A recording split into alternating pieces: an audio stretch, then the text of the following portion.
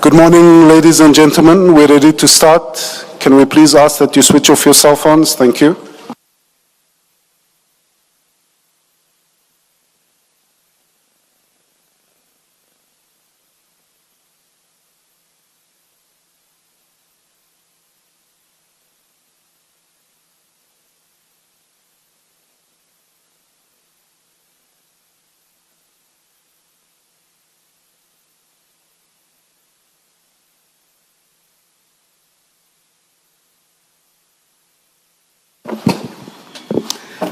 Good morning.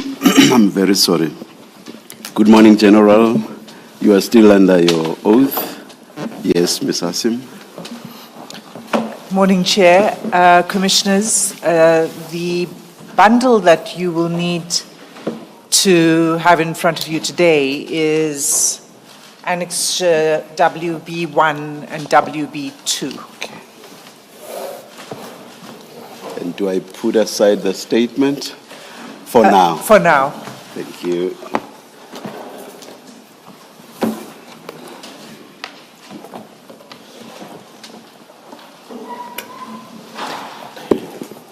Morning, General. When we left off yesterday, we left off just after you gave a very general overview of 5 WhatsApp chat communications between Mr. Matlala and 5 individuals. And we were at the point of beginning to go through the first chat communication, and that would be between Mr. Matlala and Mr. Brown Mkhotsi. So if you could please open bundle WB1, which contains the chats between Mr. Matlala and Mr. Mkhotsi. Do you have it in front of you? Yes, Commissioner. And you have provided the Commission with this, and I take it you've read through it closely, the chats. That's correct, Commissioner. Before we begin with a page-by-page going through of the chat analysis, can you tell the Commission what are the overall themes that for you emerge from this particular conversation we're about to go through? Thank you, Commissioners. The analysis of the charts gave us about 6 themes that we are going to present as evidence as extracted from the cellular phone of Mr. Vusimuzi Matlala. And General, sorry if I can just pause you there, sorry to interrupt, but when you say it's 6 themes, it's the 6 themes that emerge just from the conversation between Kat Matlala and Brown Mkhotsi. So it's just the one chat that we're looking at for now. That's correct. For now, we'll be looking at one chat that is between Vusimuzi Matlala and Brown Mkhotsi. The themes that we'll use for this briefing will be those chats that are talking to the IPID, the use of IPID. The second one will be the one talking to the payments for politicians. The third one will be looking at the chats related to the tender protection. And the fourth one will be the charts talking to the disbandment of the political killings task team. And the fifth one will be the links to the senior crime intelligence and South African police service members. And then the sixth one will be talking to the access to the minister. Those will be the 6 themes that will guide us as we go through the charts. Thank you. Commissioners, I then propose we begin going through the chats in detail. So on page 1, You have it in front of you, General Khumalo. It says Brown Mokhotsi is the number. And you confirmed yesterday that this is a number that is indeed registered to Brown Mokhotsi. That's correct. And is this the same number that was used to contact General Mkhwanazi in September last year? That is correct, Commissioners, the same number that was used during the communication with General Mkhwanazi. And the second name is not under the name Matlala, it's Dlamini. Can you explain why it's under the name Dlamini? Thank you, Commissioners. Dlamini is another name or second name, surname of Vusimuzi Matlala, and he possesses an identity document to that effect. And also, he is using that surname in some of the gadgets where he is communicating with Brown Mokhotsi and others. General, the second identity document you are referring to, is it a South African identity document issued by Home Affairs? The one that bears the surname Dlamini? Apologies, Commissioners. It's a Swaziland identity document that bears the surname Dlamini. Thank you. And then we see that the chats we're about to go through begin on 19 December 2024. Do you know why they begin on that date, 19 December 24? That is, Commissioners, the beginning of the whole communication data on the cell phones that were extracted. All the data or information begins on that day, 19th of December 2024. And it ends on 15 May 2025. And is that because obviously he was arrested on the 14th and that was when the phone was confiscated? That is correct, Commissioner. Commissioners, if I could just explain the date of the 15th, because Mr. Matlala was arrested on the 14th. But if you turn to page 91 of the chats,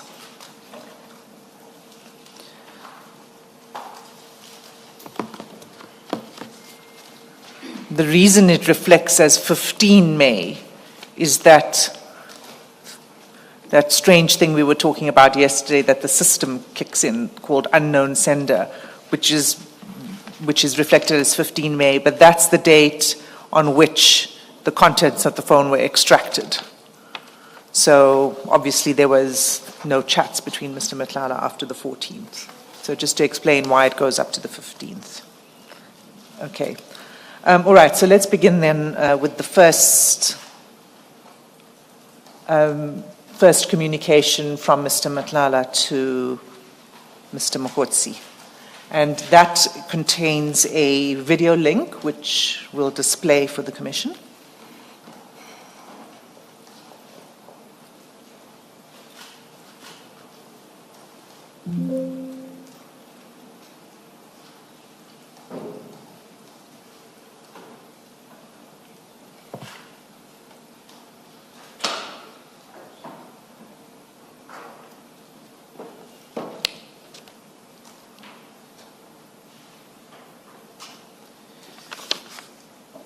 That was dated 18 December. General, it's followed by a photograph of the same people, a photograph, a still. It looks like it's a still photograph taken from that video. Is that correct? That is correct, Commissioner. Can you explain what that's a video of? Sorry, Mr. Sim. You say that was the 18th. What we have here is the 19th on the document. Is there an explanation for that? Yes, maybe what we should do is play the next two videos and then deal with this.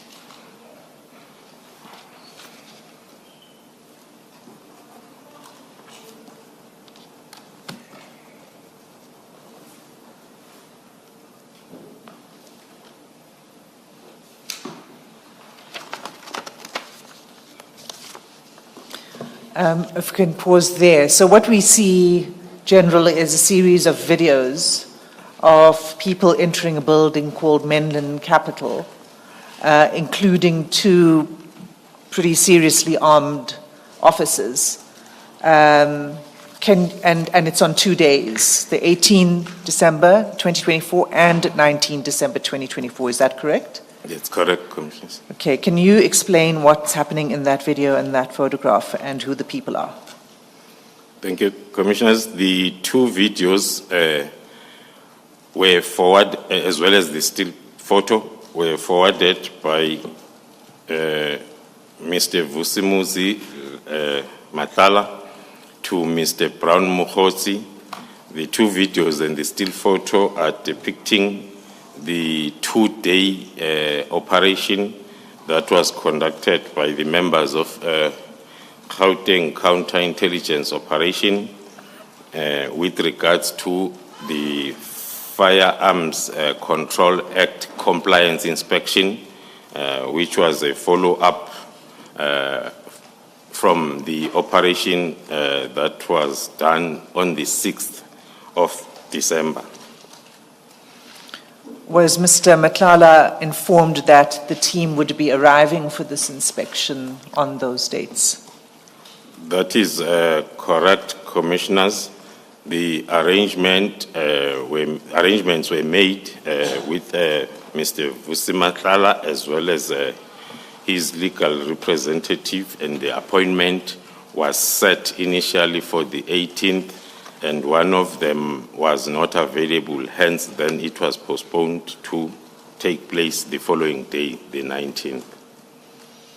And can you explain why it was necessary to have an armed escort?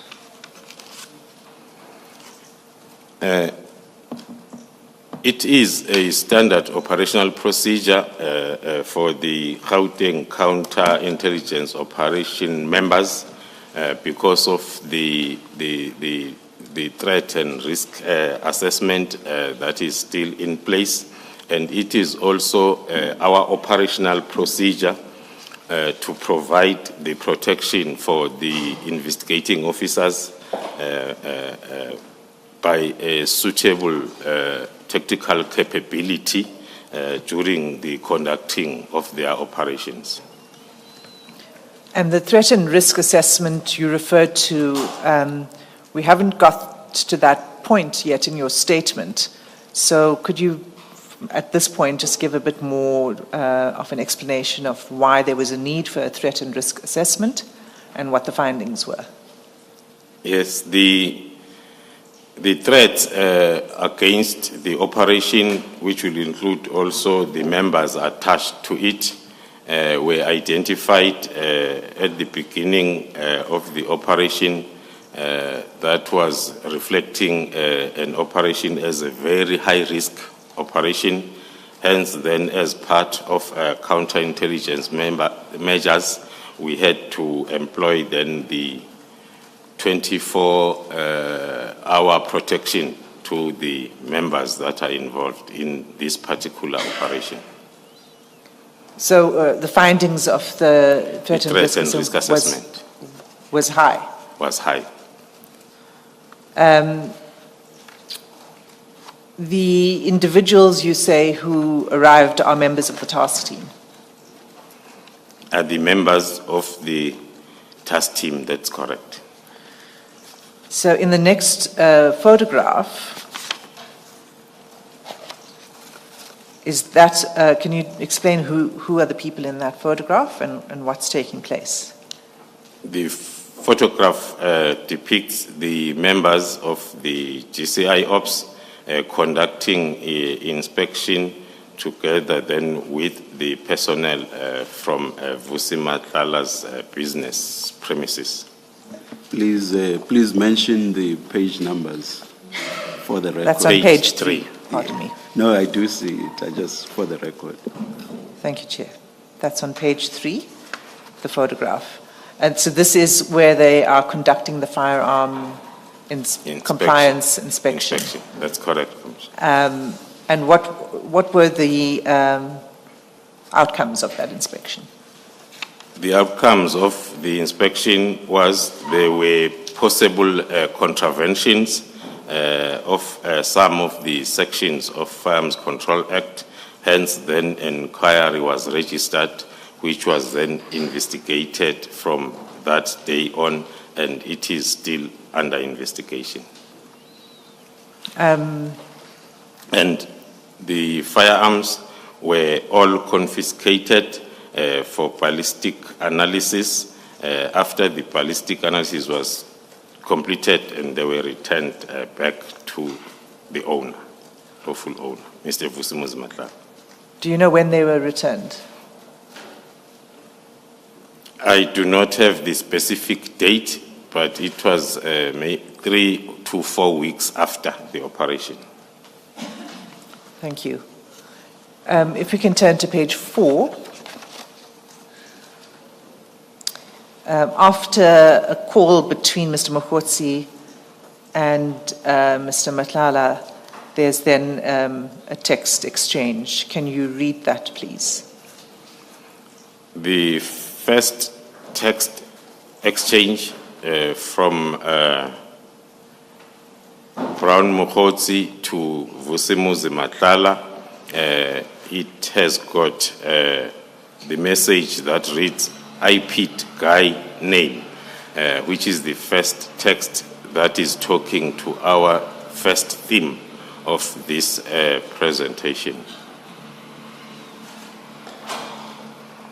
And can you read the next message? The next message, which is a follow-up on the first, where Mr.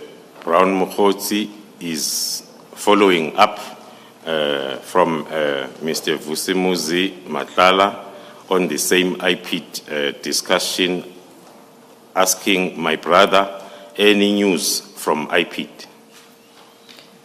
So you say that this is the first mention of the theme regarding IPID that you've highlighted for the commissioners.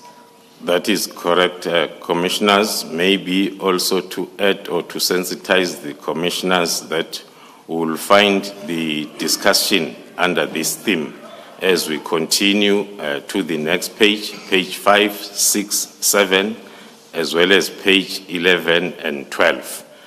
As we get to those pages, we'll be coming across the discussion around IPID theme. Thank you. So we'll move off that because we want to go sequentially through the chats, but it will recur, the theme of IPID. Okay, so the next message, if you can read that. The next message reads, my brother, how is the court proceedings? According to our analysis and interpretation of the message, we are aware of the fact that after the compliance inspection operation, Mr. Vusimuzi Matlala initiated an urgent court application for the return of the firearms that were confiscated.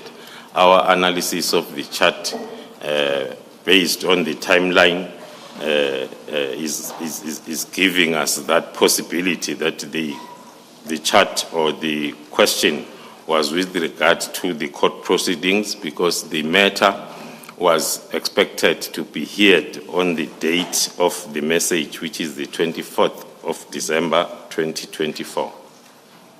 Advocate Hassim, I know we're dealing only with the chats, but between the chats, I see that there are audio calls and video calls.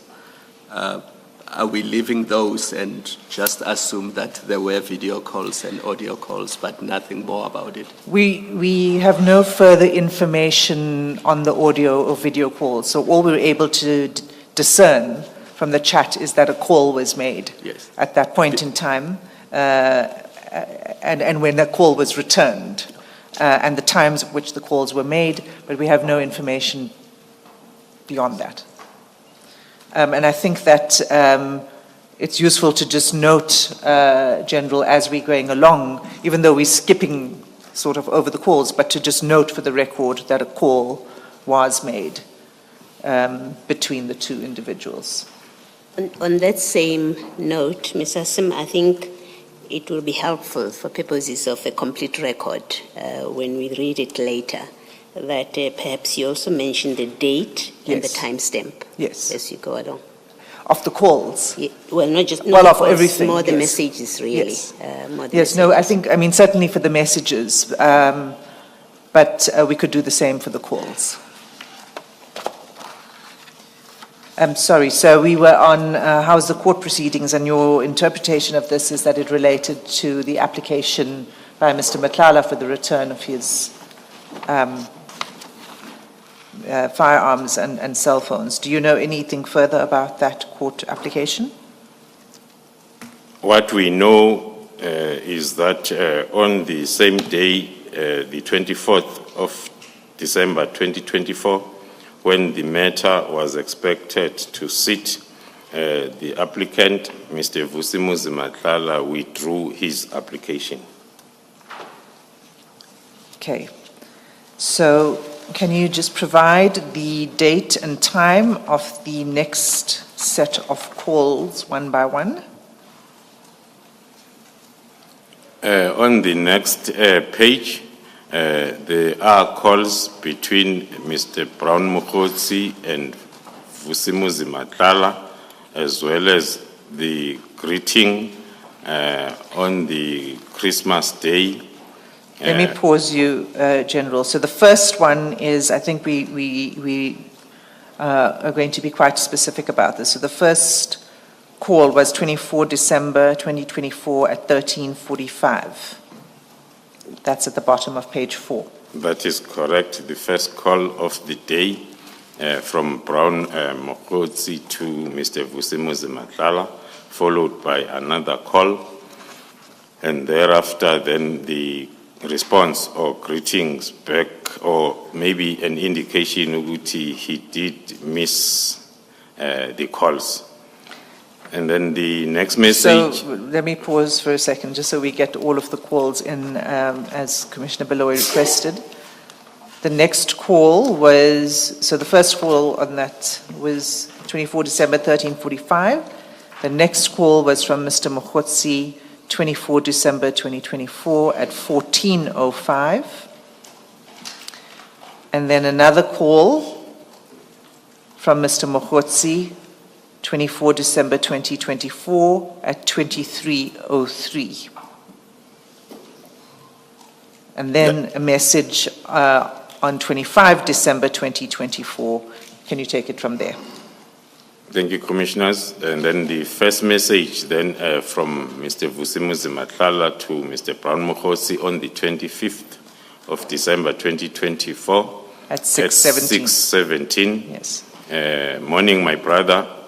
Did you call by mistake last night? Then followed by the message from Brown Mokotsi to Vusimuzi Matlala on the same date, 25th of December 2024 at 8:42, with the message reading as follows: Good day, bro. I believe it was a missed dial, sorry, it's a response to the previous message. And then there are 3 items that are sent by Mr. Brown Mukhotsi, the first one being IPID, the second one being the court case date, as well as the 25% we may lose ACOM and flight packages. The first 2, according to our analysis, are referring to the 2 subject matters that we have heard or seen on the preceding pages. And the third? The third is talking to the theme, sub-theme that we are still going to unpack as we move forward. The 25% we may lose ACOM and flight packages. And which theme is that? That theme will be talking to the payments to the politicians. Can you turn to the next message? The next message on the same day, or the next 4 messages, starting with when are you available? I'm in Mafikeng. The next one, meaning in Joburg. The next one, are you in Joburg or you in Joburg? Those are messages that are suggesting that there was an attempt to set up a meeting between the 2. And those messages begin, when are you available, begins 25 December 2024, 8:47. And the response by Mr. Mukhotsi, I'm in Mafeking, is the same day at 9:15. The next message, meaning in Joburg, is at 9:15, immediately after the previous one. Followed by, on the same day, the message from Mr. Matlala saying, you in Joburg, and that's at 9:15. And then if we turn to page 6, Mr. Mukhotsi responds, same day, 9:16, no. Okay, and then can you take it from there?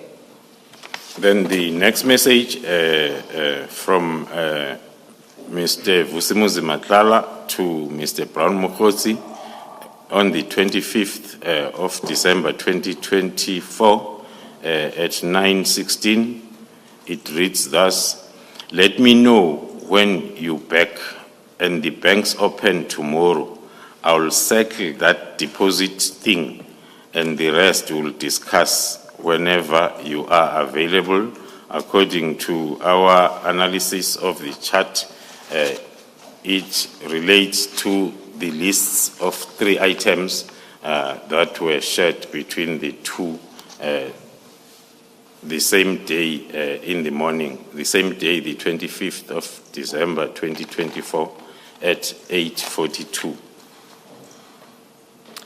Thank you. You can continue with the chats. It can't be all 3 things. Can it possibly be 1 and 2, or is it about 3 only? Apologies, Commissioners. It refers to number 3 of the list sent. You.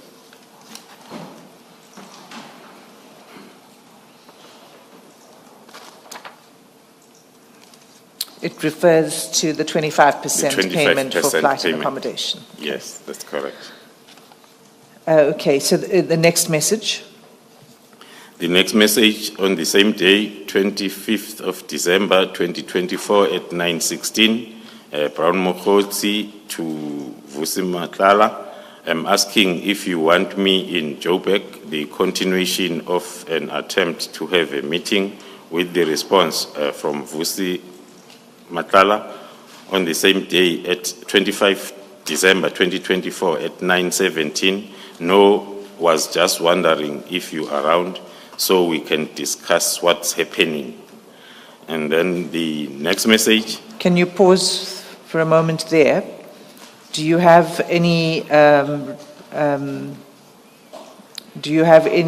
views on what is meant by when Mr. Matlala says we can discuss what's happening? What was happening at that time? According to our analysis, commissioners, the issues that were discussed mainly during that period was firstly the operation by the GCI Ops members to the businesses of Vusimuzi Matlala, and also during the operation on the 6th of December, the initial operation, it was the first time that the issue of the tender that Vusimuzi Matlala was having with the South African Police Service. So it was also an issue that was discussed a lot, and on a previous day before Christmas, is when then the SAPS management and ministry had a meeting around the same issue of the tender.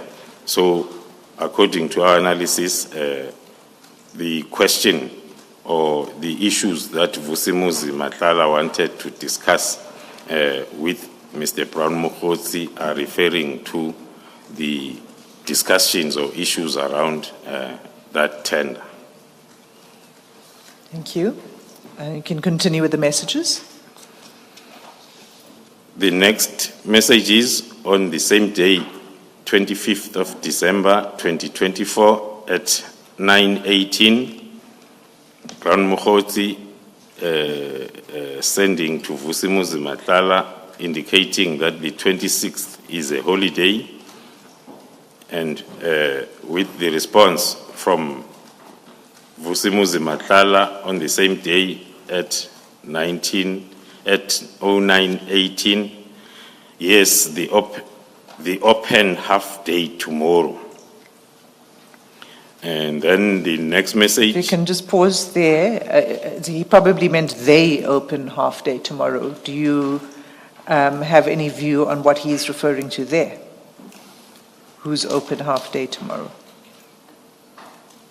According to our analysis of the previous messages or discussions and the ones that we are still going to go to, they are talking to the 25% deposit that had to be done.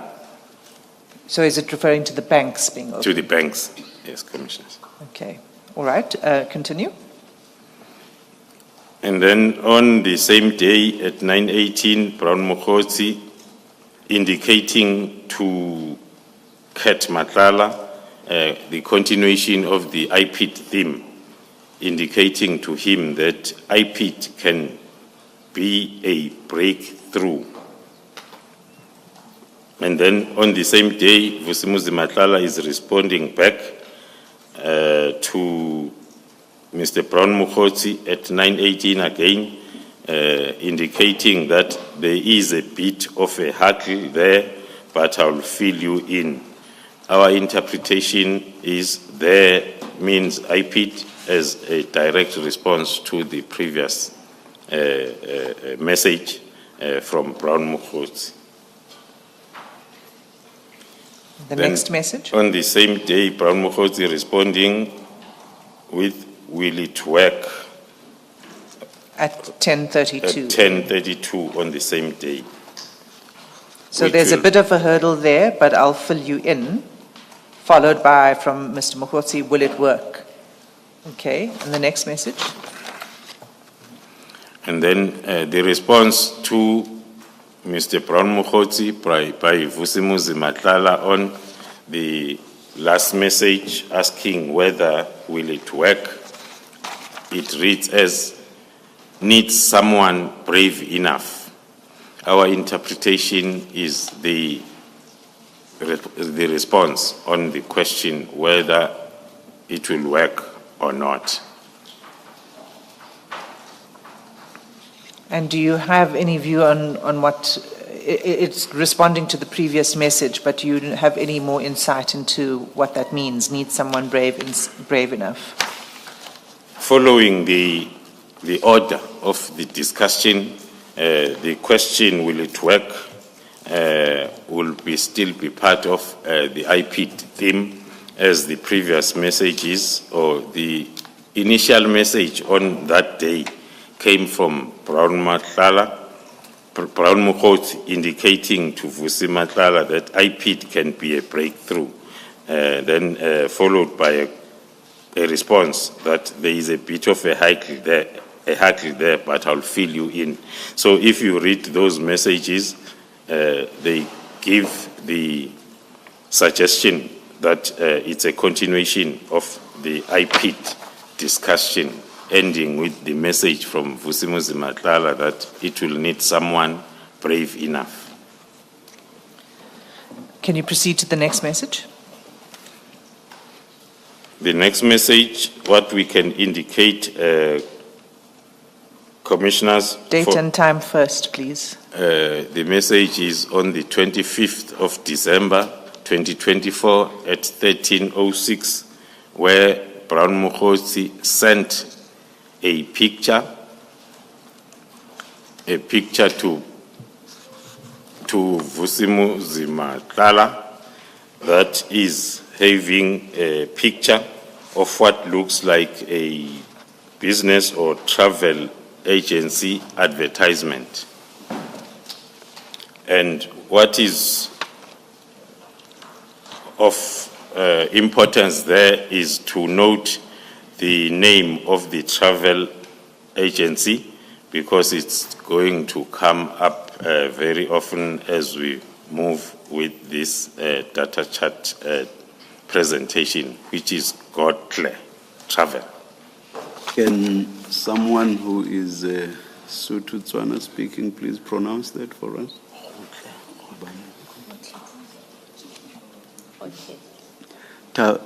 Advocate Poe. It's Khotle. Khotle. Thank you, thank you. And maybe, Ms. Hassim, it may have to be spelled for the transcript. Thank you. And that's spelled Gotlhe. Khotle. Thank you. General, it also looks like it's a still picture taken off a video. Yes, that is correct, Commissioner. Thank you for the correction for the Khotle Travel. It looks like the still picture. I wouldn't have gotten it right either, General. So you are in good company. That is correct, Commissioner Chairperson. It looks like it's a still picture of a video that was sent then to Matlala, Mr. Matlala. So the next message is still on the same day, that's 25 December 2024. Can you take it from there? Thank you. On the same day, Commissioners, on the 25th of December 2024 at 13:12, Mr. Brown Mukhotsi is forwarding the message that was sent by someone to him. He is now forwarding it further. The Vusimuzi Matlala requested that do a 25%, which is 37,000 rands of the amount of 100. Sorry, General, I just pause you there. I think it's 37 million. It's 37 and then it has a, oh no, it's 37,000. That's correct. Yes, yes. Yes, apologies, it is 37,000. A 25% deposit or amount of 37,000 rands of the amount 148,000. Unfortunately, we have to prioritize the next available client should you not do the payment by tomorrow, the 26th of December, 2024, noon. The next message. Before that, General, you say this was forwarded by Mr. Mukhotsi to Mr. Dlamini. Is that what you say? That is correct, Commissioner. Can I, maybe just to clarify that, now at the top right hand, you have received, and then you compare the next one, it says delivered. The way that I had understood it was that received there shows that it was received by Mr. Mokhotsi. Am I correct? In the one that you've just read now. Thank you, Commissioners. It was received by Mr. Matlala, as these are chats from Mr. I see. Matlala's phone. Okay. I have a, oh, sorry. I have a different question, General. When I receive chats on my phone, if it's something forwarded, I'm not sure off the top of my head now whether it will actually have forwarded, but I think it also has arrows that turn sort of at 90 degrees like that. If I'm not mistaken, it's 2 such arrows turning at 90 degrees. But I think there's also the writing forwarded. So you can tell from that that it is forwarded. So here, how can you tell it's forwarded? Besides the content does indeed suggest that it may have been forwarded. It's unlikely that it would have been something written by Mr. Mokhotsi to Mr. Matlala. But aside of that, how are you able to tell that it was forwarded? So, Chair, this is the issue that we alerted yesterday, that the Commission's own software was unable to reflect it in that way in which we normally see it on our phones. So the only way we could establish that it's forwarded is by looking at the metadata that indicated, and the spreadsheet that's in your annexures. If you were to, I don't propose we do it now, but if you were to go to the spreadsheet and look at 25 December 2024, and then at the time stamp, it will indicate that this is a message that was forwarded. Thank you for the explanation. Let's go by what the General says then, even with others that follow. Thank you. Thank you, Chair. Thank you, Commissioners. Continuing on the same date, 25th of December 2024, we noting the response from Vusimuzi Matlala to Mr. Brown Mokhotsi at 13:58, which reads as follows. First thing tomorrow morning, I'll attend to it. Soon as the banks open, I'll be there. I couldn't do it before because of the obstacles which you also are aware of. But I made a promise to you and I won't disappoint. Then on the following day, on the 26th of December 2024 at 8:05, the message sent by Mr. Brown Mokhotsi to Mr. Vusimuzi Matlala containing the banking details of the same company on that business card or advert with the FNB, hotel specialists, and the account number reflected as 628952. We don't need to read out the account 33. number. Okay. And then it is for the current account. And then followed by the greetings. So just to pause there, General. So it's Mr. Mokhotsi sending the bank account details to Mr. Matlala for payment. That's correct, And it's Commissioners. hotel specialists. And what was on the advert was hotel travel. Okay, you can continue. Then that... When you get to details like the banking details, please just say banking detail indicated without reading it into the record, please. General. Noted, Commissioners. Then that message on banking details is followed by the greeting on the same day, 26 December 2024 at 10:59. Then on the next page, on the same date, the 26th of December 2024, they are audio or video calls exchanged between the two, and then followed by on the same, there is a video call at 11:05 on the 26th of December, followed by the message from Mr. Vusimuzi Matlala to Mr. Brown Mukhotsi on the 26th of December 2024 at 11:06, which reads thus: "Let me call you in 20 minutes, meeting."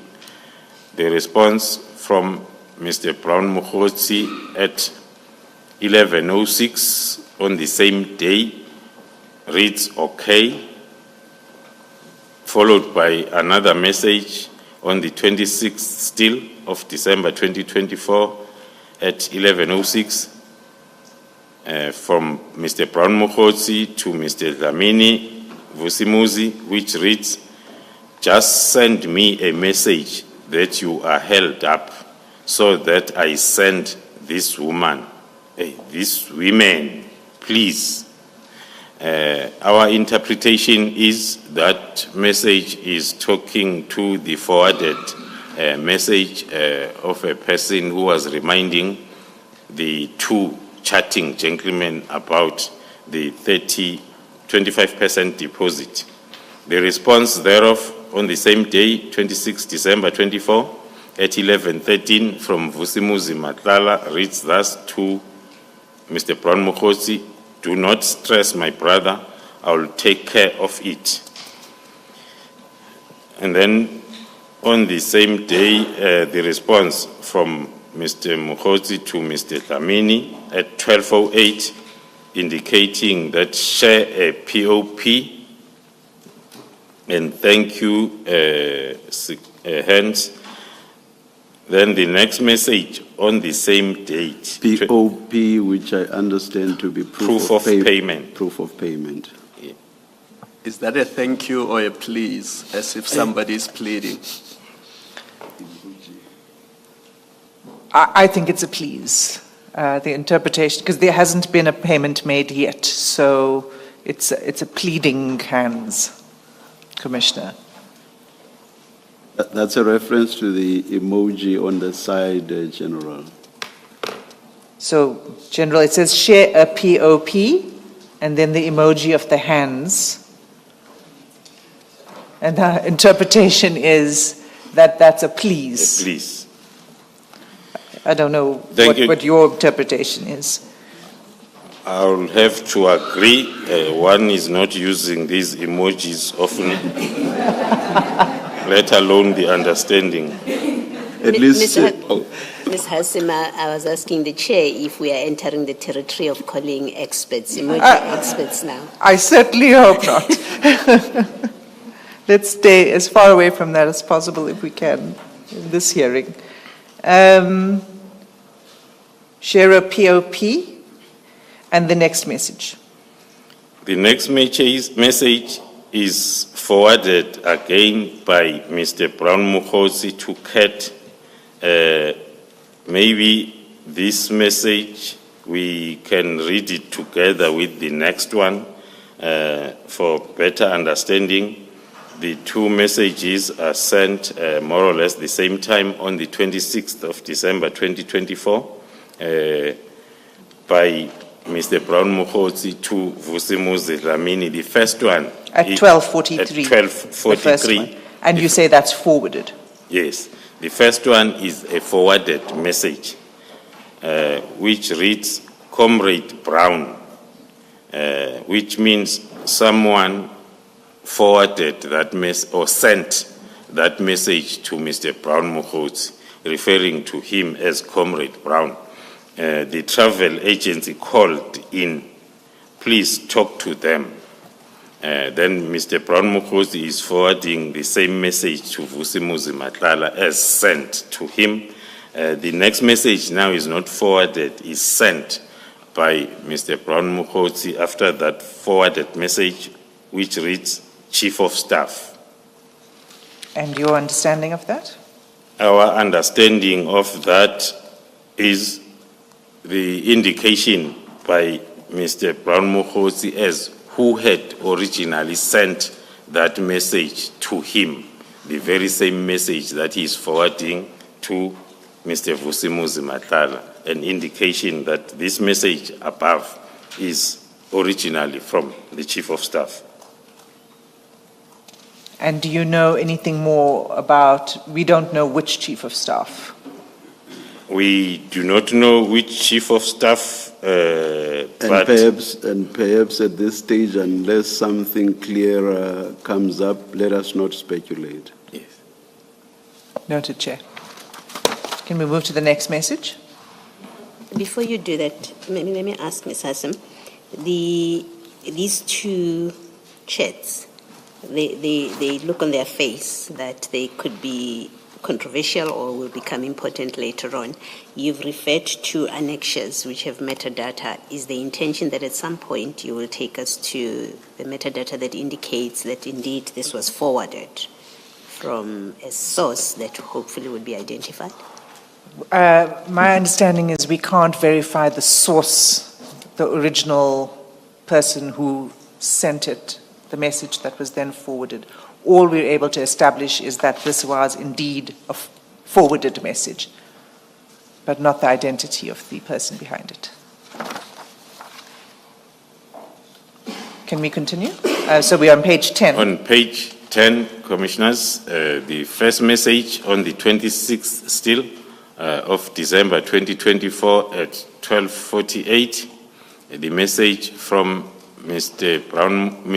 Vusi Matlala to Mr. Brown Mokhotsi, reading, I think when they wake up tomorrow, it will be in. I will send you a video of my banking app. It is off. I cannot do anything without going to the bank. Was hoping they will be open today, but still closed. Our interpretation of that message is it relates to the previous chats between the two gentlemen about the possibility of the banks opening on the 26th. So this message is indicating that it is the 26th today, so the banks are still closed, and Mr. Vusimuzi Matlala is indicating that he has got a problem with his banking app, which will need him to go into the branch.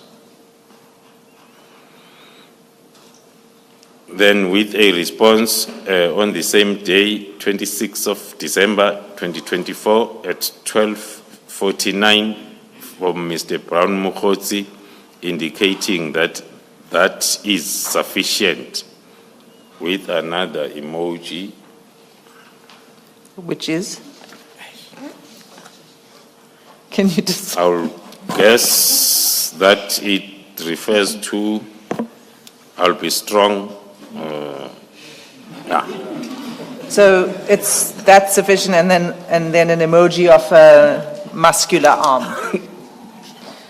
And the next message? The next message, still from Brown Mokhotsi to Vusimuzi Matlala on the same day, 26 December, at 12:49. Mr. Brown Mokhotsi indicating to Vusimuzi that no need to send the video. The video, according to our interpretation, refers to the previous message at 12:48, where Vusimuzi Matlala wished or promised to send a video of his banking app to Mr. Mokhotsi to show that it is not working. And the next one is a link, if we could just play that video attachment. And that's sent, sorry, just for the record, before you play it, it's 26 December 2024 at 12:49 p.m.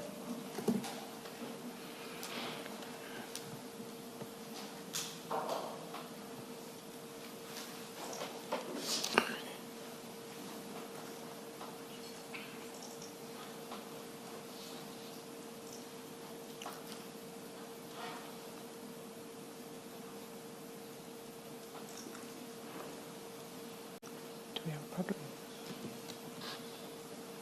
Do we have a problem? Apologies.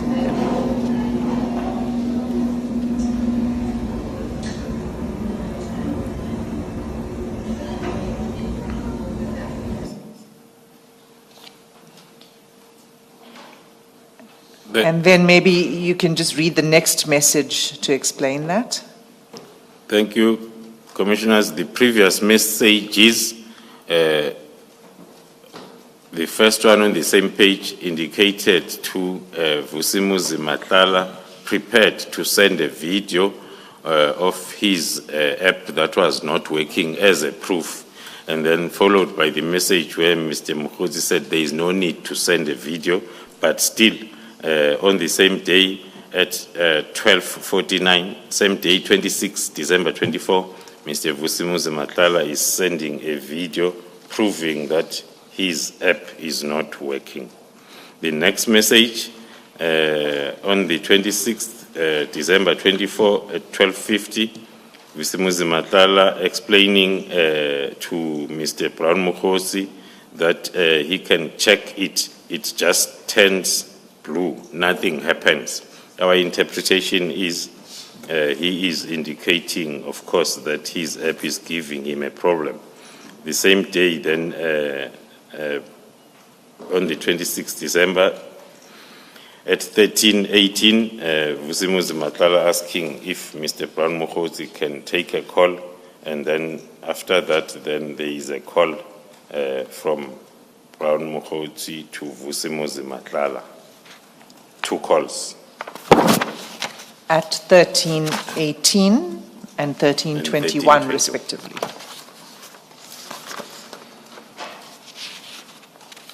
Can we turn to page 11? Then on page 11, we see the screenshot for the communication between Mr. Brown Mukhozi and the minister. According to our interpretation on the screenshot, we see Senzo Mkhunu.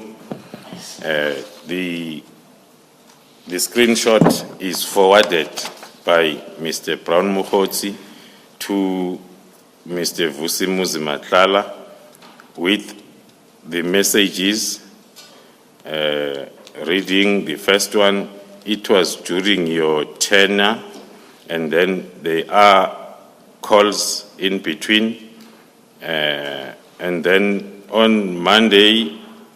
Before that, General, just explain that it was during your tenure. I don't quite get what it is. And as you do so, if you could explain who's communicating. So the darker blue versus the lighter blue. Who is the person who's communicating? Yeah, according to our understanding and analysis, the communication, which is colored blue, is from the holder of the phone. In that case, it will be Brown Mukhozi, and the responses then will be different as we move on. So the first message is, please update with the response, it was during your tenure. Do you know what that is referring to? And we don't seem to know when that exchange took place either, because there's no date above it. Is that right? That is correct at this moment, because it's a screenshot with having previous discussions. One cannot then conclude or suggest or claim to be understanding as to what was the communication all about. But who is supposed to have said, please update? It's supposed to be the Minister Mkhunu. And who says it was during your tenure? Can we tell? It's supposed to be Mr. Brown Mukhozi. And then there are phone calls. Yeah. Okay. The same for the breakthrough where it says Monday, December 2020. So I think that's Are where we the still witness coming wants there? to go to, is actually that exchange, Monday, December 2023. Can you go there, General Khumalo? Maybe before that, thank you for that, Mr. Sim. Right at the top there, so we've got the time stamp and date stamp of the 27th of December, and then 12:01. Then you've got 11:02. Is that in the screenshot? What is that 11:02? Do we know, General? Our limited knowledge will talk to the 27th, 12th was when the screenshot was sent to Vusimuzi Matlala by Brown Mukhotsi at 12:01. And The 11:02 may be the time, the time that was reflected on the screenshot, but it's not linked to a date, so it's not that helpful. And then after those two messages exchanged between 13:55 and 15:07, there are 3 calls. And then on Monday, the 23rd of December, there will have been a message from Brown Mukhotsi to Senzo Mkunu reading, "We got a breakthrough." And then followed by the calls on the same day.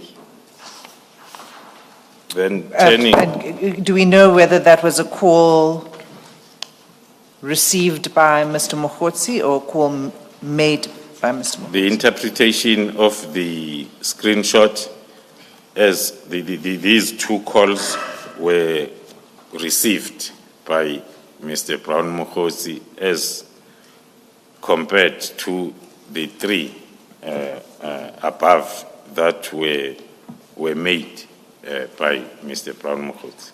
General, before you go to the next page, still on page 11, top left of the page, it says there the message was deleted. What does that mean?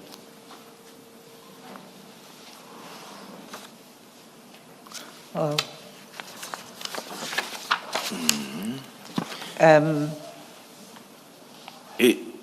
According to my observation, Commissioners, this is a screenshot and there is a gap between that message that is written, message was deleted, which might suggest that it's the previous message. When you take the screenshot, then that other page happened then to encroach with the page that you wanted to use. Thank you. It's, I think, as a result of the printout. So if you were scrolling through the phone, you would see it's actually linked to the Brown Mukhotsi message before that. Just for the record, you said the first set of calls, and there are 3 of them, you said those were made by Mr. Mukhotsi. For the record, I think we should say the writing there says outgoing in respect of all 3. And then the next set, you say those were received by Mr. Mukhotsi. I think for the record, we should say that it says incoming. That is correct, Commissioners. The first 3 calls, they were outgoing, and then the 2 after the message were incoming voice calls. And can you just give the time? We know it's Monday, December 23, but could you give the time of the 2 incoming calls? The 2 incoming calls, the first one is at 11:23, the next one is at 14:49.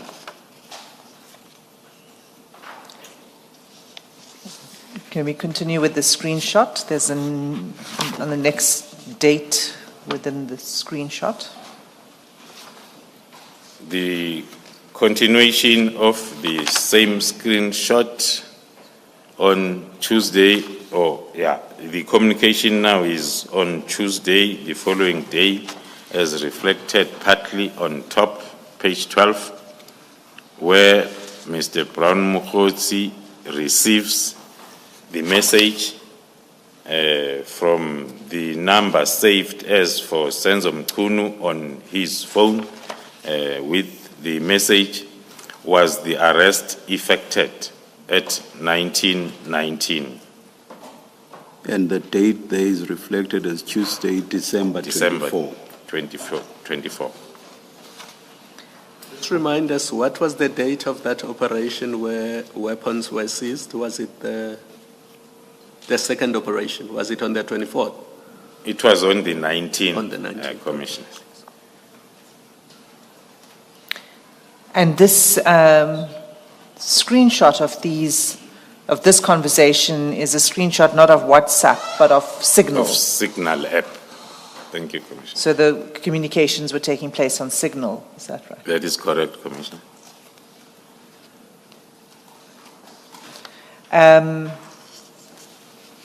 Can we move to the next text then?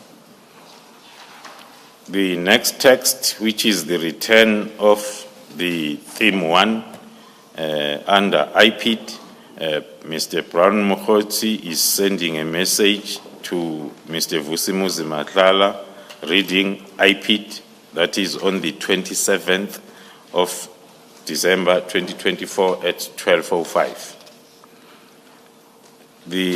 So this is now the third reference to IPID. To We had it IPID. on page 4, page 6, and now on page 12. Page 12. Continue. Then the message from Mr. Vusimuzi Matlala to Mr. Brown Mukhotsi at the same day, 27th of December 2024 at 12:25, reading, "Let me know when you back." And then the next message now, the two messages from Brown Mukhotsi to Mr. Vusi Matlala on the same date, 27 December 2024. The first one at 12:31, Mr. Brown Mukhotsi asking, "What does the guy need?" And the second message at 12:32, reading, "I'm heading to Cape Town for January 8, 08. And then the response by Mr. Mr. Vusimuzi Matlala at the same date, 27 December 2024 at 12:37, which reads thus: "The case needs to have assault for him to effect arrest. He is saying he can't do arrest if there is no J88 to prove assault, and my wife is not keen to open up an assault case. The guards who were assaulted at my house only coming back in January, they went home for Christmas." Okay, if we can just pause there. What is that a reference to in your analysis of this? It's the arrest. The case needs to have assault for him to effect arrest. Yeah, reading or maybe understanding the whole discussion that involves IPID from the first message culminating to messages on this page 12, where the previous page there was a discussion on Signal in terms of Mr. Brown Mukhotsi indicating a breakthrough, and then followed by the question, was the arrest affected? And then Mr. Brown Mukhotsi now wanting to get the correct information from Mr. Matlala, indicating the IPID status according to our analysis. And then the question by Mokotsi, what does the guy need? The IPID guy, because the IPID at previous message was referred to as IPID guy.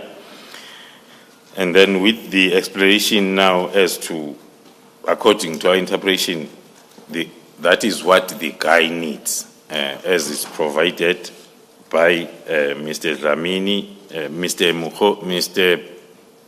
Matlala, Vusimuzi Matlala to Brown Mokotsi, the explanation as to what the guy needs, as per that message, that the case needs to have assault for him, the guy, our interpretation, to effect arrest, as there were inquiries about the status of arrest, then the guy saying he can't do arrest in the absence of J88, and other reasons that are provided by Mr. Vusimuzi Matlala on that WhatsApp chat as why the arrest cannot be effected. The arrest of whom?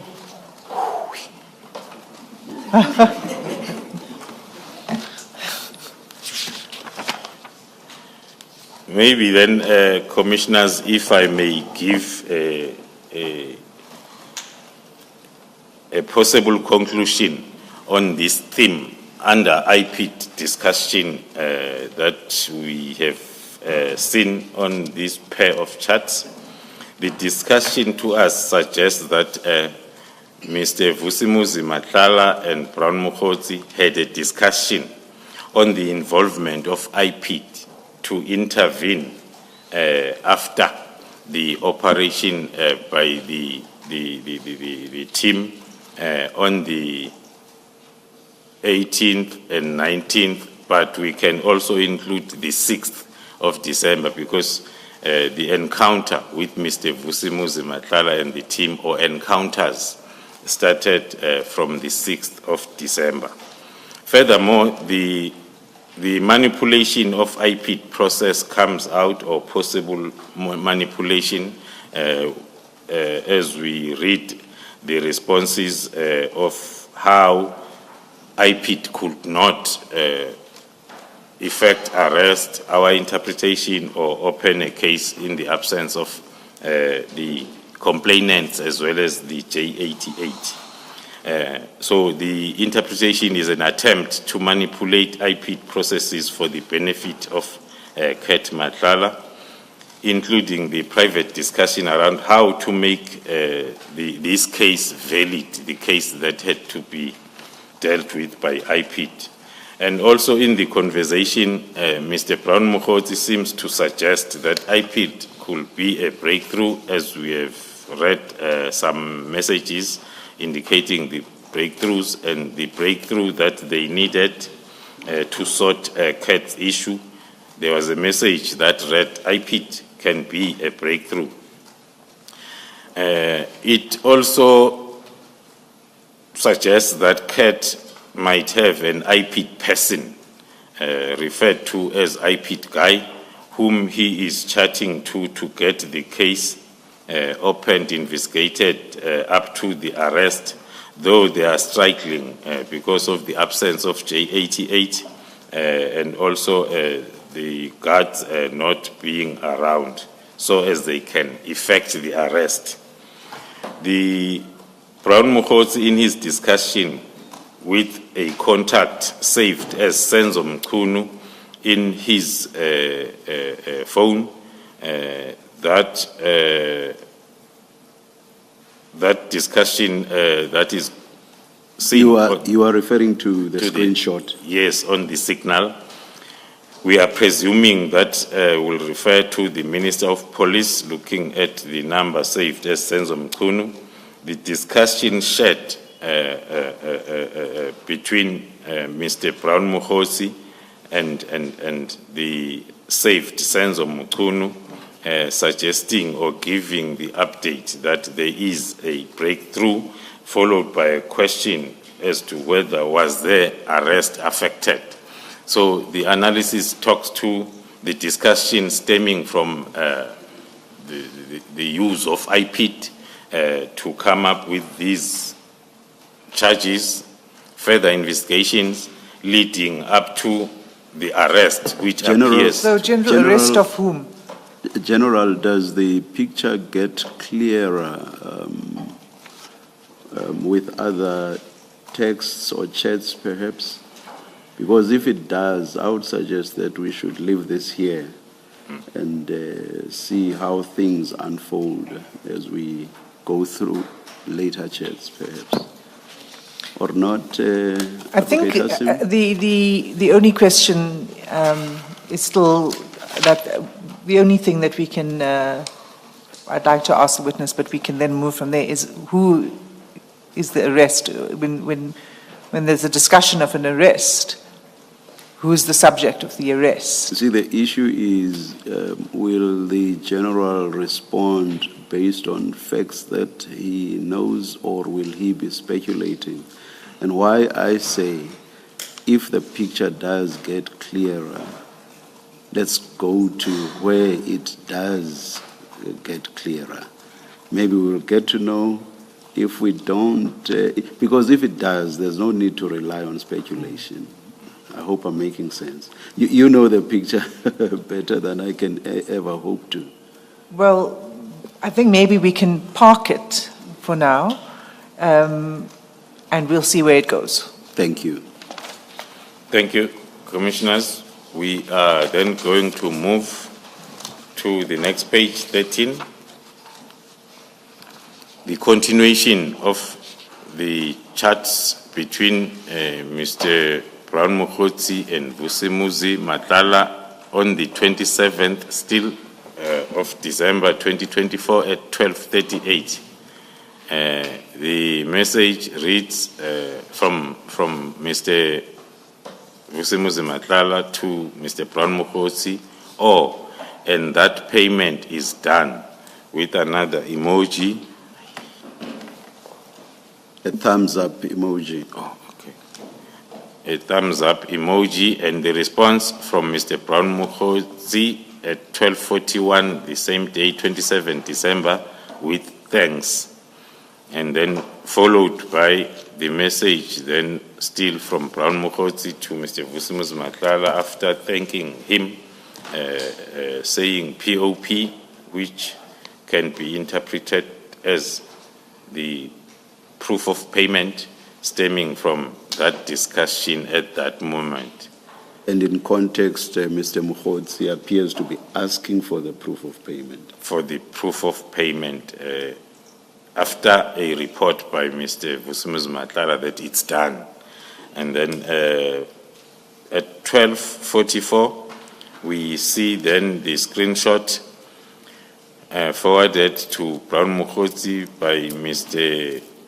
Matlala, which indicates that the payment indeed was done. There is the proof of payment. And then in the next message, there's an attachment of payment confirmation. 38,000 rand. BM1.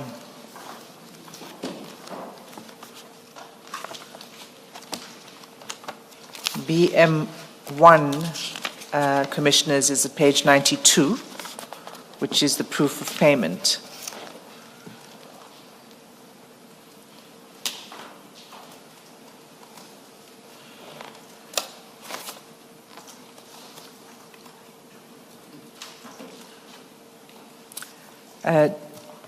Chair, at this point, I'd like to just bring to the Commissioner's attention that we have done some investigative work on this account, and that will be provided to the Commission in due course. But for now, we can confirm that there were payments from this account to Mr. Brown Mokgotsi.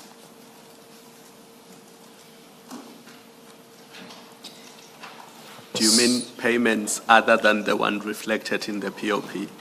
So the POP reflects a payment from Mr. Matlala to that FNB account number belonging to Khotle specialists. And then from that account, there are outgoing payments. And what we can confirm for now is that there were outgoing payments to one Brown Mokhotsi.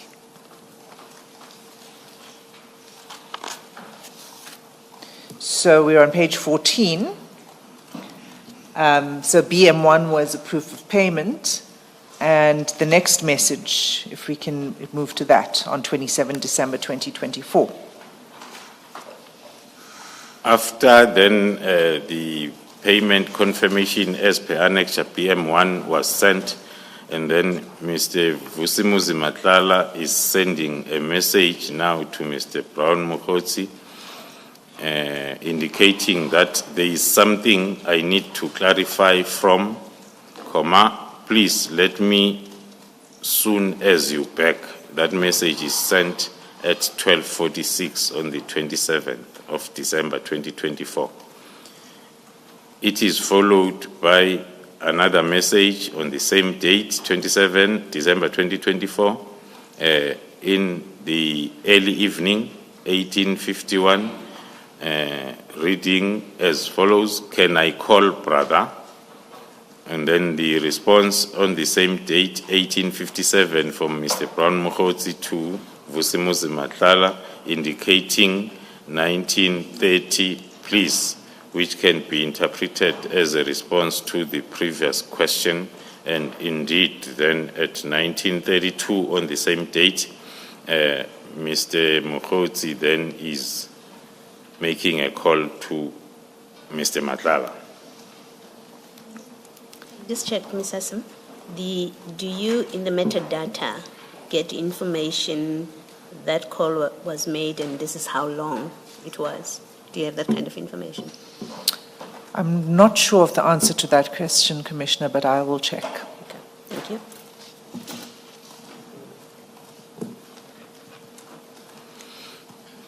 The next communication is now on the 29th of December 2024 at 18:01.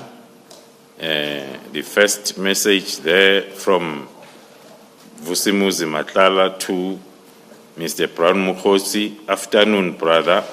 Do you know Brigadier Nkwana from Internal Audit?" Followed by another message on the same date, 29 December 2024, at 20:04, with just 2 question marks. Interpretation is the reminder of the question that I asked on the previous message. And then we see then the response at 2019 on the same date from Mr. Mokhotsi to Vusimuzi Matlala with a question, SAPS or CI. Then Mr. Vusimuzi Matlala is responding on the same date at 21:25 that SAPS. Continue. And then on the next page, the continuation of the same discussion or chat on the same day, 29 December 2024 at 22:02, the response by Mr. Brown Mokhotsi on the previous question: "I don't know the person." That response or that message is sent by Mr. Brown Mokhotsi to Mr. Vusimuzi Matlala, followed by the next same day at 22:03, which reads, "Not we can search for the person," according to the understanding. Then So the nut is a typo for but.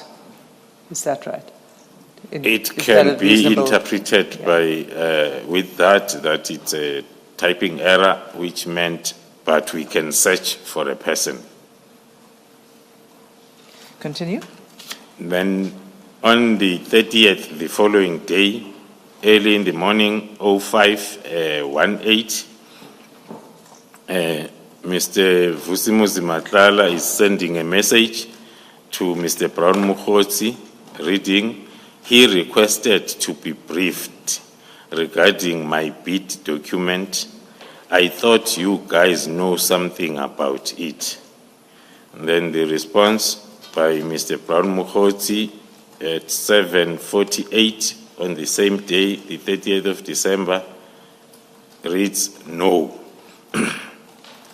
And then after that, on the same day, 30 December at 11:08, Mr. Brown Mukhotsi is sending another message to Mr.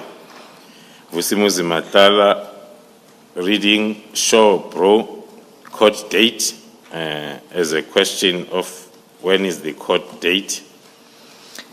Can we just pause there, General? So that's going into a different topic. The previous exchange comes in the context of the meeting with the Minister of 24 December inquiring into a contract between SAPS and a company owned by Mr. Matlala. Is that correct? That is possibly correct, based on the information obtained outside these chats, in an attempt to understand as to what the chat is all about. Firstly, the chat is after the 24th, that according to obtained information was the day of the meeting discussing the tender issue that Mr. Matlala is having with the South African Police Service. And one of the decisions was for the internal audit section of SAPS to start the auditing process of the tender. And again, according to our correct information, we have a Brigadier Mukwana, not Brigadier Nkwana. Brigadier Mukwana, who is the head of internal audit in the South African Police Service. That can be our interpretation about whom Mr. Vusimuzi Matlala is inquiring from Mr. Mukhotsi. Thank you. Continue.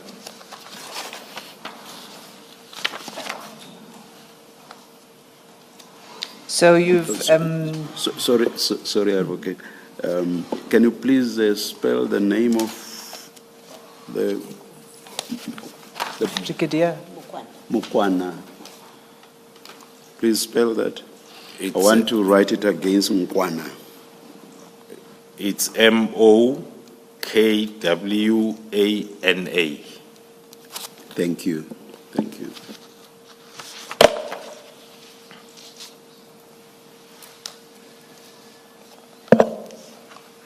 So you'd read from 30 December 2024, 11:08, Shawbro, the court date, question mark. Can you take it from there? And then the response by Mr. Vusimuzi Matlala to Mr. Brown Mukhotsi is on the 30th of December 2024 at 11:53. It reads, "Remember, I said I need to see you. It's regarding this court date issue. There is something I need to discuss with you." Our interpretation, that is the response then on the previous question asked by Mr. Brown Mukhotsi, with Mr. Brown Mukhotsi responding same date at 13:06 with okay. Okay, continue. Then on the 31st, the following day now, on the 31st of December 2024, there is a message from Brown Mukhotsi to Mr. Vusimuzi Matlala, sent as and attached as Annexure BM2. On 31st of December, and BM2 is at page 94 of the bundle. 93 of the bundle. And it's a Constitutional Court judgment of Makala versus the Director of Public Prosecutions in the Western Cape.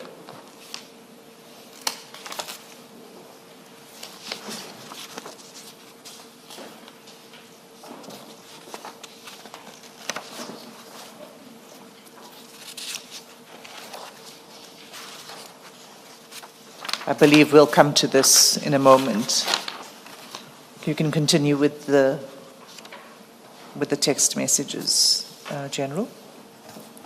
Thank you, Commissioners. Continuing on page 16, the communication is dated the 31st of December 2024 at 10:49. That is after then the previous page message where the court judgment was sent then by Mr. Brown Mokhotsi to Mr. Vusimuzi Matlala. The message reads, "This thing, by own interpretation, this thing might make it difficult. A very 100% typing error if it was meant makes, unless if it's a lingo that is used then between the two." Yes, for the record, let's read how it's typed, which is MYKZ. Thank I you, can General. spell it, Commissioners, MYKZ. Thank you. Chair. Let us, before going to the next chat, perhaps let's take the adjournment now, come back at 11:15. Let's adjourn. Thank you, Chair.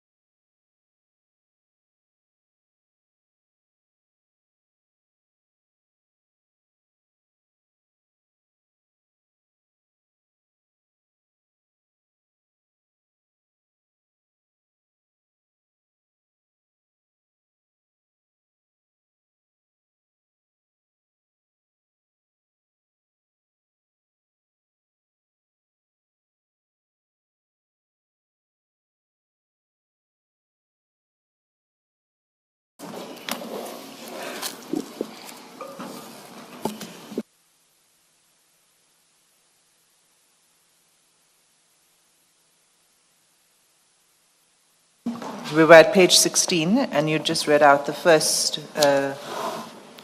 message, this thing, MYKZ, it difficult.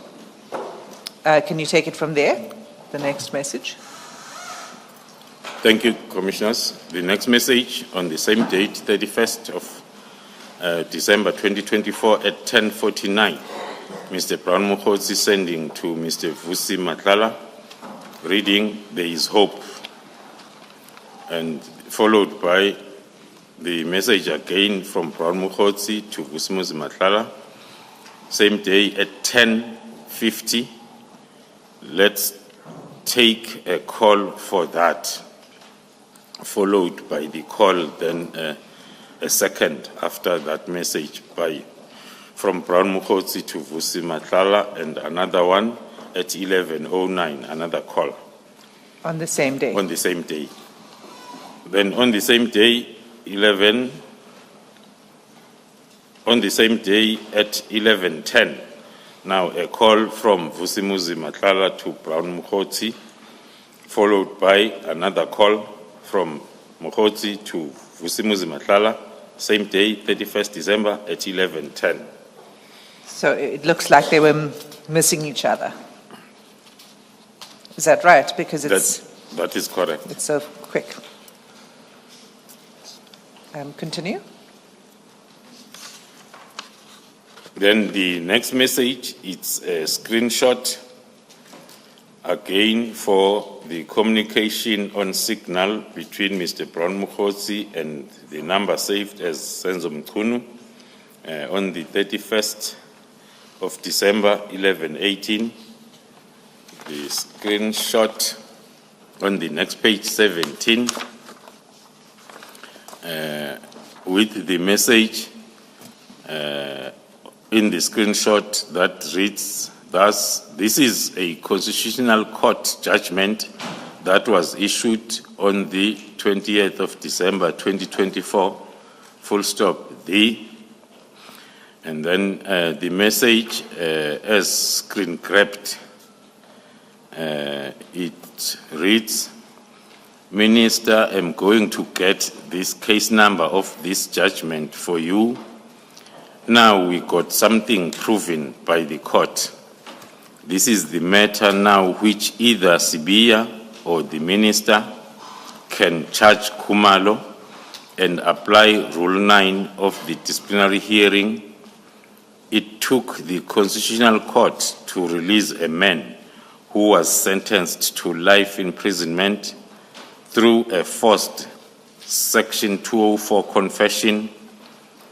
Imagine, Comrade Senzo, after 30 years of democracy having this kind of policing. The good thing now is that these are not allegations but a court judgment." That is the message as contained in the screenshot of the communication between Brown Mukhotsi and saved number Senzo Mchunu, which was screen grabbed and sent to Vusi Matlala by Mr. Brown Mukhotsi. Sorry, General. You say it's a screenshot, so I'm assuming it's sent by Brown Mukhotsi to Mr. Matlala. That is correct. And it reflects the discussion between Mr. Mukhotsi and Minister Mchunu. That is correct, Commissioner. And it's a Sorry, on the back, just for accuracy, Commissioner, it reflects communication from Mr.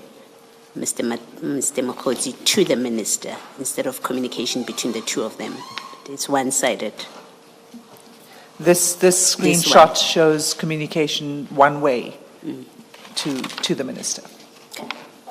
And it is a reference to the Constitutional Court judgment that we referred to earlier. It's at BM1. General Khumalo, have you seen that judgment, that Constitutional Court judgment? Yes, that is correct. The main interest was to determine the Khumalo that is in question in the judgment, and then one then realized that it's not the same Khumalo testifying then in this commission now. It was referring to another Khumalo, so that's where the interest ended. So your name was not mentioned in the text of the judgment anywhere, is that correct? That is correct, Commissioner. So, Commissioners, at this point, may I seek leave to hand up CJC3, which is an extract from the record of that matter in the Constitutional Court, the only part of the record in which we could find a reference to Khumalo, to a Khumalo.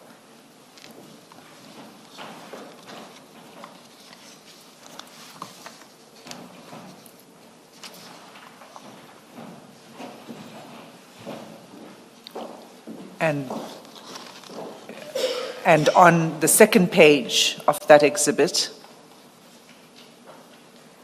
at line 19, is where you will find the reference. It was from a court transcript from the lower court, in which the witness says, I think on the day we were told to come to Knysna, and then I was also called by Brigadier Khumalo to bring the witness on the site, but I didn't get the story well why. That's the reference to Khumalo, one Brigadier Khumalo. General, do you know who that is? Is that you? Thank you, Commissioners. Definitely, it's not me. Inquiries were made to lots of Khumalos that one might associate with the judgment. Until then, we found that it is the current Deputy Provincial Commissioner in Gauteng, Deputy Provincial Commissioner Crime Detection in Gauteng, who was a Brigadier Khumalo by then in the Western Cape, in Cape Town. Did you serve in the Western Cape at any point? No, I've never served or worked in the Western Cape. Thank you. You can continue then to page 18. Continuing on page 18, still on the 31st of December 2024, at 11:31, the message from Mr. Brown Mukhotsi to Mr. Vusi Matlala, am now worried, my bro, with the response on the same day, more or less the same time, a second after, asking worried about what? It's a question. And then the response on the same day at 11:32, a minute after, a response by Mr. Brown Mukhotsi to Vusimuzi Matlala, which reads thus, outstanding issues. Now this again, today is D-Day on the other side. I also think you must stand back. Then the response in a question format from Mr. Vusimuzi Matlala on the same date, 31st December at 11:33. Stand back. I don't understand what you mean. And then the response on the same date at 11:35 by Mr. Brown Mukhotsi, indicating that for your safety and business. And the next chart, 2 minutes after that, on the same date at 11:37, Mr. Mukhotsi to Brown, saying, we must fight what comes your way. We must just fight. We must just fight what comes your way. In response by Mr. Matlala on the same date, 31st December at 11:40, it reads thus, this won't change my contribution towards the minister though. I made a conscious decision and I'm not backing down. whatever help the minister needs from my side, I'll be happy to assist. I just don't want to fight losing battles. The message then from Mr. Vusimuzi Matlala as a response to Mr. Mkhotsi. Moving on to the next page, 19, Mr. Brown Mkhotsi to Vusimuzi Matlala with the message on the 31st still of December 2024 at 12:25. With the message reading, here is our backlog and we now need to deal with this. It's a last day.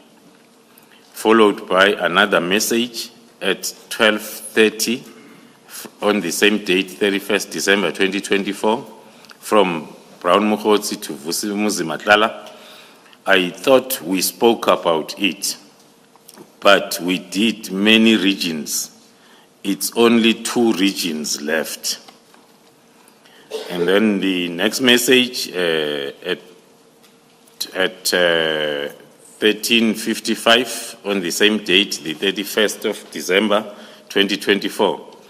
Brown Mkhotsi to Vusimuzi Matlala asking, is it possible for you intervene on the membership for 2 regions, 12.5K each, cause CKZ today we must pay. That message is followed by a call from, after sending that message, a call from Mr. Brown to Vusimuzi Matlala at 13:57 the same day, and another call at 16:46 from Mr. Mkhotsi to Matlala on the 31st of December 2024. Then at 17:44 on the same date, Mr.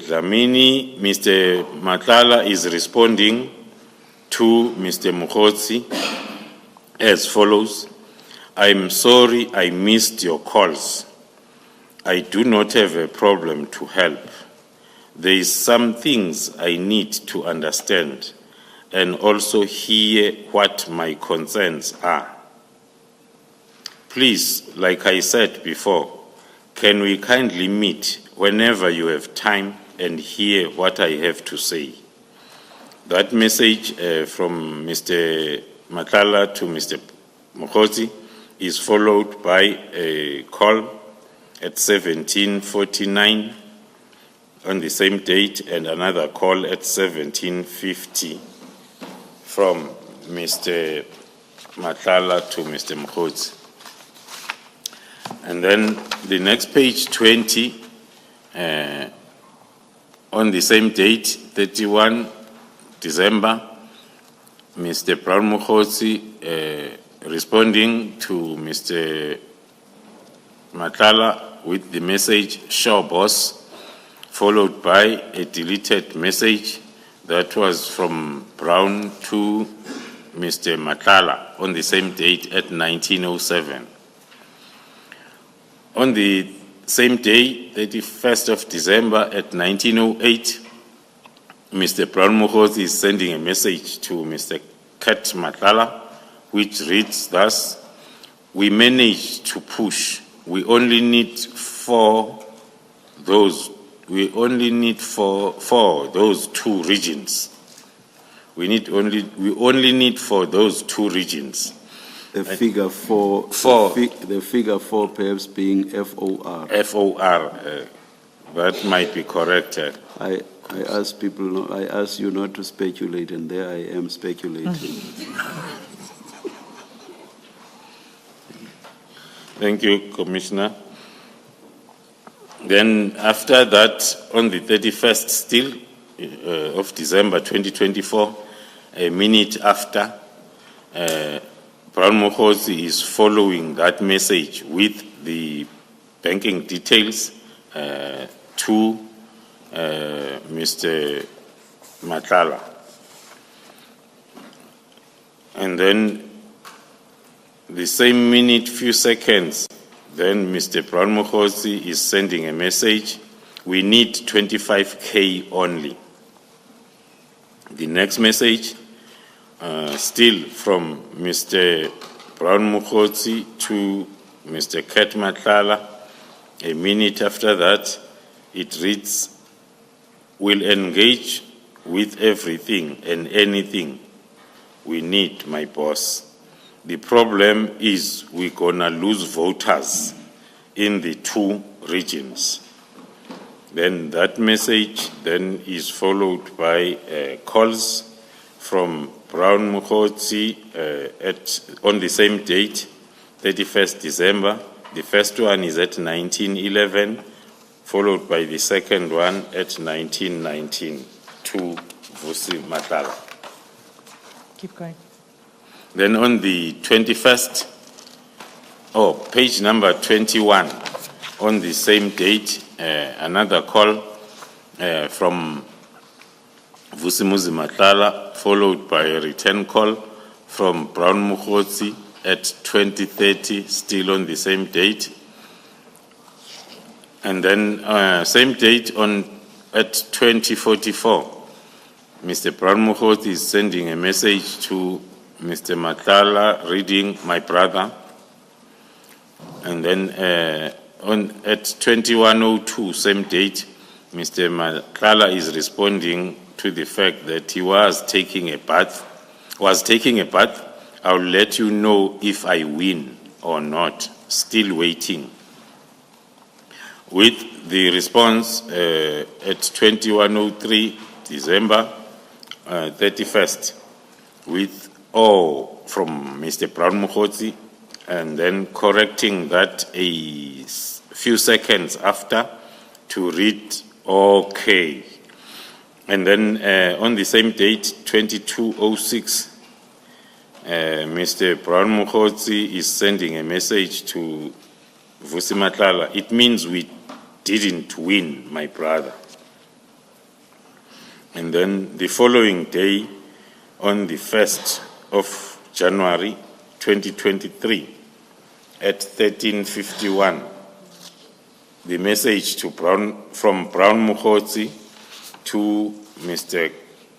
Kat Matlala at 1351. The message reads, "Good day. I have arranged a meeting for Sibiya and the minister must have a solution." Then on the same date, 0101 at 2213, Mr. Brown Mokhosi is making a call, followed by an emoji of a strong arm. On the same date, then at 2213, same day, the 1st of January, at 2214, a call from Mokhosi to Mr. Matlala, followed by the message at 2238, same day, 1st of January 2025. The message reads, "The task team that came to your house and harassed you has been dissolved, / disbanded." Then on the 2nd of the following day now, of January, the first communication between the two is at 7:12 in the morning, where Dlamini is then responding to the message of the previous night with a message, "Oh, really?" followed by another message a minute after that, "I see you tried calling me last night." And then the next message at 7:14, another minute later, the question, "When is this happening?" Then the response is at 8:58 from Mr. Mokhosi responding to Mr. Matlala. indicated on the message, they got the letter on Monday.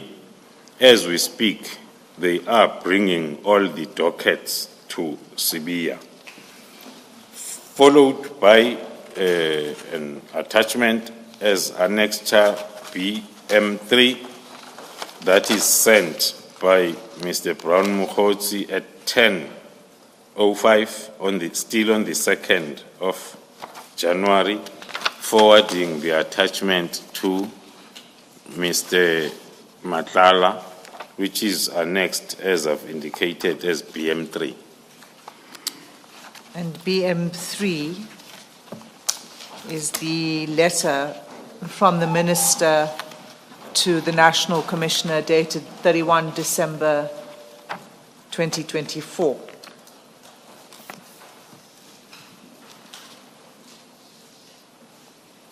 That is correct. And that's at page 150 of the bundle, Commissioners. Page, I'm sorry. Page. Page 150. Thank you.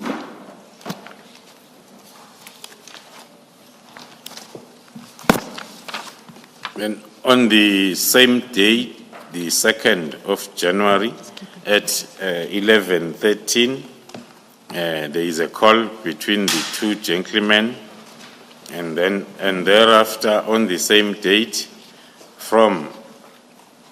at 11:57, same date, the 2nd of January, there are lots of forwarded messages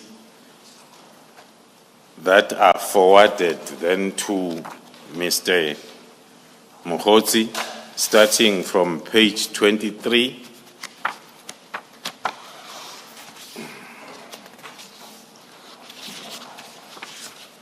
Starting from page 23 to page 34, 30 to page 34A,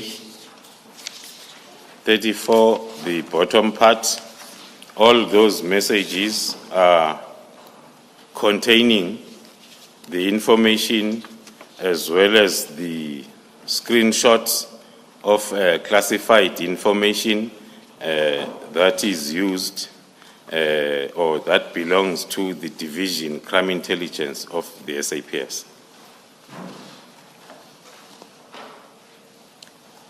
Can we then proceed to page 34?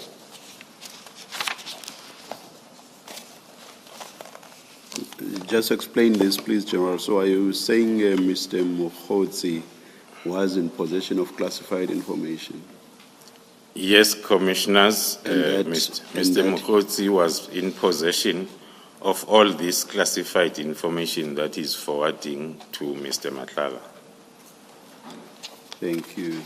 And that also as at the 2nd of January 2025, in the morning already at 10:05, he was already in possession of the minister's letter To the to the National Commissioner, the letter that disbanded. That is correct, Commissioner. The PKTT. Thank you.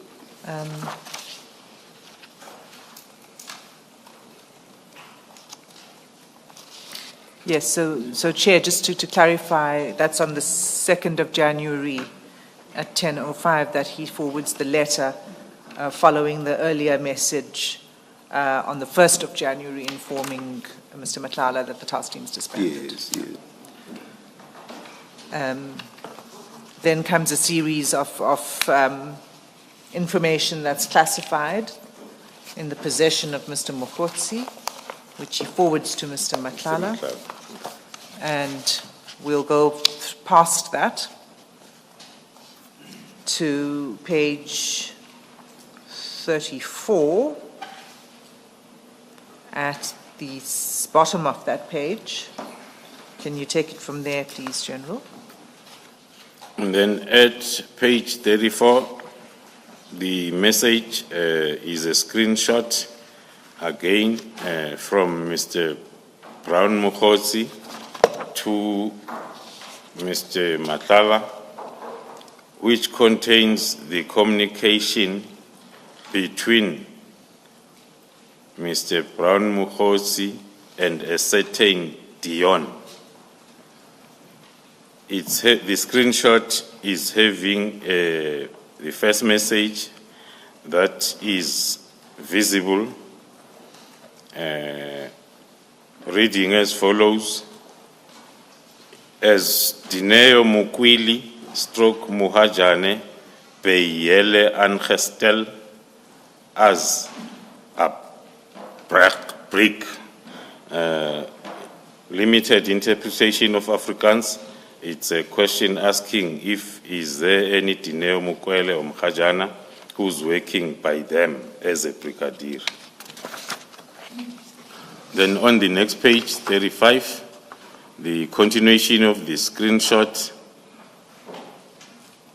Again, still in Afrikaans, no. Sorry, General, but before you go to that, there's a response to that question. That's cut off, but it looks like a yes, followed by 2 dots and another word. No, from my copy, it's badly cut off. I can then speculate that it's a yes. On the screen, yes, it reads better. It's a yes with 3 dots and alphabets TSU. Okay, you can continue. And then on the next page, the question, know who had say nog steeds nie a pesal nomer nie, ook enige idea of say family as.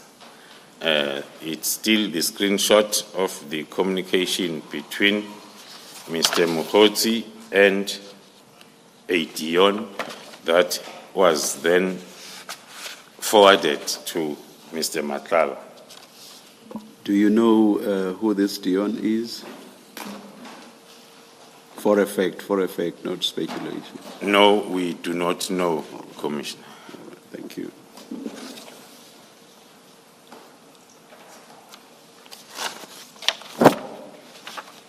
Then, moving on. Ms. Hassim, don't we want to have a translation of the Afrikaans in both texts? As Dineo Mukwele / Muhajane Peyele Angestel as brigadier. Chair, are you asking me to translate it? I'm asking for your resourcefulness. We can get a translation prepared for us by an Afrikaans speaker. Was Dineo Mukwele / Muhajane? My colleague. No. Let's get a translation. Okay. Please, thank you. Advocate Hassim, those of us who did our LLB in Afrikaans can figure it out, but I know Chair does not have the same advantage. So you'll help the Chair then. Thank you, Commissioner Khumalo. We'll get a transcription. Thank you. General, you've answered that you don't know who Dion is. If you go to page where it starts, that screenshot at page 34, Dineo Mahajane Beyela Angestel as a brick. Is it fair to surmise that this is asking a SAPS member about the employment of Dineo Mukwele? Can one say that from this? Yes, Commissioner, that is the interpretation that one can come up with, that someone is asking about the status of appointment of a certain brigadier. Okay. Thank you. Thank you. Thank you. And there's more in this vein as we go through. So if we go down to the next message that's forwarded, can you? Oh, is it cut off? In your file, General. So below that screenshot is another message that's forwarded. Yeah, And can you, without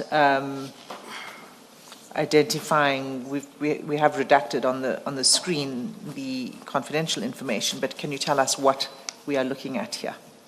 Yes, then Commissioners, thank you. The next message that is forwarded, it's another screenshot forwarded by Mr. Brown Mukotsi to Mr. Matlala, which is of a screenshot taken from the South African police system that is having the personal details of all the employees, which is accessible only by the personnel working at human resource management of the SAPS.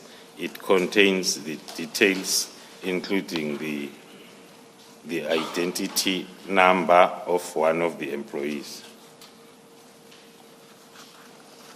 Do you know who that identity number belongs to? You don't need to say if you Yes, don't I know. do know. Is it, okay. It's the same person that The was same the person. subject of the inquiry in the last. That is correct, Commissioners.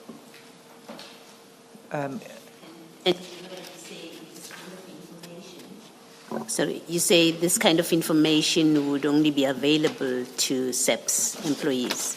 It's internal information. No, the kind of information can only be made available to the employee, him or herself only, not to another third party. Okay, thank you. So as I understand it, there's two aspects to that. The first is who has access to this software, this program, the Purcell system. Who would have access? And as I understand you, you're saying it would only be SAPS employees, and in particular HR. Yeah, that's correct, Commissioner. And the second aspect of that is that even those who have access can't disseminate the information other than To the employee. to the employee. And Mr. Mukotsi, you may have already spoken to this. Is he at this point an employee of the SAPS at the time that he's forwarding this information? Yeah, according to our investigation, Mr. Mukotsi is not the employee of the South African Police Service. Thank you, Commissioner. So can we then turn to the chat that starts on page 36?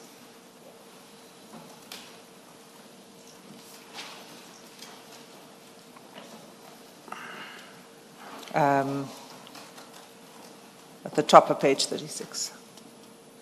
On page 36, it's a message from Mr. Matlala to Mr. Mukotsi with the question reading, what is these things you just sent to me, brother? I see it shows several registration numbers of cars and residential addresses. The response on the same date, the 2nd of January at 14:18 from Mr. Mukotsi to Mr. Matlala. The message reads, they used state money to buy those properties. Then followed by a call. Is this out of sequence now? Because it does not seem to flow from what you were dealing with before, or am I lost? The last thing was personal information relating to some employee, and then suddenly there's reference to cars and residential addresses. Is there a gap in my understanding? No, I think the way to understand it, Chair, is when you look at all of those those pieces of classified information, each one of them that we've skipped over, okay, all they're right. all sent All right, in one all right. batch or All in forwarded one at the place. same time. All right. No, thank you. Thank you, Commissioners, that is our interpretation that the questions or the question by Mr. Matlala to the sender of all these screenshots, which is Mr. Brown Mokhotsi, is the lack of understanding as to what are these things that he just sent. And then he is explaining. Then on the second, still on the 2nd of January at 2025 at 14:29, they are exchanging a call, Mr. Matlala and Mr. Mokhotsi. And then on the 4th now of January at 9:46, Mr. Matlala is forwarding a message to Mr. Mokhotsi with the title "Shocking Revelations."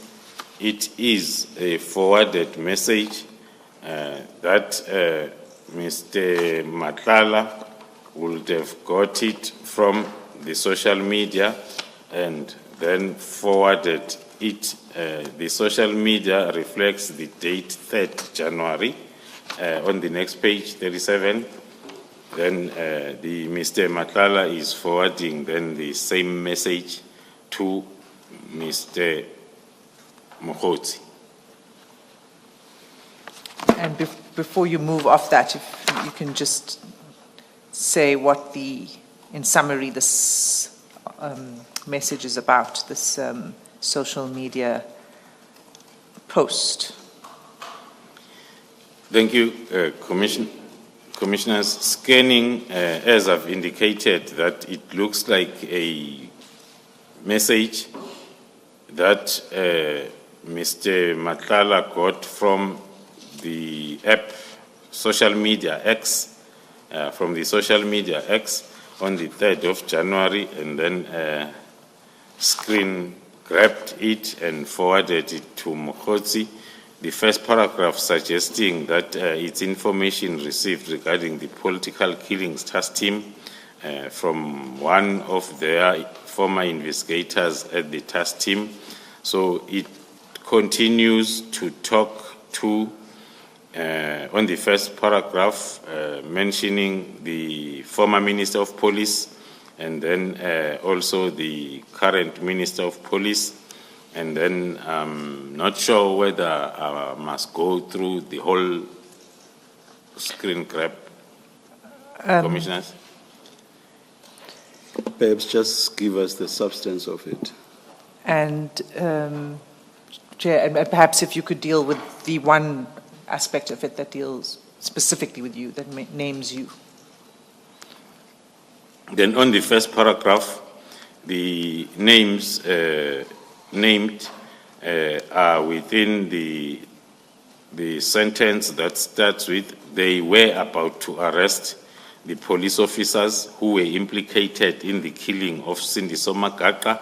I'm told that all reports that were withheld by Begicele have been retrieved and handed over to Minister Senzo Mchunu.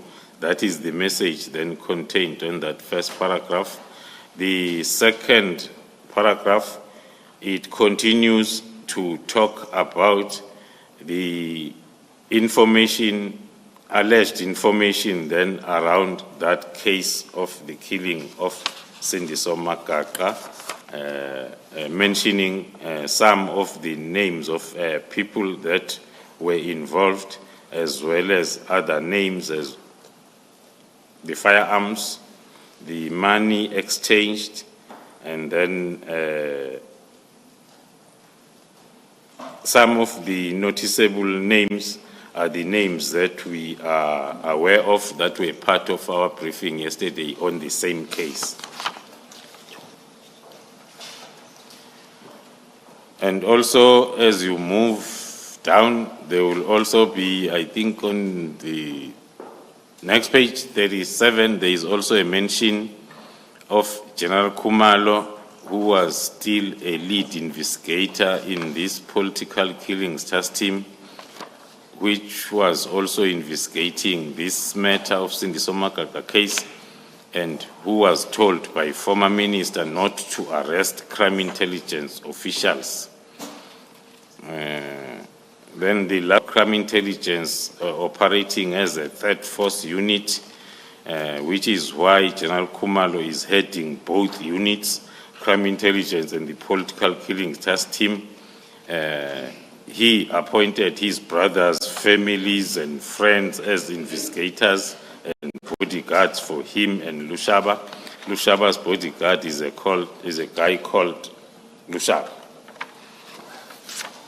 And it's signed, if one can say, by someone called not a peace officer. Yes, And that's correct. it's on Commissioner. the X platform. Do you want to respond to what you've just read, the allegations relating to you? Do you have any comment on that? The shortened version of the response, commissioners, will be that is what we experienced soon after the disbandment letter was circulated, because between the first and the second, when the letter was circulating on the social media before its official communication channels within SAPS, soon after that, then we saw lots of misinformation that was all over the social media space, talking to either the political killing task team or the General Khumalo and others, but the misinformation will always have either the political killing task team or General Khumalo. Okay, you can continue. And then after sending or after forwarding that X information, Mr. Matlala followed it up on the same day at 1946 with the message to Mr. Brown Mukhozi reading At 9:46. at 9:46 with the message reading, "I see something very interesting here." And then the response at 9:49 from Brown Mukhozi to Vusimuzi Matlala reads, "Yeah, ne, gloves are off. Gloves are off." And then on the next page, 38, on the 6th now of January at 10:55, Mr. Brown Mukhozi is sending a message to Mr. Dlamini. "Morning, is it still fine that we meet tomorrow? I'm off to Cape Town on Wednesday, the 4th of January. On Wednesday, 4 January. Sorry, Advocate Hassim, there seems to be an issue with the screen.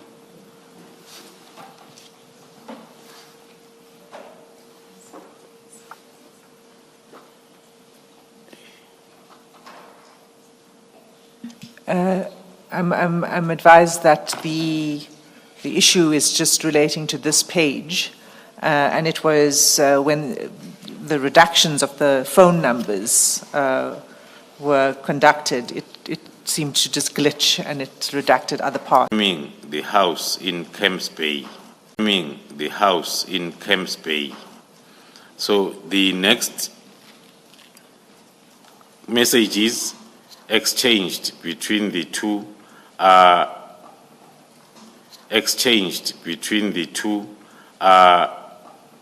and on the same day at 16:47, Mr. Brown Mukhozi responding and confirming 8 p.m. my boss. Mr. Matlala agreeing at 16:47 on the same date with the message, "Oh, okay, I will see you later then at 20:30.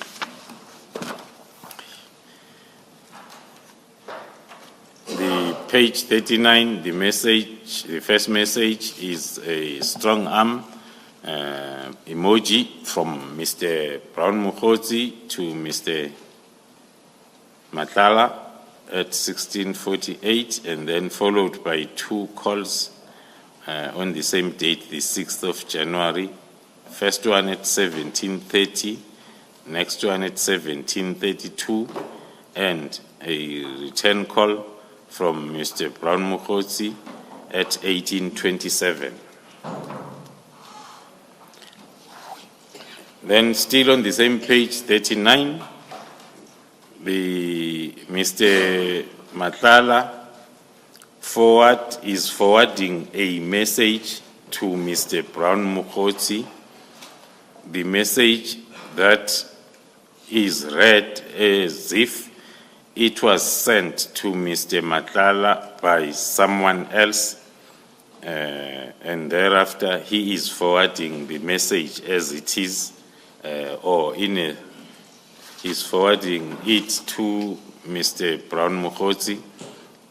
The message reads, "Hello, Mr. Rafadi." That is where we can speculate that this message was originally sent to Mr. Rafadi, who... If I can pause you, General, we are going to get to the chats of Mr. Rafadi, and then we'll see there that this message was forwarded to Mr. Matlala from Mr. Rafadi, and Mr. Matlala is now forwarding it on. Continue. Sorry for the interruption. So I'm not sure then, Commissioners, whether we deal with this message as it's forwarded or we deal with it when we're dealing with Mr. Rafadi's chats. I propose that you deal with it now.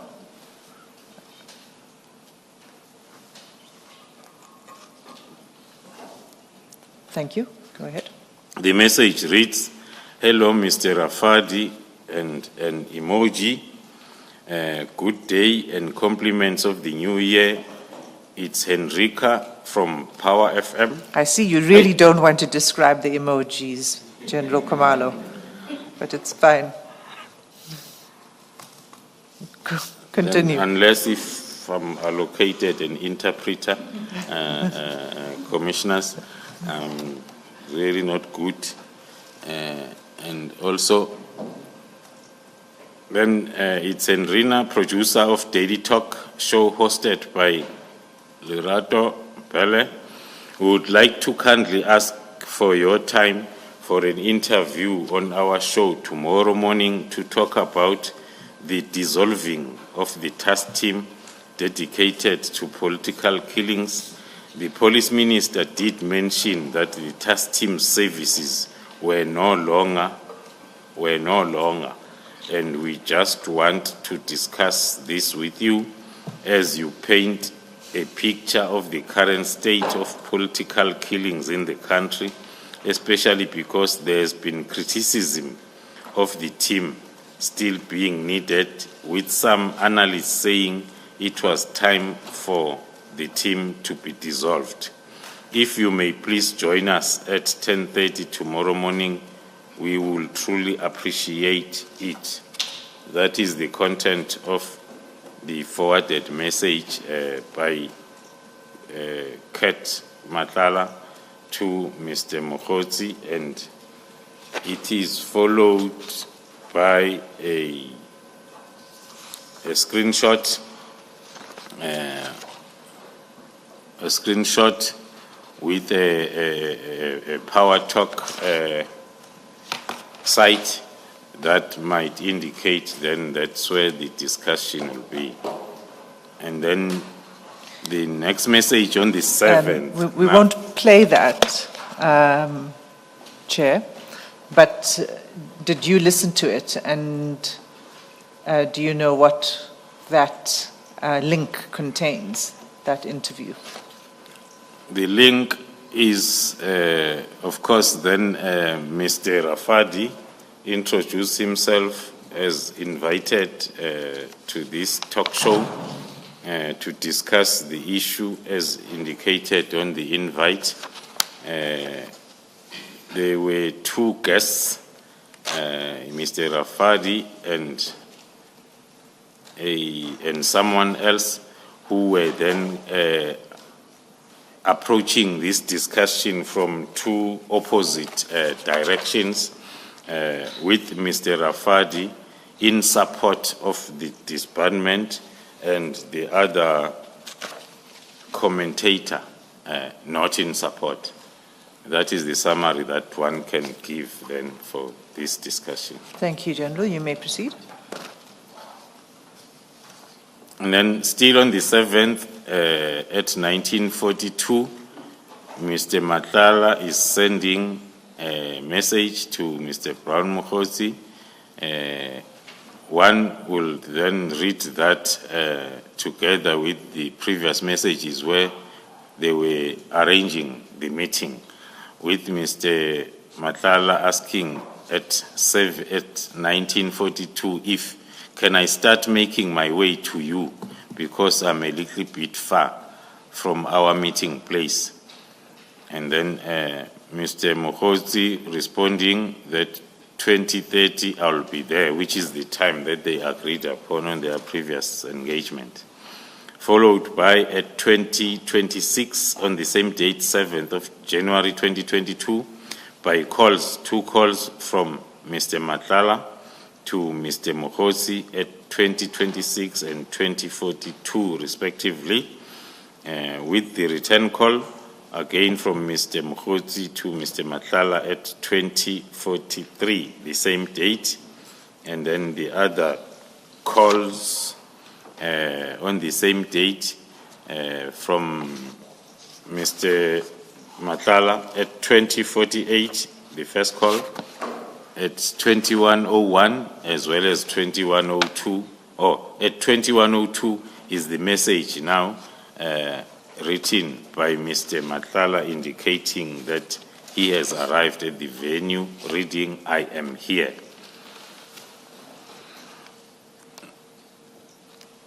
Then the next, on the following day now, the 8th of January, in the early hours, 0047, Mr. Mokhosi is sending, definitely not an emoji, it looks like two dots, and then at 0048, Mr. Mokhosi is sending a message to Mr. Matlala that this is outstanding.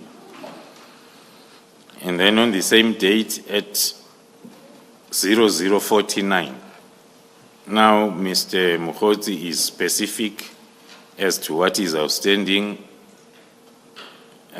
He says you paid, in the message, you paid 37,000 and the 111,000 is outstanding, which can be related to our previous charts that were talking to the payment of 25% deposit to a travel agency. And then still on the 8th of January 2025, Brown Mokhosi is reminding Mr. Matlala that this is what you paid on that message at close to midnight, that discussion at 0050. And then at 8:14, still on the 8th, Mr. Mokhosi is sending to Mr. Matlala a notice of an annual BPF presidential gala dinner with those particulars at 14:39. And then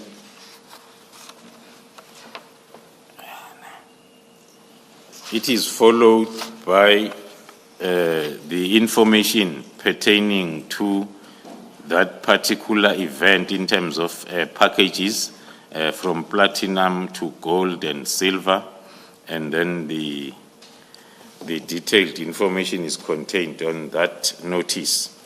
Then the response or the message that followed those pictures that were sent by Mr. Mokhosi, it's followed by a message indicating will take silver package. That can be read with the previous photo then of those options for the event packages. At 8:33, Brown Mokgotsi is just sending okay message to Mr. Matlala. And then at 8:34, Mr. Mokgotsi is sending a message to Mr. Matlala which reads, "We cancel, but it is spelled wrong as we CANXEL, the table, cause I thought we buy 2 chairs only." That is the message then from Brown Mokgotsi to Mr. Matlala. And then Mr. Matlala is responding at 8:40, saying, "I will call you later, brother. I think we don't understand each other." And then the next page, 43, the next message at more or less the same time, which is a response by Mr. Mokgotsi to Mr. Matlala, read, "Sorry, 4 tables." And then it's followed by the banking details that are forwarded by Mr. Mokgotsi to Mr. Matlala. And then the next message was deleted, which was originally sent by Mr. Brown Mokgotsi to Mr. Matlala at 9:13, the same day, the 8th of January. And then the next is the message on the same day, 8th of January at 9:14, Mr. Brown Mokgotsi sending to Kat Matlala. The message reads, "We can buy the tables through him at, full stop, 100K. Then the next message again sent by Mr. Brown Mokgotsi to Vusimuzi Matlala. It's the names with identity numbers of 8 people with the message starting with flights. And then the next, then it's particulars, personal particulars of 8 people. Then on the next page, 44,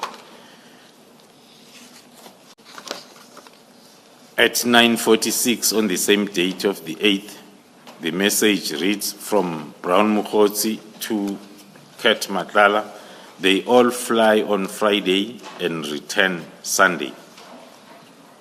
The next message, same date, at 11:37, Brown Mokgotsi is sending to Vusi Matlala that I'm off to Cape Town.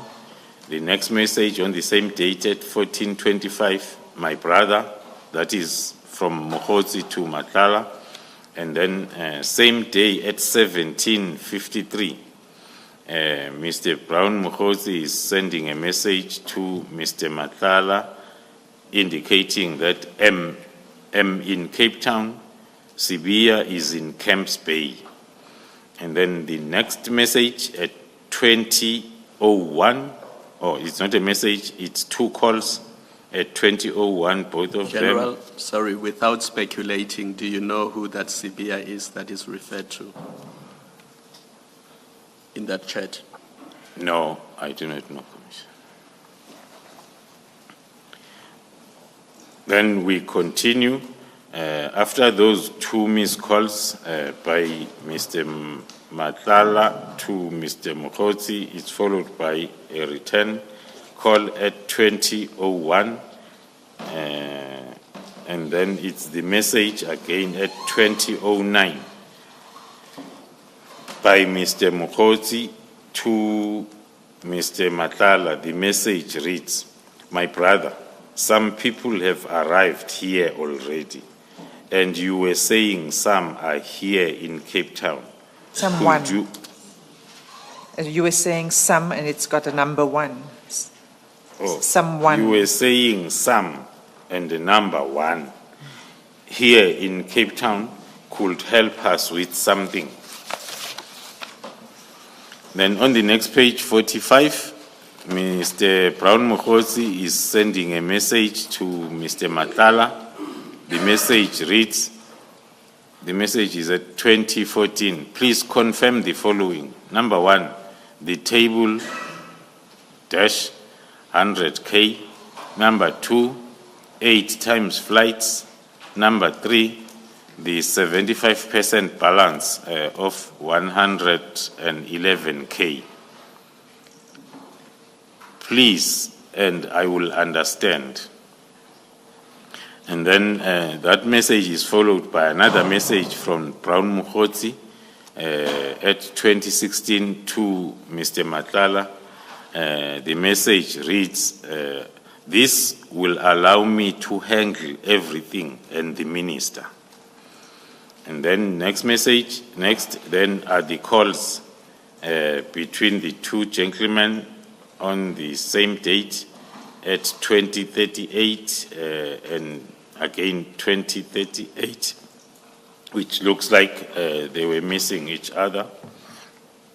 Then the message from Mr. Matlala to Mr. Mokhosi at 2053, which is this I will do except the table booking, which might be interpreted as a response from the message sent by Mokhosi at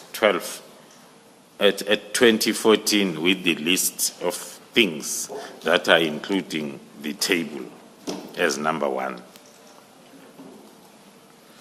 And then the response at 2056 from Brown Mokhosi to Mr. Matlala, it says K, which can be interpreted as okay. And then at 2057, on the same date, the 8th of January, Mr. Brown Mokhosi is sending a message to Mr. Matlala, reading as follows: please assist with something for the guests.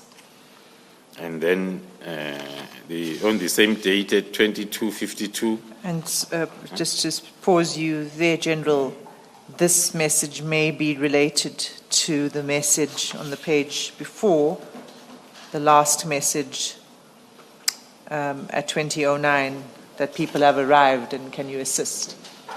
It can Is that how it can be circumstantially related to it, Commissioners. Then the last message on page 45 at 2252 on the same date, the 8th of January, it's written by Brown, sent by Mr. Brown Mokhosi to Vusimuzi Matlala with one word, Impala, in a question mark, Impala. And then Mr. Mokhosi. General, do you have any idea what this is referring to? What's this Impala? Only if you have an idea. I only have a knowledge because in Zulu we also have an animal called Impala. I'm looking at the spelling. It looks the same as how we spell Impala, animal, in Zulu. But in this context, you have no idea what this means? No, I don't have idea. Thank you. Commissioner. And then the next message on page 46, on the same date, the 8th of January, at now 2254, Mr. Brown Mokhosi is following that message of Impala that he sent with next time. And then at 2255, another message, the emojis that I've been struggling with the interpretation, Commissioners, unless if I get assistance. It's like two laughing faces. With tilted heads.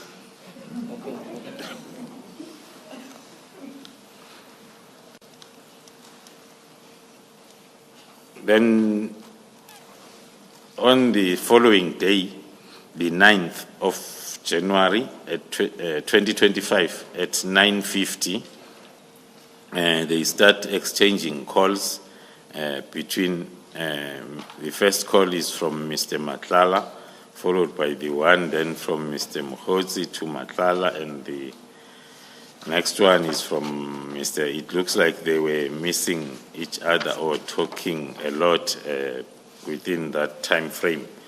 Then followed by a deleted message at 10:43, which was sent by Mr. Mokgotsi to Mr. Matlala at 10:43. Then on the 9th, still at 10:44, Mr. Brown Mokgotsi is sending a message to Mr. Matlala, which reads, replace number 1 and 2, which then can talk to the previous messages that are numbered on the communication between the two. I suppose it's also fair to make provision for the possibility that 1 and 2 may have been in that deleted message. I mean, we don't know what deleted message was. That is possible, Commissioner. Yes. And then the next message at 10:44 on the same date, Mr. Brown Mokgotsi is sending a message to Mr. Matlala, which reads, we have done it already because you were not responding. And then at 10:44, again, few seconds after, Mr. Brown Mokgotsi is calling, and then after a call on the same date, and then a message reading Boso, and then on the same date, 10:57, another call, followed by deleted messages or screenshots, or screenshots that were sent by Mr. Mokgotsi to Mr. Matlala. That will take us up to page 48 and then to page 49. We resume then on the same date, the 9th of January at 11:16 with a call. Then the next, then at 11:17, it's the account details of the same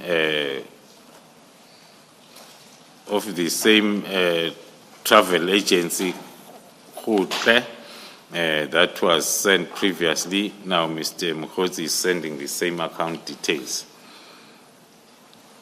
at 11:17, and then followed by a call at 13:01 from Mr. Mokgotsi to Mr. Matlala, another call at 13:41, then the return call at 13:42, then from Mr. Matlala. Then the messages on the same date from 13:47,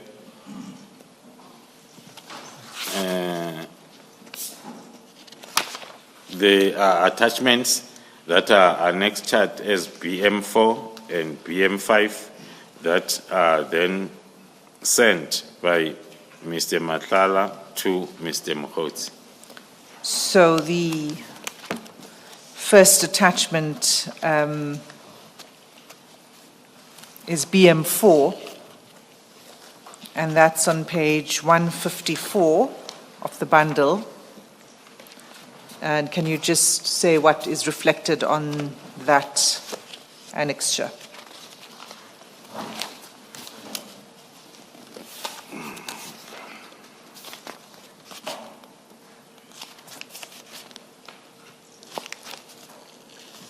It's page number 134.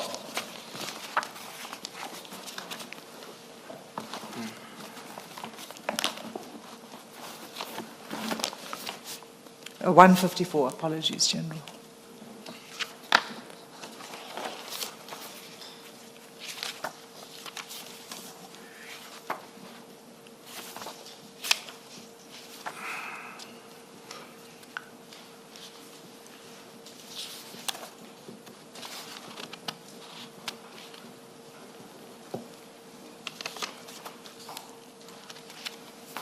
On page 154, The annexures are not clear on the copy that I'm having, Commissioners. I hope it's clear in your copy, Chair. It's essentially then, if I can just point out, they're flight bookings, and you'll see it's for 6 people. And then BM5, which is at 157. So that's, sorry, to be clear, it's flight bookings for 6 people, the first one, from Johannesburg to Cape Town. BM5, it's the same 6 people, return flights from Cape Town to Johannesburg. And the date of the first flight is 10 January, and the return is 12 January.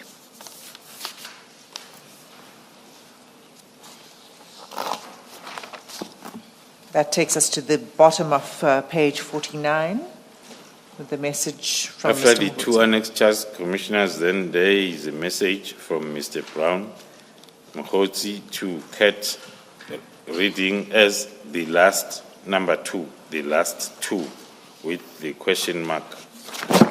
That is on the same day, the 9th of January at 14:03.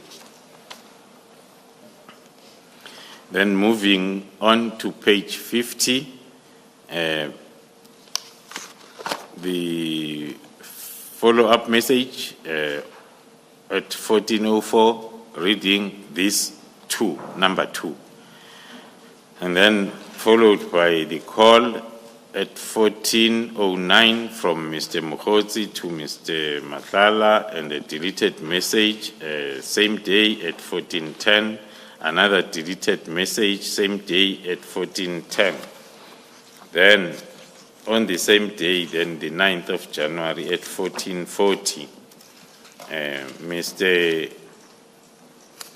Matlala is sending a message to Mr. Mokgotsi, which is reading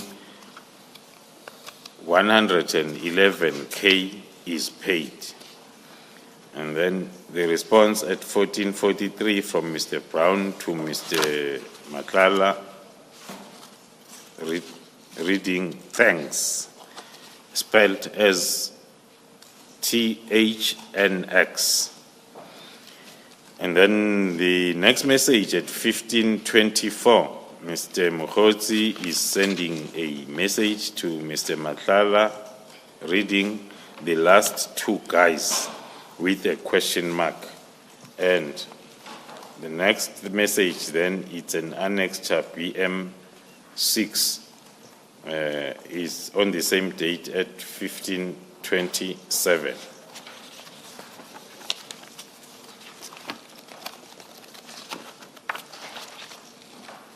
And that has the annexure BM6, and that's at page 160, which is a proof of payment, again, from the same, Mr. Matala, from the same, his company, to Gottler Specialists. Thank you, Commissioners. Moving on to the next page. Sorry, and just to say the amount reflected on the proof of payment is 111,000. Okay. As for completeness, Ms. Hassim, you also indicate the payment is from, as per this proof of payment? It's from Medicare 24 Tshwane District Pty Limited. Thank you.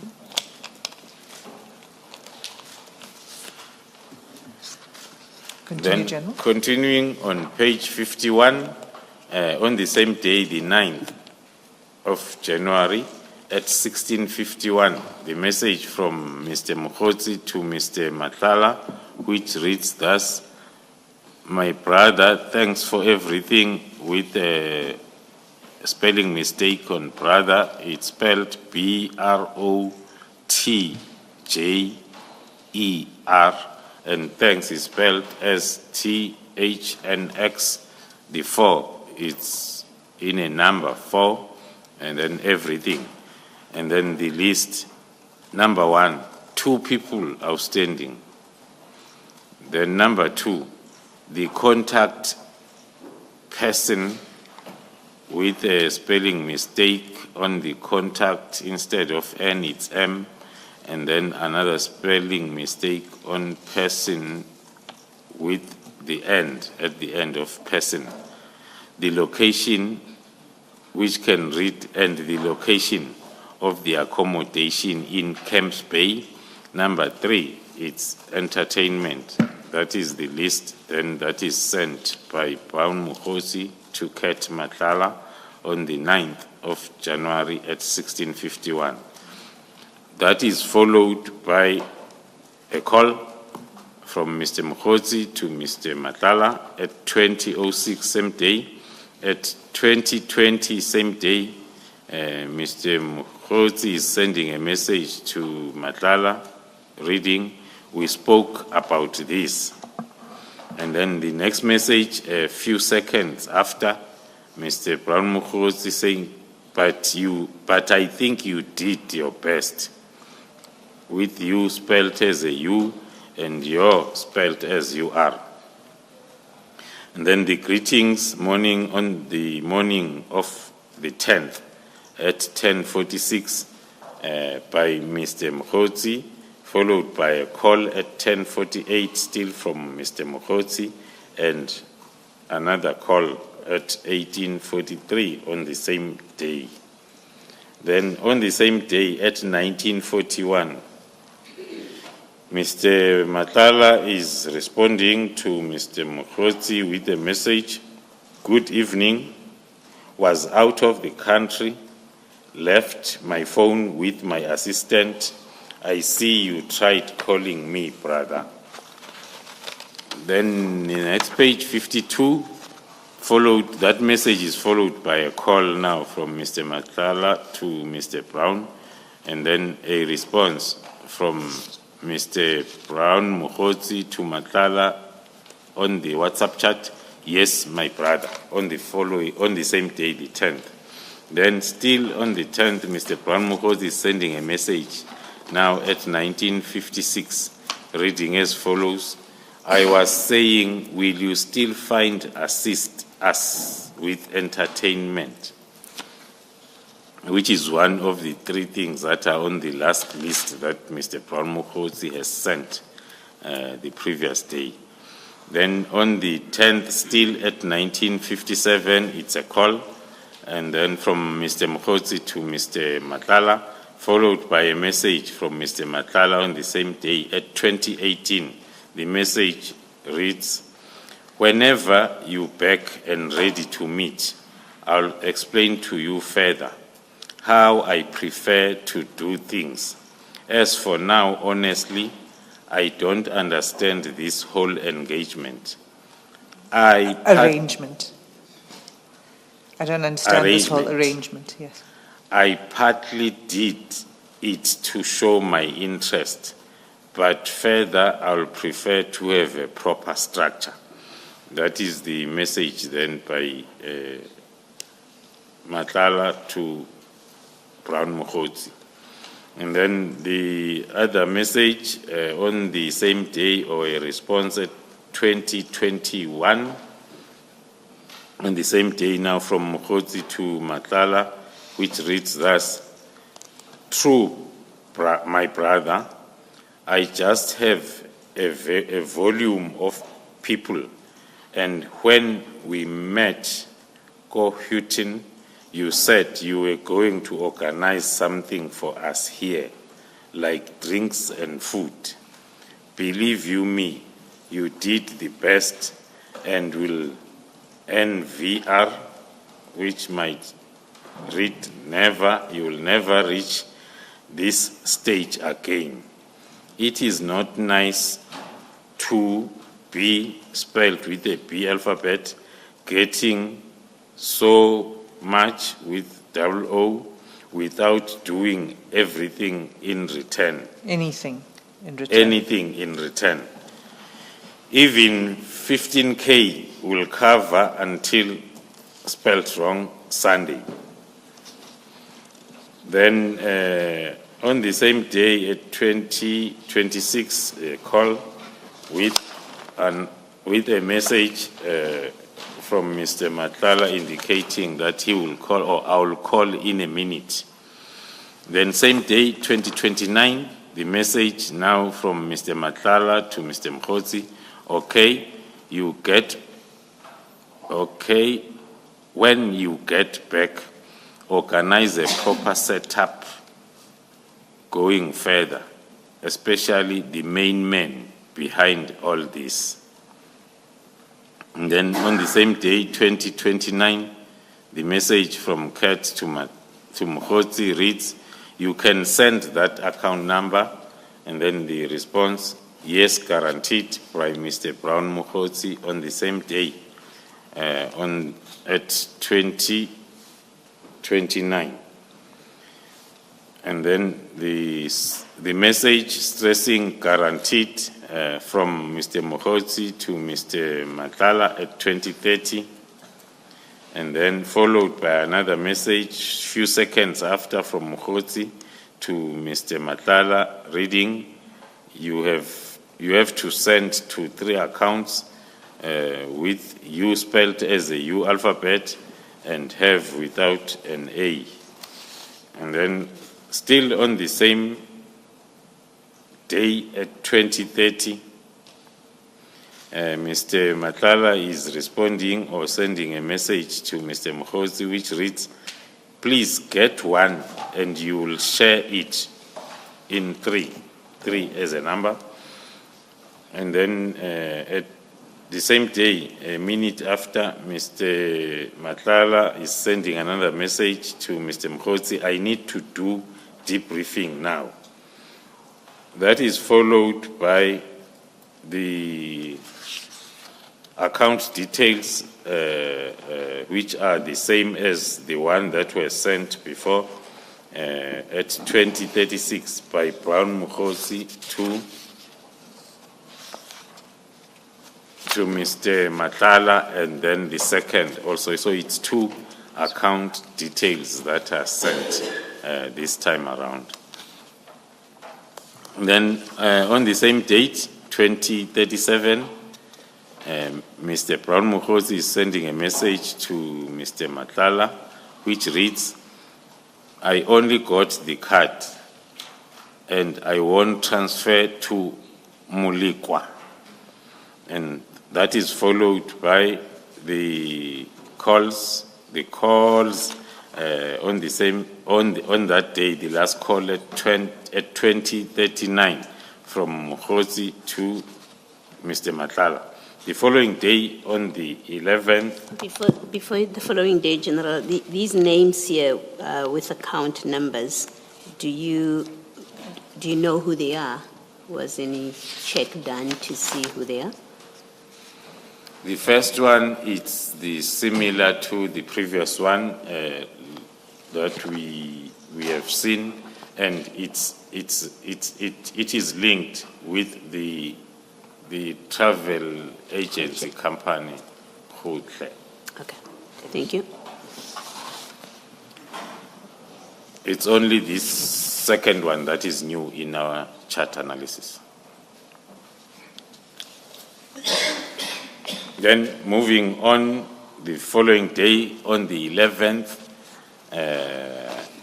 it's just one call from Mr.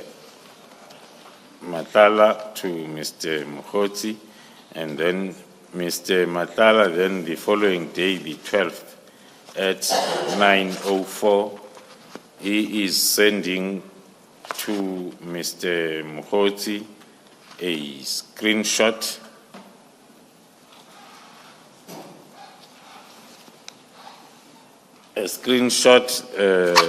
that is having a newspaper article headline.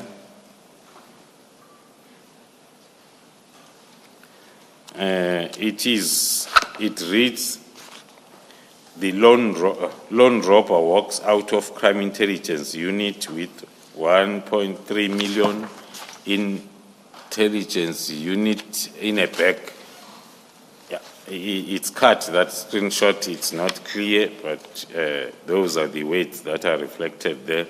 It is a newspaper headline. Can you read the next message before I ask a question on this? Then the next message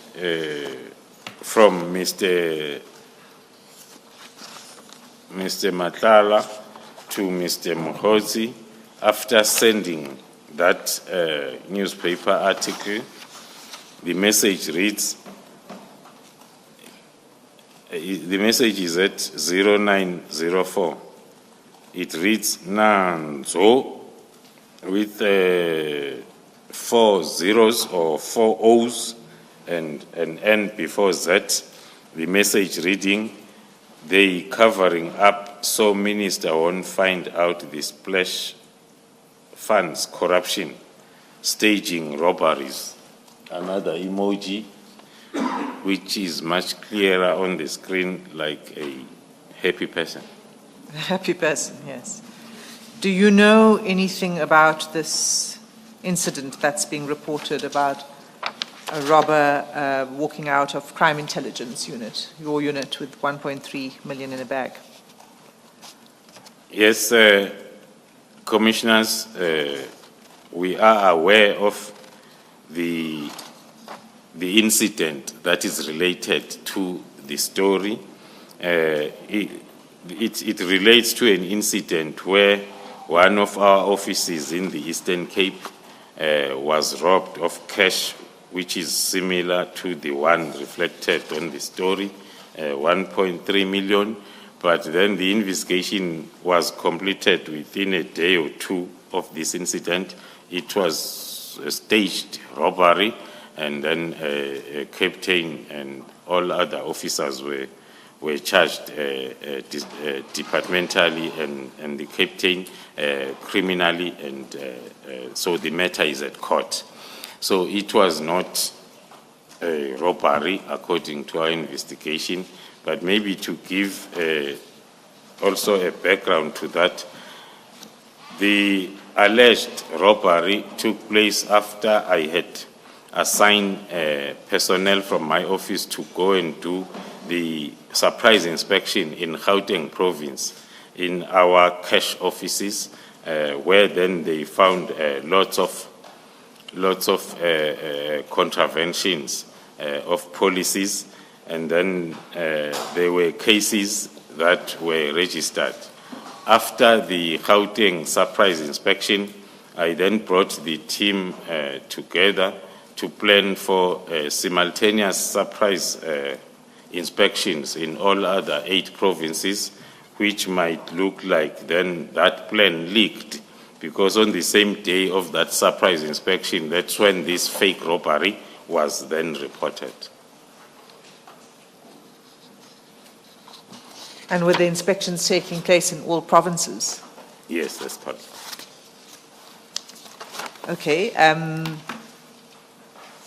This continues the exchange between the two gentlemen on this article. So if you can just take it from Page 56. Well, it starts at the bottom of 55. Message from Mr. Mokhosi on 12 January at 9:04. But the message, I'm sorry to say, General, is an emoji.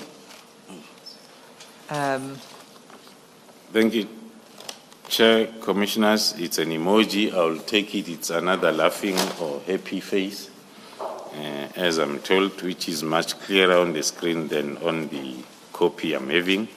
Then followed by, on the 12th at 9:05, Mr. Brown Mokhosi, a message to Kat Matlala. The message reads on it. And then the next message from Matlala to Mr. Mokhosi reading, my guy wants to run a story regarding this. Can he go ahead? One can interpret that it's a discussion after the exchange of that media article screenshot.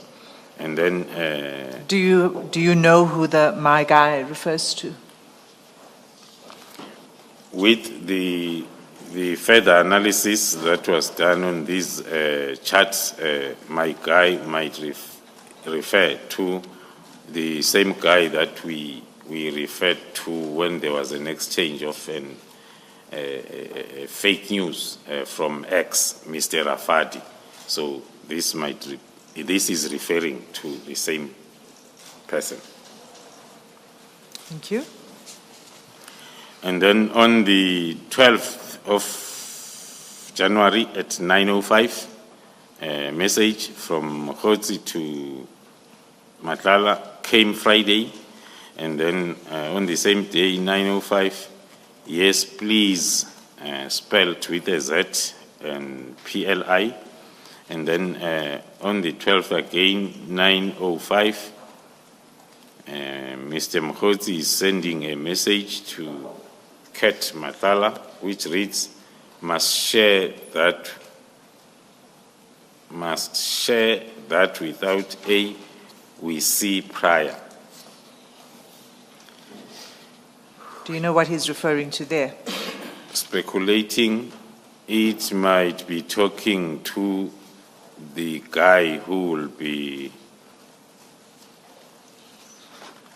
running a story as per the message at 9:05 Thank on you. the same day. Okay, you can continue. So the next is it's an ID document. It's an ID document, screenshot sent by Brown Mokgotsi to Mr. Kat Matlala. After that screenshot, there is a message at 10:03, still on the 12th, from Brown Mokgotsi. After sending that screenshot, the message reads, my boss can't get a flight ticket. And then Mr. Matlala is responding, what you mean, at 10:04 on the same date. And then at 10:06, Mr. Mokgotsi to Mr. Brown with the message, to Mr. Matlala with the message, my brother, trying to get one. And with the response, okay, from Matlala then to Mr. Mokgotsi. Then next message now is Mr. Mokgotsi to Mr. Matlala. Can you get it, my boss? Speculating that it refers to the flight. And then the exchange of calls or a call at 10:50, followed by the message now at 11:37, again from Mokgotsi asking Mr. Matlala, is it available? Still speculating the flight ticket. Okay. And then the next message, 12:56, Mr. Mokgotsi asking again nothing. And then at 12:57, Mr. Brown Mokgotsi is sending another message, only tomorrow. That is when then Mr. Matlala is responding with the flight details sent then to Mr. Mokgotsi. After the exchange of those chats talking about or speculating the request and of the flight ticket. And then there is a question mark message on the 12th of January, still 2025, at 16:41, followed by a call from Mr. Mokgotsi and a message from Mr. Mokgotsi reading sure, and then another message on the same date at 16:47. In a question, did you do the booking, which is followed by a call and another call at 16:57 and 17:16 from Mr. Brown to Mr. Matlala. And then the pleading message after those two unanswered calls and unanswered messages, another message then from Mokgotsi asking Mr. Matlala to talk to him, reading, talk to me without A between T and L, and 2 in a number 2, me, and please, spelled as PLIZZ. Then on the same day at 17:21, it's another call from Mukhosi. And then on the 14th, which is a day,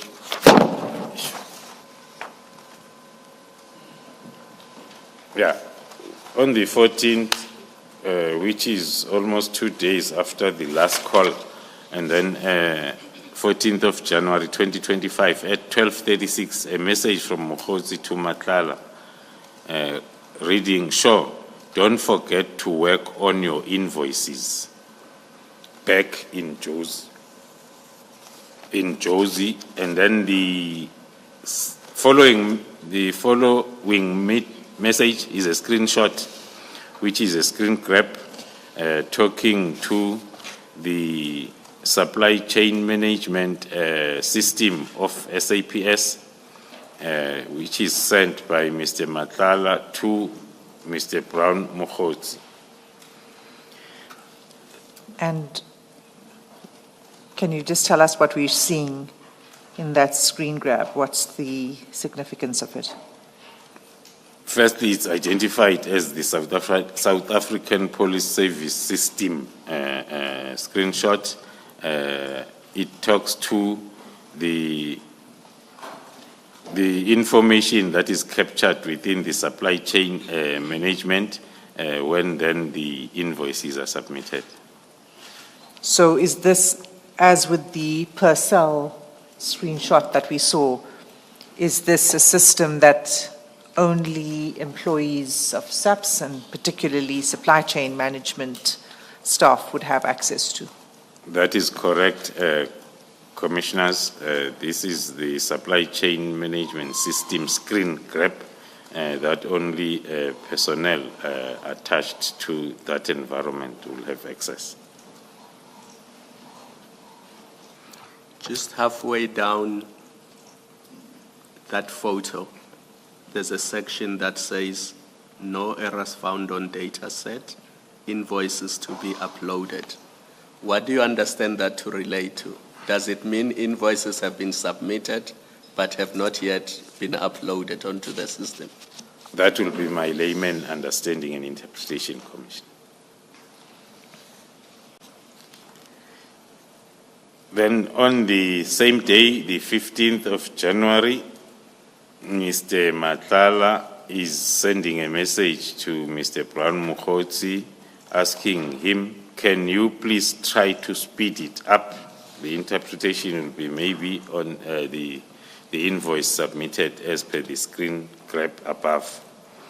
So, sorry, General, so just to be clear, because the screenshot is sent at 13:22, which says invoices to be uploaded, and then immediately after that, still 13:22, is the message, "Can you please try to speed it up?" That is correct, Commissioner. And then that is followed at 17:25 by a call from Mr. Matlala and another one on the same date at 17:28 to Mr. Mukhosi. And then at the following day, on the 16th, in the morning, 9:01, another call from Mr. Vusi Matlala, followed by a message on the following day, now the 17th of January at 8 in the morning. The message reads, "Good morning, brother. Just checking if you're winning. The invoicing, I read to pay suppliers before the 26th. Please let me know so as I can engage someone else if you are not winning." The interpretation might be, the message might be related to the previous day's request of the speeding up of the payment as per the invoice submitted. The response on that... Before you go to the response, I suppose where it says red, that's an auto-correct typo. It should mean, Need to pay. okay, I need to pay suppliers. Please let me know so I can arrange someone else if you're not winning. That's correct, Commissioners. Proceed. Then the response on the same day at 8:40 by Mr. Mokotsi to Mr. Matlala, reading, "I'm on it," and then followed by, then the next communication is on the 20th, where there were two calls at 13:04 that were like missed calls from Mr. Matlala to Mr. Mokotsi, followed by the message on the 21st, now the following day, at 18:49 with the question, "Did you manage to pull it off today, brother?" Followed by another call on the 22nd, another call again on the 22nd at 8:21 and 8:22 respectively, the calls from Mr. Matlala to Mr. Mokotsi, with the last call at 8:58. And then the next message, it's a screenshot that is sent on the same day, the 22nd at 9:01 by Mr. Mokotsi to Mr. Matlala. Just pause there for a moment, General.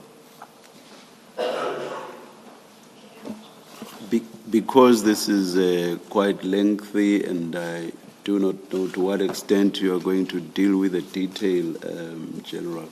Perhaps, Advocate Hassim, this is the This would be a good time. Stage at which we should adjourn for lunch.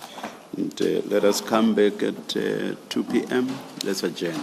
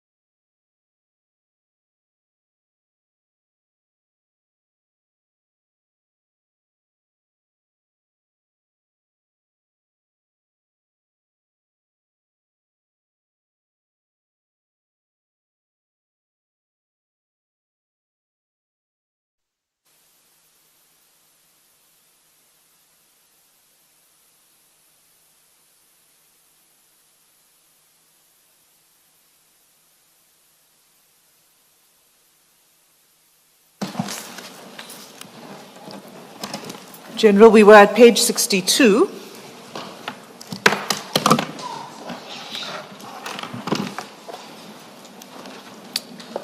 Are you there? Let me know when you, are you there? Yes. You're there. And it was, we were beginning with the forwarded long media article on that page. So if you could begin there, please. Thank you, Commissioners.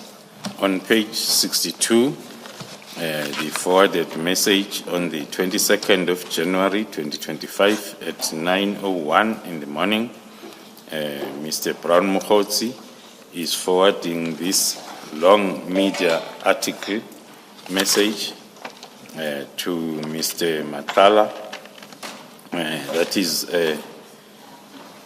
titled How Police Minister Peggy Cele and National Police Commissioner General Masimula covered up Peggy Cele's 26 million tender corruption.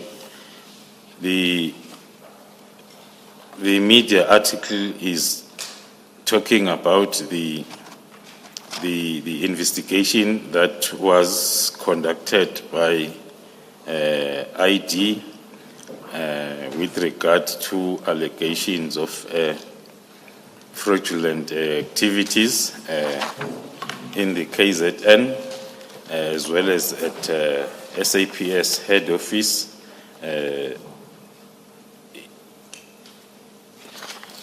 And it was also talking to allegations of instructions to appoint some people, also attached to the, or it's also touching on the division human resource management, and it's cited as a developing story, which then tells us that it was a circulating message that was then taken from the social media platforms, and then that's what Mukhotsi was sharing with Brown. So just to be clear, the message on page 62 and the one on page 63, you say were both forwarded, Yes. and that those are social media, come from social media. Platform social media that are written by people. And you don't know who wrote these? No, I do not know who the author is, and it's not even reflected on the screenshots that we are going through. General, do you perhaps know, or do you have an opinion as to why Mr. Mukhotsi and Mr. Matala would be so interested in the PKTT and you specifically? Because there are many of these documents that are shared between them and they relate to the PKTT. Yes. Do you have an opinion or do you have personal knowledge?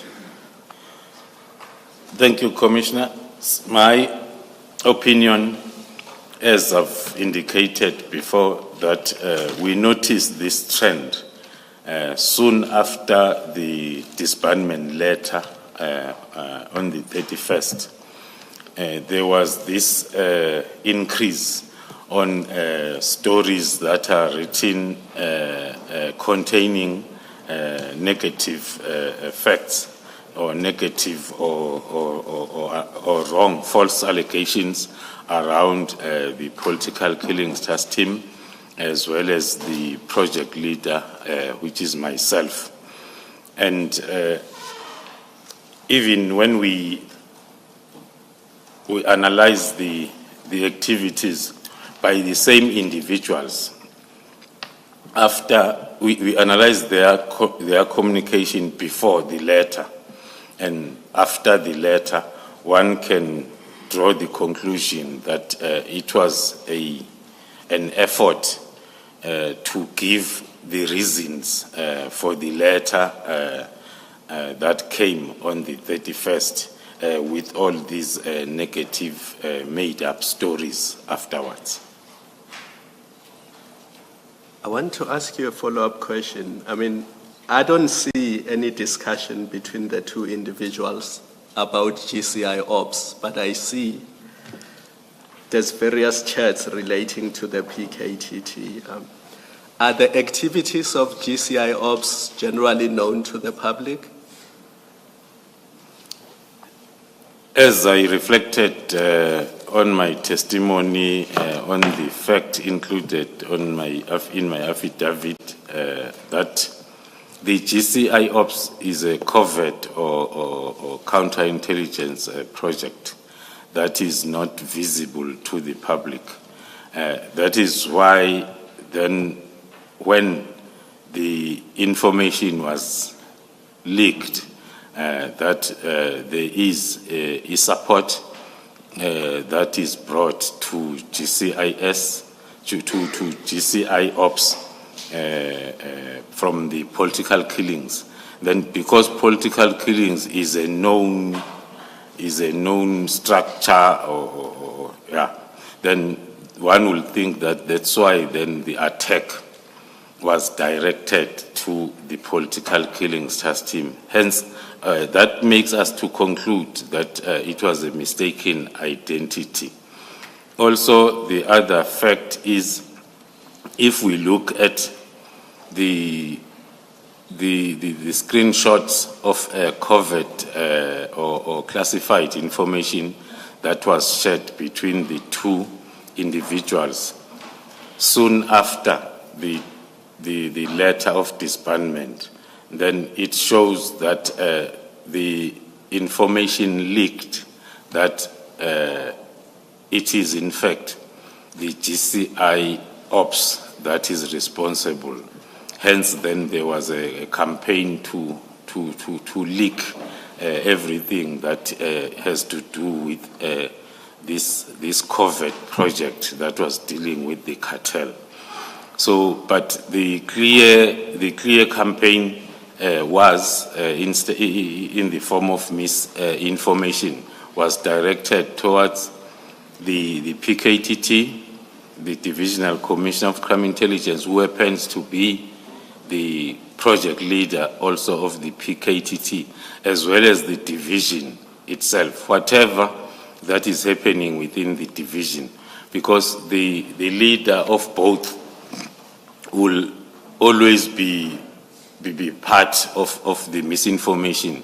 If something is happening within the division during that particular period, it will still make sense for it to be spinned around, because whatever picture is painted for the leader, it automatically transfers to the PKTT.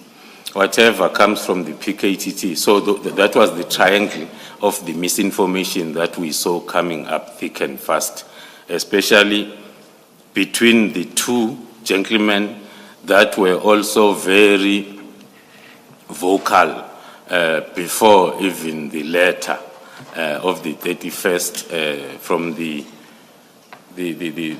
operation on the 6th, the 18th, the 19th, the exchange of video footages as a proof of harassment, and so all that then give us the view or the opinion that the two gentlemen were part of the pre-activities, hence then the post-activities, it's with regard to this misinformation that they are sharing between them.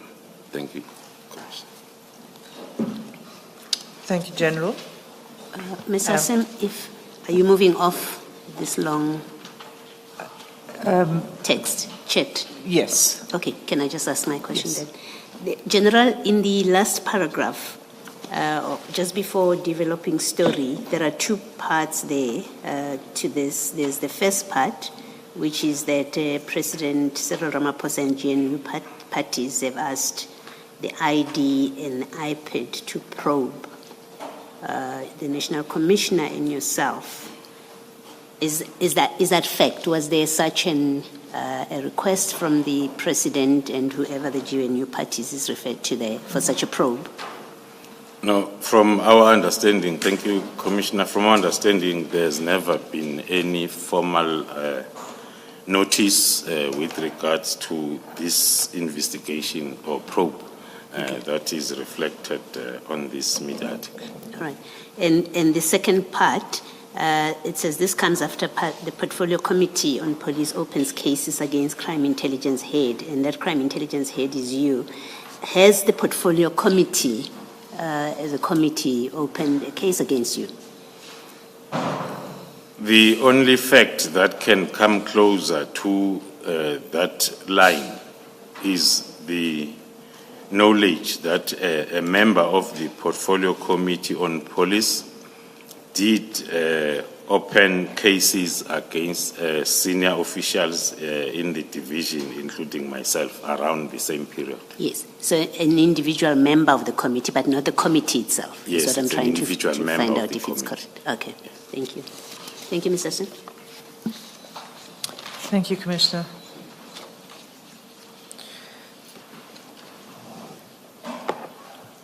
So as I understand you, General, this goes to your theme of the conspiracy to disband.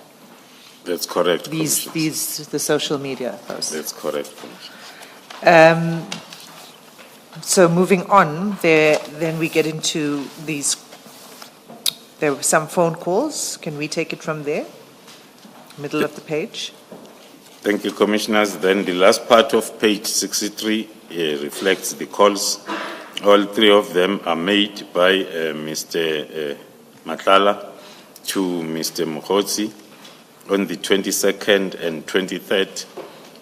On the 22nd, it's around 15:58, and then the following day, another two calls, then around 10:16 and 10:55, of which then at 12 midday, Mr. Mokgotsi then responded with a call to Mr. Matlala, not a call, but a message saying, submitted, I'm awaiting confirmation.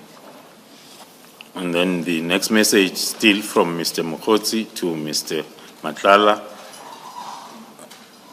reading I see. On the 23rd, still around 12:34. Then there was a message then on the 27th, now around 16:17, from Mr. Matlala, which was deleted. And then on the same day, around 16:17, a message from Mr. Mokgotsi to Mr. Matlala, written, wrong man. And then same time after that, then a call from Mokgotsi to Matlala. And around 16:31, a message from Mr. Mokgotsi to Mr. Matlala, which reads, don't mention. And indeed, then Mr. Matlala acknowledged at 16:31 by a message written, sure. The last call on the 27th between the two gentlemen was around 16:32, which was from Mokgotsi to Matlala.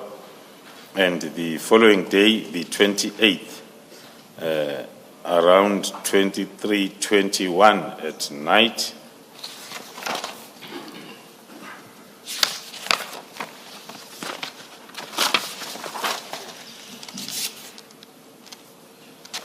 there is a call from Mr. Brown Mokgotsi to Mr. Matlala, followed by a message from Brown Mokgotsi reading Boso. And then on the same night, there are three calls that are made, or attempts that are made by Mr. Mokgotsi to Mr. Matlala, up until Jimmy, pause you. So the three calls were made at 23:24, 23:29, and 23:30, respectively. So quite late at night. That is correct, Commissioners. Then the following day, again at night, 2015, on the 29th, the message from Brown Mukhotsi to Mr. Matlala, the meeting was positive. And then on the same day, at 2019, Mr. Matlala is sending a message to Mr. Mukhotsi, reading, "Is he willing to help you guys?" Then the response at 2023, Mr. Mukhotsi to Mr. Matlala, "I just wish he could help with a statement, I should speculate." Then on the same day, 2023, Mr. Mukhotsi follows up his message above with the message, "I think he needs cash." Do we know, if I pause you there, do you know, is he willing to help you guys? Wish he could help? Do you think he needs cash? Do you know who the he is in those messages? For now, one cannot be able to explain that until we take another 3 to 4 messages so as it can be clear to the Commission. Please proceed. As to why we... Related to that, General, the meeting referred to, the meeting was positive. Were you able to establish what meeting this is referred to and with who? From that message that says the meeting was positive, we are reading it together for analysis purposes and also based on the information that we have on our investigation as the continuation of that discussion and the question that follows. The meeting was positive, and then the question from the receiver of information is he willing to help you guys? So we are reading it as then a follow-up question on the status report of the meeting above. And then after the question, and then we are reading the next 2 messages as talking to what transpired during the positive meeting. And you say it will become clearer as we go through the next 3 messages? Yes, Commissioners. And then the next message on the same day, now it is from Mr. Matlala to Mr. Mukhotsi, which is after Mr. Mukhotsi has sent a message. I think he needs cash, and then Mr. Matlala then is responding, "Okay, arrange with Khan to give him cash if the information he has is worth it." And then after that, there is a call then at 2043 from Mr. Mukhotsi to Mr. Matlala.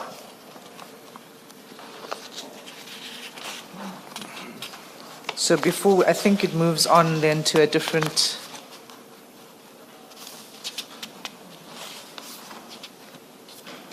issue. Yes. Or maybe not. I just want to know, is this the point where you want to pause to try to explain if you know who the he is and what the meeting was about? No, or do you want to continue?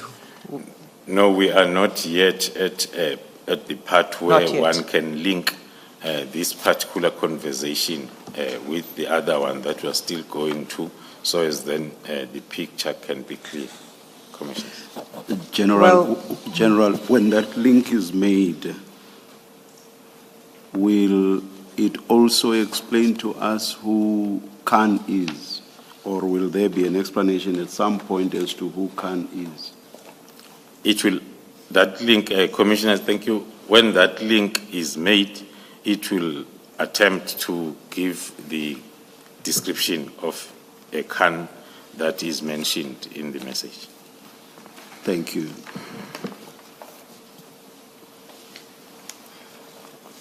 Then moving to the next message, it's now the next day. on the 30th of January at 10:56, that is still 2025, the screenshot of an email that was sent, or a communication between the Office of the Divisional Commissioner, Human Resource Management, Lieutenant General Nkhuwa, and the company Medicare 24, owned by Mr. Madlanga. Now we see Mr. Madlanga sending the screenshot of this email communication to Mr. Mkhotsi on the 30th. It talks to the complaints by the SAPS with regards to the services that are supposed to be rendered by Medicare 24 to the SAPS. Good morning, Mike. And then the Mike, according to our information or investigation, is working in the same company as an operations manager. Hence, then the email is addressed to him. Maybe just reading the first paragraph, so as then we can understand the sense of the communication. The communication is to serve as this serves to convey SAPS's concern in respect of contractual non-performance on your part regarding the subject matter as reflected above. And then it carries on then mentioning as to the points of unhappiness. This can be understood in the context of the period or in the context of events as they were unfolding from the meeting around the same contract on the 24th, which resolved to the conducting of internal audit around this contract. So this communication was talking to the same issues that were part of the internal audit investigation. That will take us to still the same email to page 67 and up to 68. Then after that, then the sender of this screenshot, Mr. Kat, is calling then Mr. Mkhotsi on the same date, firstly at 10:58 and then secondly at 11:24, with Mr. Brown Mkhotsi calling back at 12:29. Then still on the same date at 12:31, Mr. Mkhotsi is sending a screenshot of his communication with the number saved as Senzo Mchunu. The screenshot, the communication is between Brown Mkhotsi and the number saved Senzo Mchunu. It is talking to the beginning of the message, which is sent by Brown Mkhotsi to a number saved Senzo Mchunu, but it's screenshotted and sent to Mr. Kat Madlanga. It reads, "Morning, Minister, in General, Durban." just before we go into the body of the text, so this message was sent to Mr. Madlanga 30 January 12:31. And then I just wanted you to, before you go into the body of text, there's a date above the text, before it says Morning Minister. Is that the date The date on of- which Mr. Mokhotsi communicated with the person he calls minister? That is correct, Commissioners. The date that is within the screenshot is the date the message in the screenshot was sent by Mr. Mokhotsi to the minister, which is Sunday, the 26th of January. But the screenshot is sent on the 30th, so around 4 days after the communication. Thank you. You can now go to the body of the text. And the message reads, "Morning Minister, I'm in Durban and can confirm that they got nothing on Phoenix Saga, and our contact says they could not even go to any bank. By the way, the girl is also here." Then it continues. Do you know what the Phoenix saga was? No, that's negative, Commissioner. We do not know. And do you know anything about the girl, the person described simply as the girl? No, we know nothing, Commissioner. Thank you. And then the next paragraph it reads, "Tomorrow we are signing the practice notes on the Northwest PEC matter for the SCA in Pretoria with the senior counsel. The matter will be a month from tomorrow." That is the second paragraph on this communication. Do you know what matter that is? No, also we do not know what the matter around the signing of practice of practice notes. We do not know. And then the next part then talks to the briefings. The first briefing, number 1, it talks to the business women who would like to assist our program, also participated in the BRICS cybersecurity, is available to meet with the minister. Apparently, you did meet before. Same applies to that number 1 under briefing.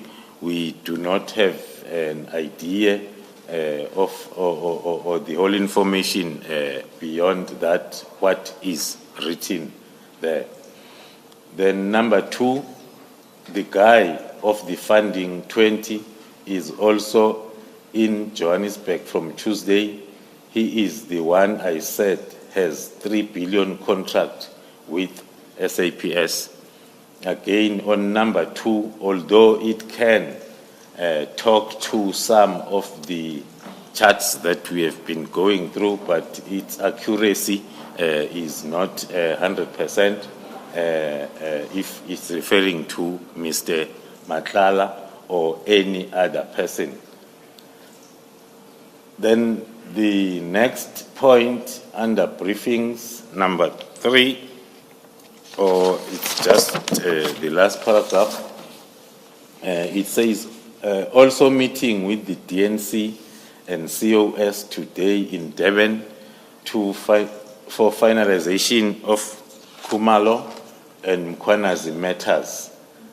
Then the next message, or maybe let me pause there, Chair, and say, according to our analysis of that, it talks to the General Khumalo and General Mkhwanazi in terms of the communication charts that we have been seeing between especially the two, Matlala as well as Mokhotsi.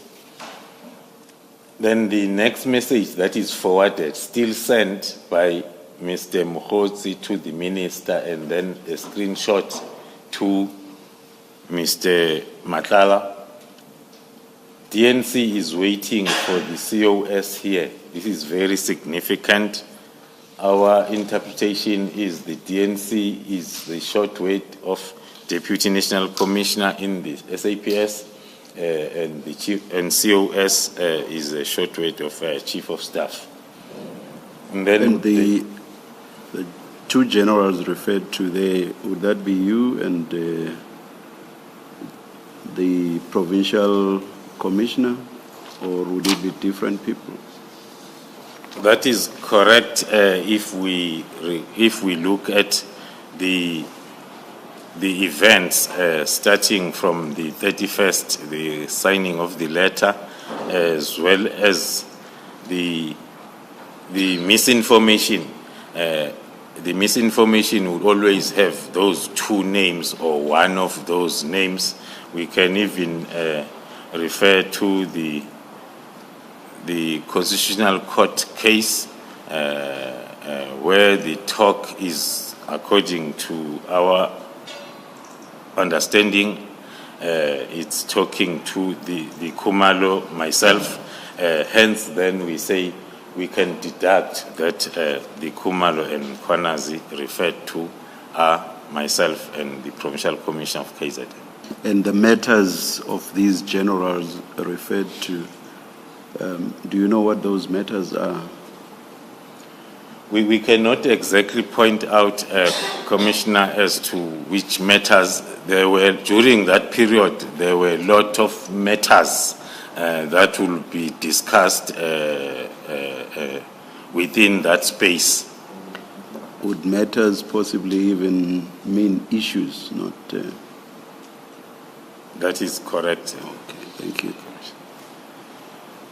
And then at the end of those messages, then the response interpreted as from the number saved, Senzo Mkunu, response is don't unnecessarily. So that will be the end then of that screenshot that was shared by Mr. Mokhotsi to Mr. Matlala. Then on the same page 70, we are now moving on with the communication starting at 2037, still on the 30th of January, with Brown Mokhotsi indicating to Mr. Matlala that they just left the Lekgotla and we are not aware or sure as to who is he referring to by saying they. The response at 2039 on the same date, Mr. Matlala is asking... But the word Lekgotla, what is it ordinarily used in relation to? If my common knowledge serves me well, we normally see the word associated with government meetings that are sometimes referred to as the Lekgotla.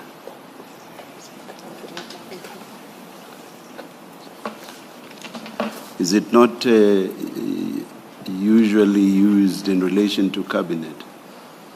That is correct. Thank you. Did you perhaps try to find out whether there was a Lekgotla, a cabinet Lekgotla in that period? No, not yet. In your analysis? Okay. We have not yet followed that part of investigation.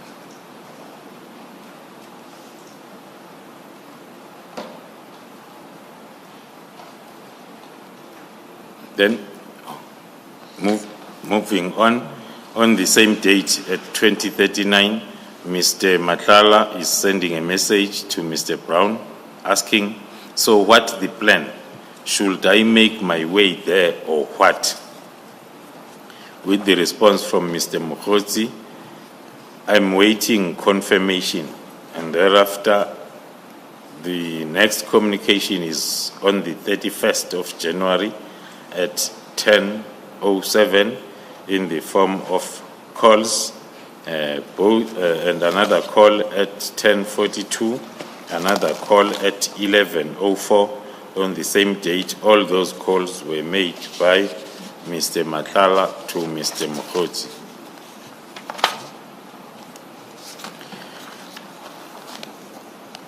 Then on the same day, around 11:05, there is a message that is sent by Brown Mokhotsi to Mr. Matlala, reading Chief of Staff. And then the next message then from Mr. Matlala to Brown Mokgotsi on the same day.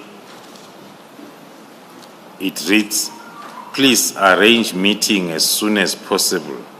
I think they are escalating the matter to him of non-performance. Or rather, let me meet you and you will explain it to the minister.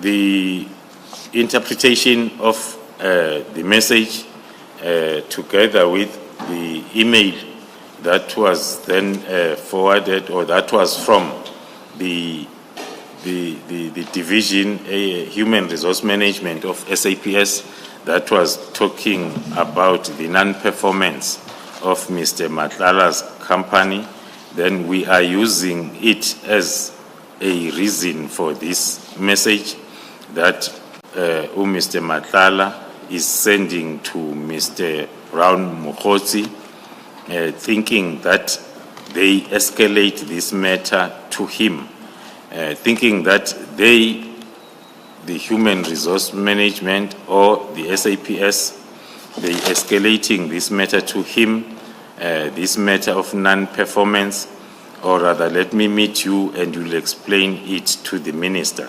So the interpretation is the escalation of this matter to the minister. Then the next screenshot is sent by Mr. Brown to the Chief of Staff on the 31st at 12:34 to a number saved as Senzo Chief. Hence, then we are concluding that is the Chief of Staff in the office of the ministry, because of how the number is saved, Senzo Chief. Then the screenshot, it is for the screenshot of the same letter, parts of the letter that was sent then by the Division Human Resource Management to Mr. Ket Matlala. This screenshot is now forwarded by Mr. Brown Mokgotsi to Mr. Matlala, which is then followed by... So just to pause there, General, just to be clear, this is the same letter, this letter that it seems Mr. Mokgotsi is sending to this person, is the same letter that's on page 66 of the chats. That is correct, Commissioners. You can see that it's the same, but it's part, yeah. But the difference is, it is now the screenshot which shows that this letter was somehow received by the Senzo Chief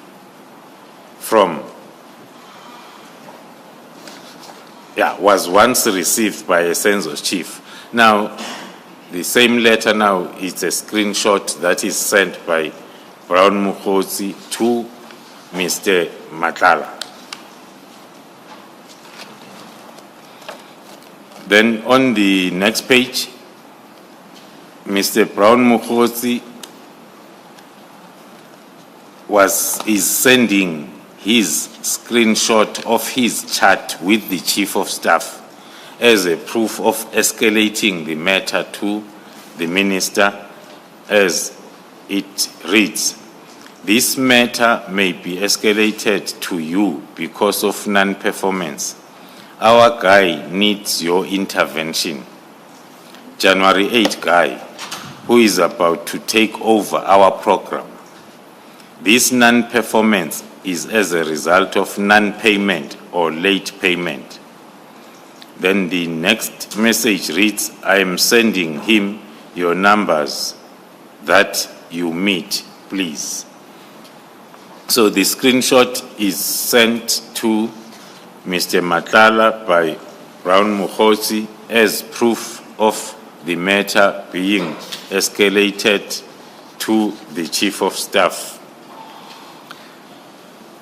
So your interpretation of our guy in that message is Mr. Matlala?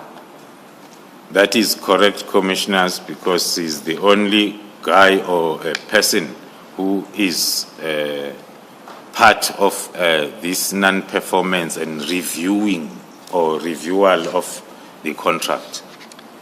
And then he says, I'm sending him your numbers that you meet him. And then it's followed with... Just before you move on to what follows, do you have any idea, General, as to what our program is? The sentence that says, January 8 guy who is about to take over our program. What program is that? And what does taking it over mean?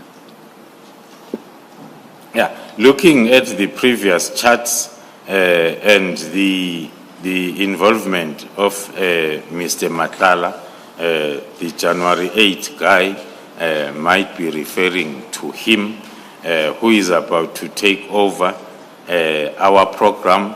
That can relate to any program within maybe even the political space of the ministry. That can also be, if I may add, because we saw on the previous charts where there were discussions around the payments for the membership in regions. So hence then one can associate the program as with a political program of some sort. So in the then the next thing within the screenshot is I'm sending him your numbers that you meet him, please. Yes. Then I'm going to explain that further after going through the next two messages. Then the first one, still on the 31st of January at 12:35, then Mr. Brown Mokotsi is sending the number of the Chief of Staff as we know it, 08260490. No, you don't need to read out the number, but it's at the bottom, that first message, the one that says begin V card. Yes. There's a number at the bottom of the message, of the contact that's being sent. Yes. The cell number. And you confirm that that cell number Yes. belongs to the Chief of Staff. Yes, Commissioners. Then we are linking that message that is sending the number with the message on the screenshot above that talks to I'm sending him your numbers. Yes. Then the next is a message again from Brown Mokotsi sending it to Mr. Ket Matlala, but it is addressed to the Chief of Staff. The message reads, "Hello, Chief of Staff. Got your number from Mr. Brown. Requesting a meeting, please." I will try my best, Commissioners, to interpret this so confusing chart. We read it together with the screenshot that was talking to, I'm sending him your numbers that you meet him, please. And thereafter, it's the number that is sent by Mr. Mokotsi to Mr. Matlala. Then next is a draft message drafted by Mr. Mokotsi to Mr. Matlala to send it to the Chief of Staff, addressed to the Chief of Staff. That is the interpretation of that whole, looks like confusing charts on page 72. And then after that, then Mr. Mokotsi is sending a message now, please talk to him. The him then is interpreted as the Chief of Staff. Then the next page, 73. Still on the 31st at 12:39, a call from Mr. Mukhosi and another call from Mr. Mukhosi at 13:40.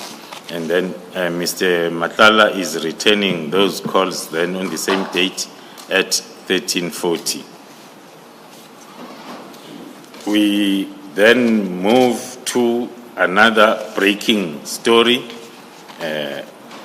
which is a screenshot of a story or a screenshot that is now forwarded, sent by Mr. Matlala to Mr. Mukhosi.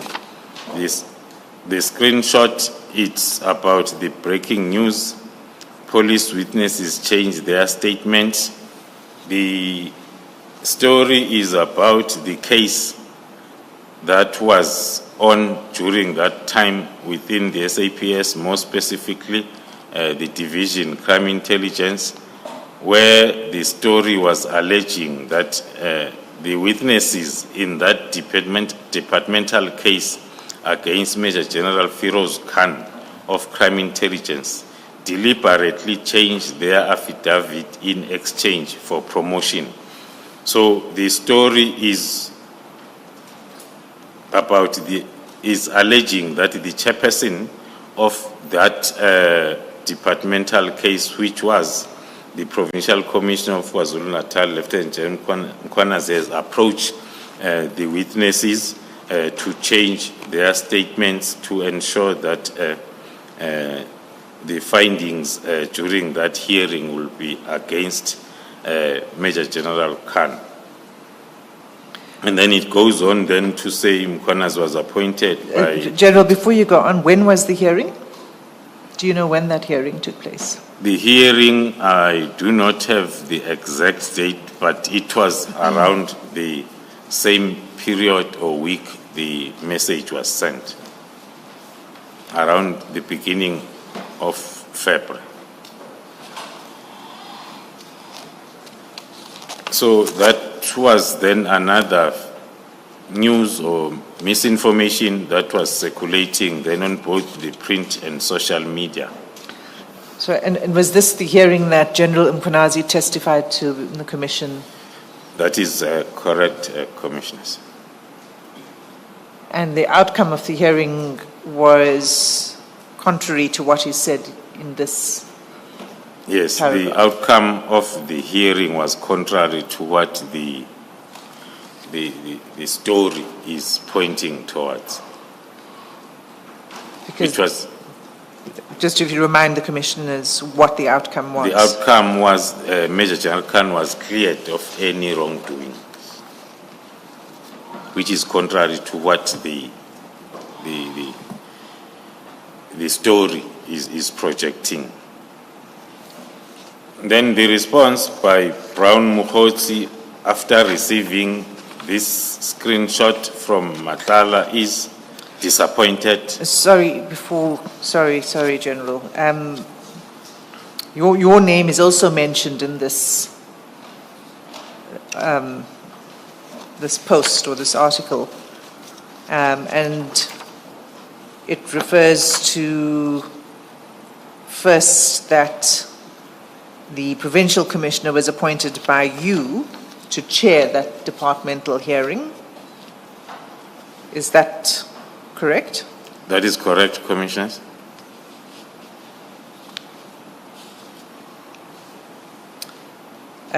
It also talks about you and General Nkwanase conspiring against high-ranking police officials.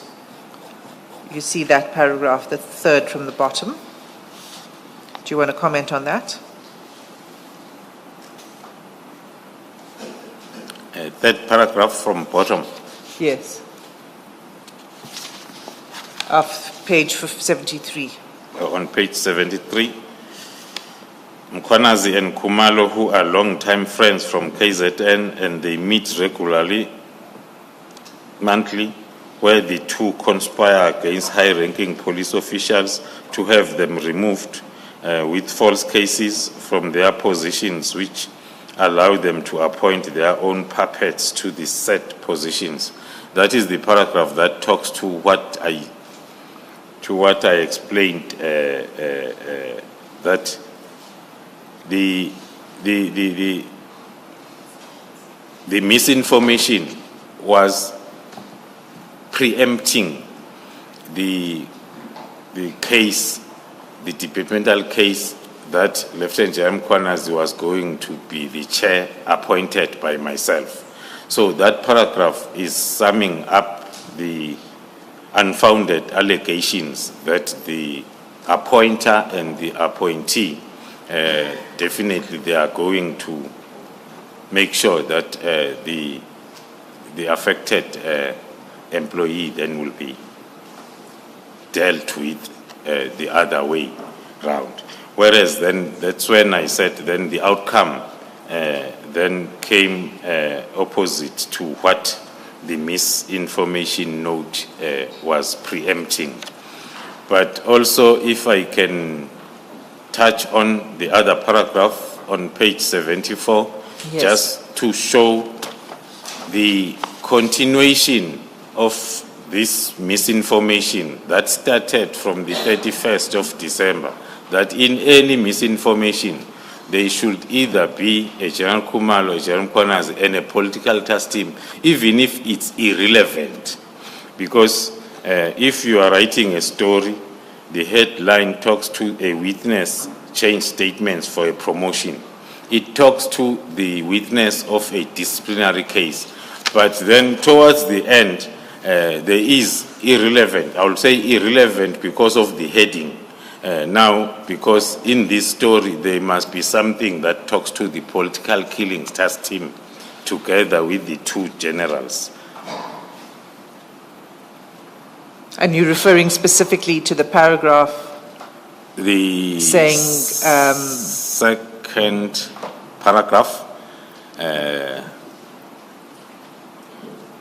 maybe let me start the reading. one a police from- brigadier in the finance department, is that it? Yeah, maybe let me start reading from the first paragraph.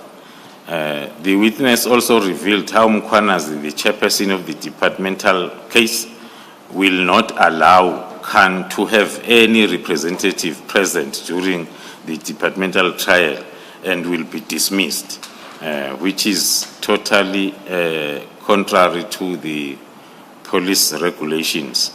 And then a police brigadier in finance department at the police headquarters in KZN, who asked not to be named, explained how Mkhwanazi had quietly funded Khumalo's political task team with KZN funds. That is just an example as to how misinformation and fake news will be created as if they make sense, because it is known, and it has been known since the establishment of the task team, that it's funded from national level. Now, if we may recall, this is happening after the disbandment letter. Now, anything that will be negative around the project leader and the provincial commissioner, then who is where the project is, then will have to be painted with all information, negative information that will support the decision to disband. One can interpret all this information around these names as well as the political killing task team as an effort of wanting to provide the reasons afterwards of the decision to disband. And then the response You can go to the response, yes. response by Mr. Brown Mukhotsi after receiving this message is as read, that he is disappointed. And then on the same day, on the 2nd of February, Mr. Mukhotsi is writing a message to Mr. Matlala, saying, just have to leave everything, have without A. On the same date, then there are 2 calls that are made by Mr. Matala to Mr. Brown Mukhotsi at 12:27 and 12:28. And then Mr. Brown responding after those missed calls with a message, small session with lawyers to Mr. And then to Mr. Matlala. Then Mr. Matlala, after receiving that message on the same date at 12:28, is sending a message to Mr. Mukhotsi, written or read, "This is in your favor. Actually, it disrupts their plan against Khan." Now, that message can be maybe clearly understood if read together with the fake news or the favor. Actually, it disrupts their plan against Khan. Then the response from Mr. Brown Mukhotsi to Kurt Matlala says, "Maybe, but that is not my plan." And then Mr. Matlala responds, "I thought you the one who published the story." Interpreted that message as if it's talking to the misinformation on the story that was forwarded or sent to him. Then that is followed by a call from Mr. Brown Mukhotsi and another call from Mr.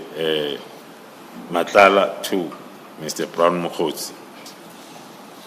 Then on the 7th, after that, or in the morning it's that call, then in the afternoon, Mr. Brown Mukhotsi is sending another breaking news. Now it's Mukhotsi now sending breaking news to Matlala, whereas the previous one, it was vice versa.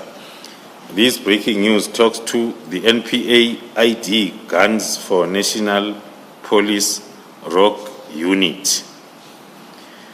The heading talking to the NPA Investigative Directorate ID, raiding National Police Commissioner Fani Masimula and National Crime Intelligence Head, Lieutenant General Khumalo, offices after serving them with notices of arrest.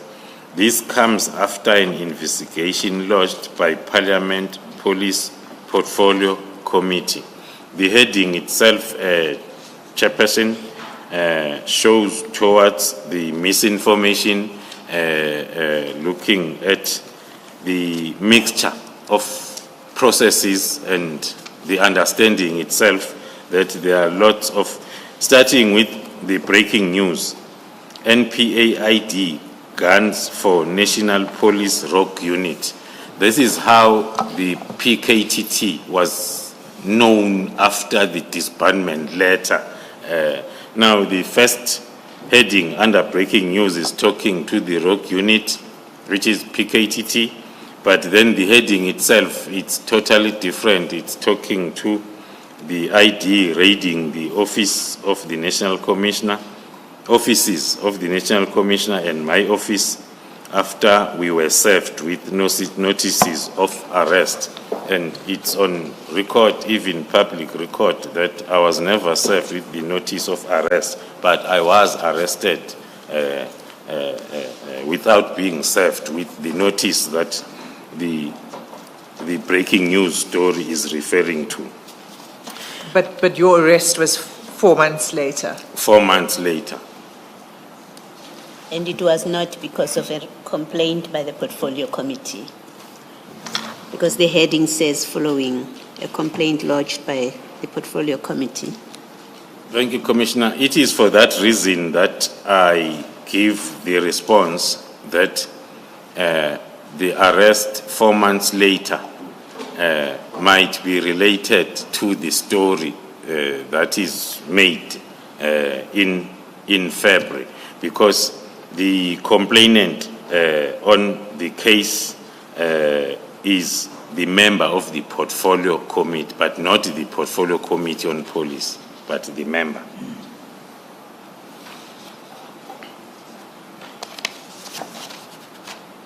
Then it was a developing story. There is a paragraph that I want to refer the Commission on, which is in line with the, not the narrative, the picture that one has been painting of the happenings after the 31st of December. The last paragraph on page 76, it reads, an investigator states, the National Commissioner was very nervous and appeared to be shaking when then, of course, his office was raided, which did not happen. He then blamed the collapse of crime intelligence at the hands of Lieutenant General Khumalo and KZN Provincial Commissioner Ntlanhla. It's another example as to how the misinformation will go, how far the misinformation will go in trying to put issues or names that are not supposed even to be together in that story. If you read the fake news from the beginning, it talks about the Khumalo and the National Commissioner served with notices of arrest. And the name of Jam Corners is nowhere from the beginning.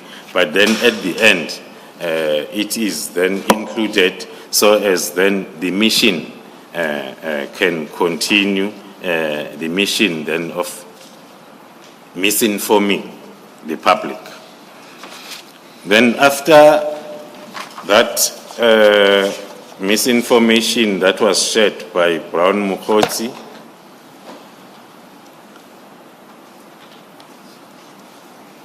maybe then commissioners, if I may add, the interpretation of that misinformation to illustrate as to how during this period from December 31st, how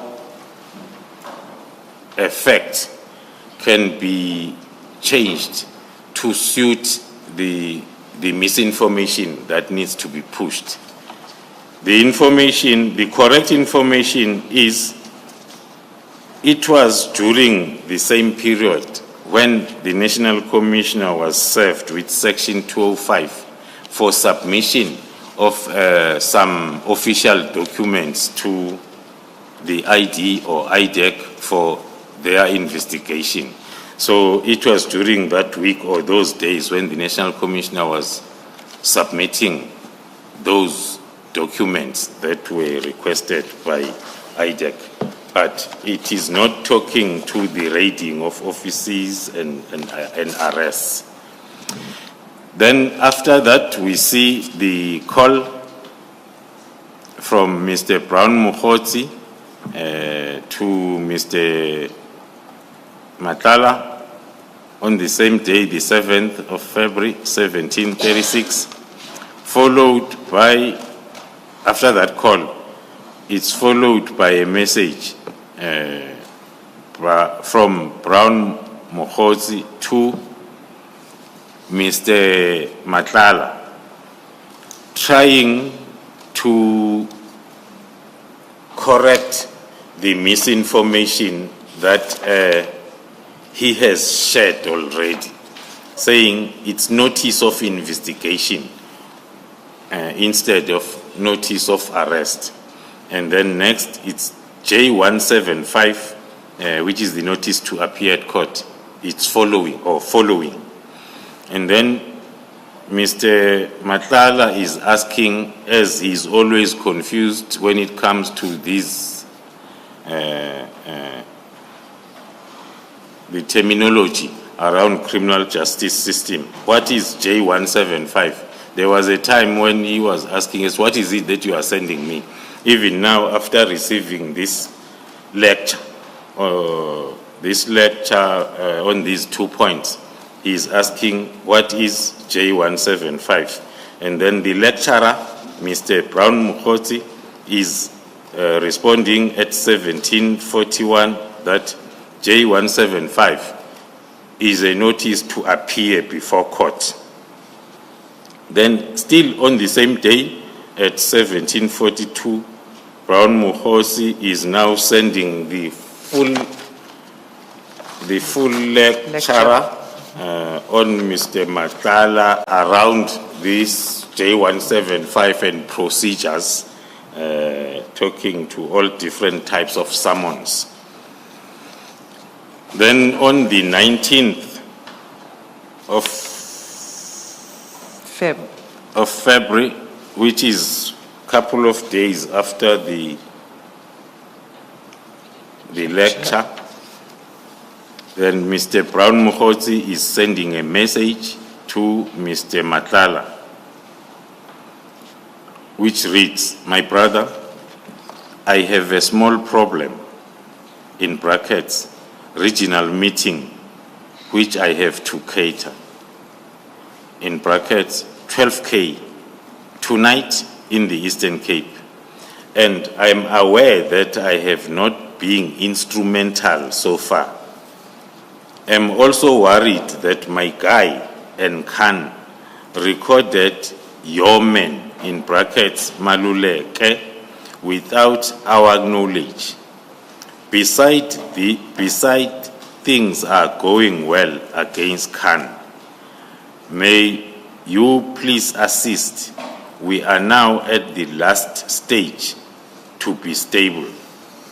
That's a long message sent then on the 19th by Mr. Brown Mokgotsi, touching on almost everything that they've discussed before. But, so if we could just pause on that for a moment. The first part of the message is asking for money for a regional meeting in the Eastern Cape. In the Eastern Cape now. Asking for money. And then the second is saying, second aspect of the message is saying, I'm aware I've not been instrumental. I'm worried that my guy and Khan. So can you just explain that part? Who's my guy? And do you know what they're talking about? Commissioners, we cannot confirm currently as to who is referred to as my guy, but then the Khan will take it that it's the Khan that has been appearing on the previous charts as Major General Khan, who was busy these days with his disciplinary hearing. And who's your man? Do you know anything more about that? No, Commissioners, we do not. And do you know how we to understand the sentence, besides things are going well against Khan? Looking at the period when this message was sent, as I've indicated, Commissioners, this was during the time when the departmental case against Major General Khan was ongoing. So one can then associate that sentence with the disciplinary hearing if it says things are going well against Khan. Does it mean that when it means things are going well, is it going in someone's favor? That's what it means. It's going in one person's favor. That is correct, One faction or Commissioners. It might be interpreted as if things are going well, it means are going in favor of Khan, which will be contrary to the misinformation, long misinformation that was concluding that things are not going to go well. Okay, you continue. So before you continue, General, what have you understood where Mr. Mokgotsi says, I'm aware that I have not been instrumental so far? And what are you saying we should make of it, if anything? In my opinion, Commissioner, looking at the period and the events around Mr. Matlala, the events around Mr. Matlala started on the 6th of December 2024, during his first encounter with the political killing task team and the GCI ops on the 6th. And then it is from that day when the issue of the tender that ended up being investigated, that it came to the fore from the 6th of December. And also there were lots of other happenings.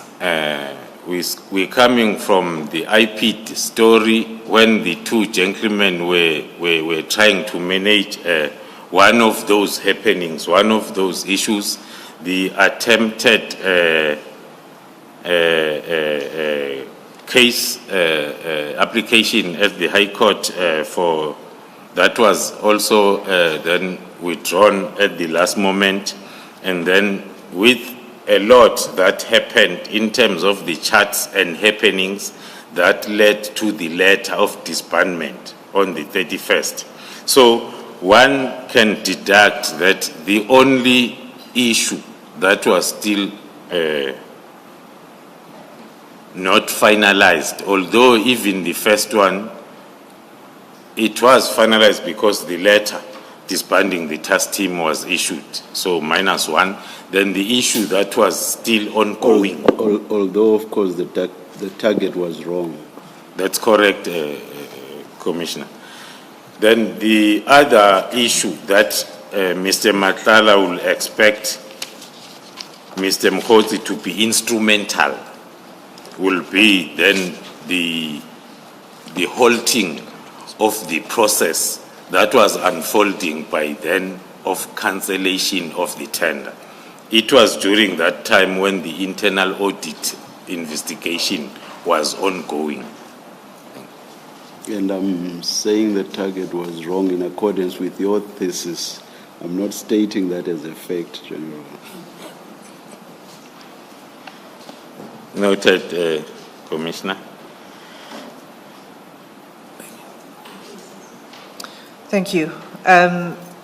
General, then there was a call from Mr. Mkhotsi, and can we take it from there? Thank you, Commissioners. Then on the same day, the 19th of February, at 18:13, there is a call from Mkhotsi as well as that was the last call and communication then during February. Up until then, the 4th of March at 8:02, where Mr. Dlamini where Mr. Matlala is making a call to Mr. Mkhotsi, which is followed by a WhatsApp message at 8:20. The message sent by Mr. Matlala to... This, just to be clear, this is a message that was forwarded by Mr. Matlala. Mr. Matlala is forwarding the message that he received, but he is forwarding it to Mr. Mkhotsi. The message reads thus: "Good morning, Minister. I just received a call from our guy, who is a service provider for our health risk management project. He has got very serious concerns. Apparently, you gave a directive to scrutinize his contract, and while they at it, they must stall as much as they can to release purchase orders until you guys come up with something that can warrant termination of services." This is the message as forwarded from Mr. Matlala's phone. Is forwarded to Mr. Matlala, and he is forwarding it to further to Mr. Mkhotsi. The message talks to someone who addressed the message to the minister, indicating or discussing the issue according to our interpretation of the message. When it talks to our guy who's service provider for our health risk management, that is Mr. Matlala himself, the one who's having a contract with the South African Police Service. The contract is on health and risk management.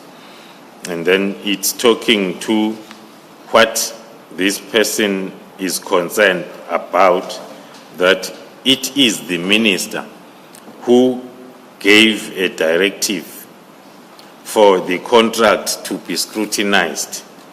And while it is being scrutinized, and then the further directive was that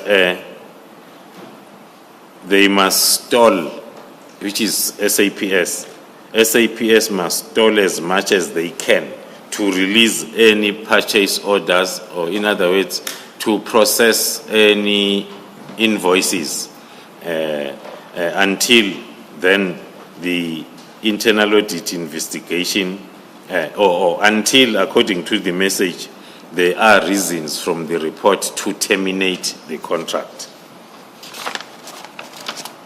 General, you say from the metadata you can see that this was forwarded to, That is correct. to Mr. Matlala. That is correct, Commissioner. And Commissioners, it becomes clearer as we go to other chats where it comes from.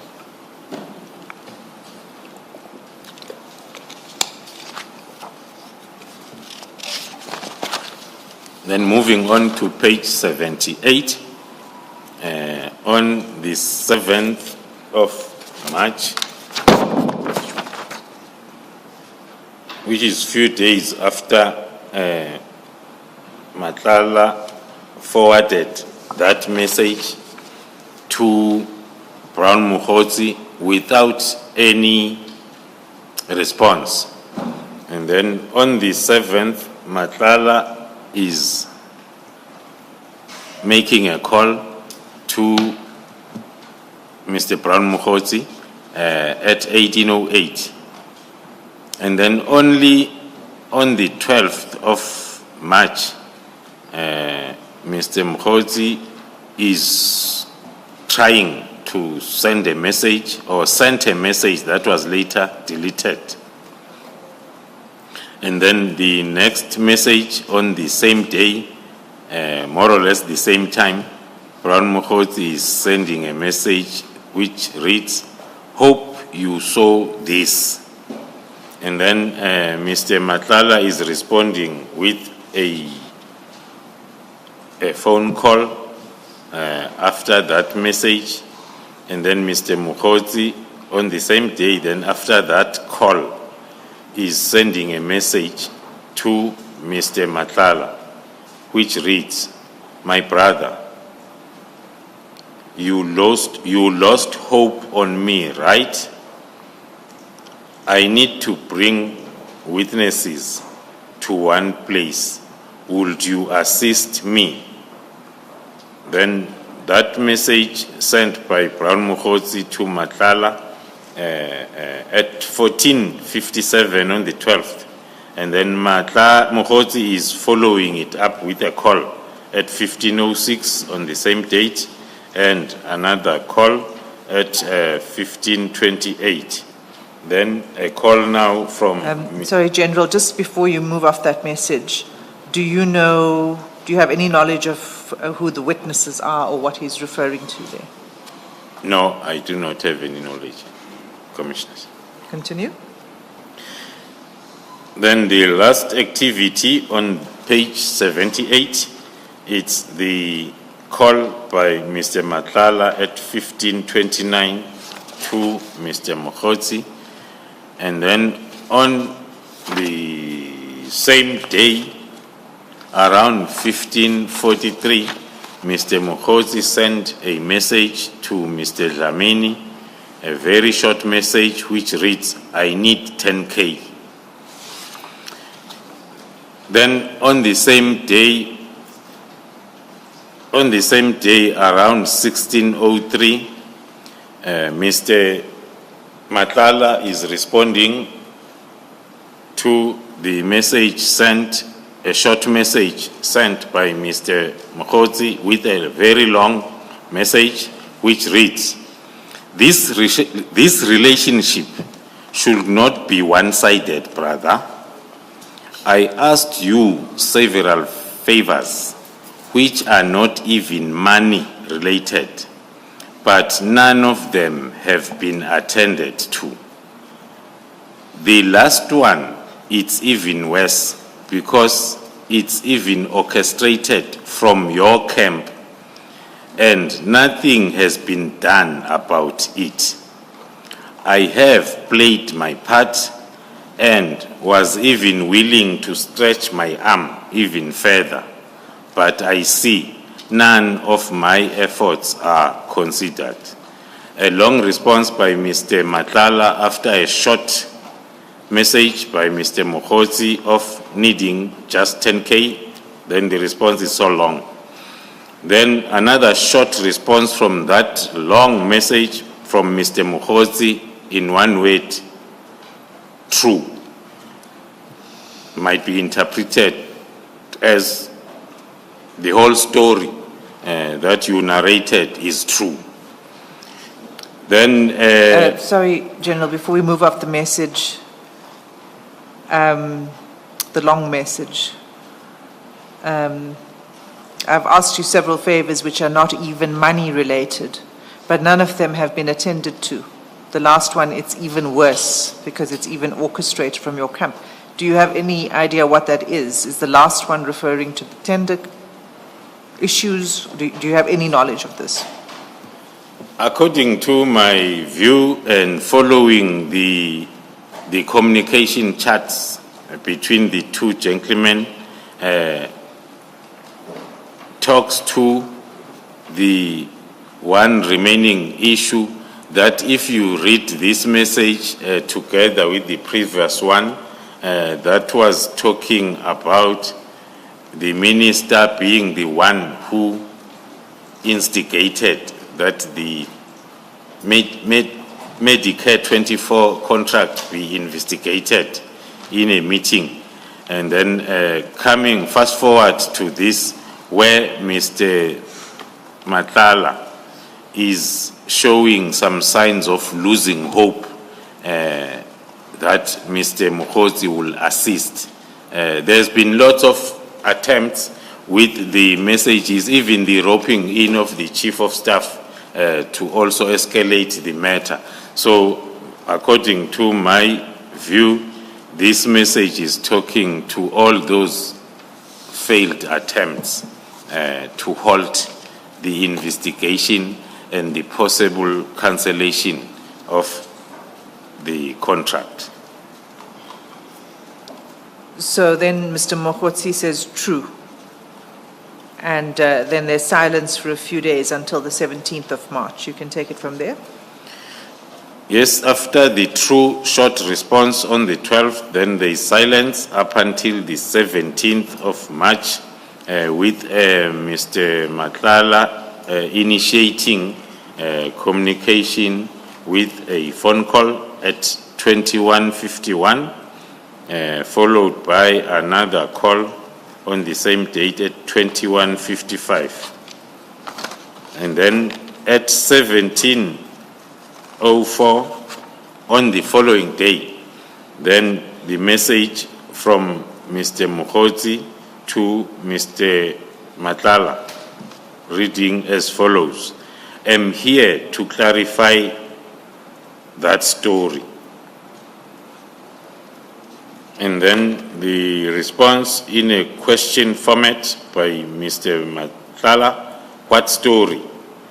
And then the short response on the same question by Mr. Mokgotsi Mkhwanazi at 17:09. And then at 17:10, Mr. Matlala is responding, I thought you said it was sorted already. And then Mr. Mokgotsi responds, yeah, but now it's becoming official. Then the next message on the same day was serious, my boss, but spelled as C-R-U-S. And on the same day, 17/11, the message again from Mr. Mukhotsi to Mr. Matlala, which reads, "Give me wings." And then on the same day, more or less the same time, Mr. Brown is sending a message to Mr. Dlamini again, since 17/11. Mr. Mukhotsi has been sending messages without any response up until that fourth message that says, after "give me wings," the next message is "Khan is more helpful." Then also, before any response, the next message, which is the fifth message from Mr. Mukhotsi to Mr. Kat Matlala, it says, "is hard." And then the response is coming then after all those 5 messages from Mr. Matlala. It says, "Okay, hope for the best." And then Mr. Mukhotsi is responding then after that with a "ha ha ha." After that, it's "okay." Okay. That, which is spelled O-H-K. That is page 80. So, General, before you move on, so who is the Mkhwanazi here being referred to? The communication as well as the messages exchanged between the 2 gentlemen will then point to the same names that are always part of their discussions, or even part of the misinformation since the 31st of December. Mkhwanazi, according to my opinion, will be referring to Lieutenant General Mkhwanazi, Provincial Commissioner KZN. So, earlier on in the chats, when we were talking at page 65 of the chats, the exchange that said the meeting was positive, is he willing to help you guys, I wish he could help with a statement, I think he needs cash, etc. You said, when I asked, do you know what this relates to and who the he is, etc., you said it would become clearer. Is it at this point that things become clearer, or are we going to get there a bit later on in the chat?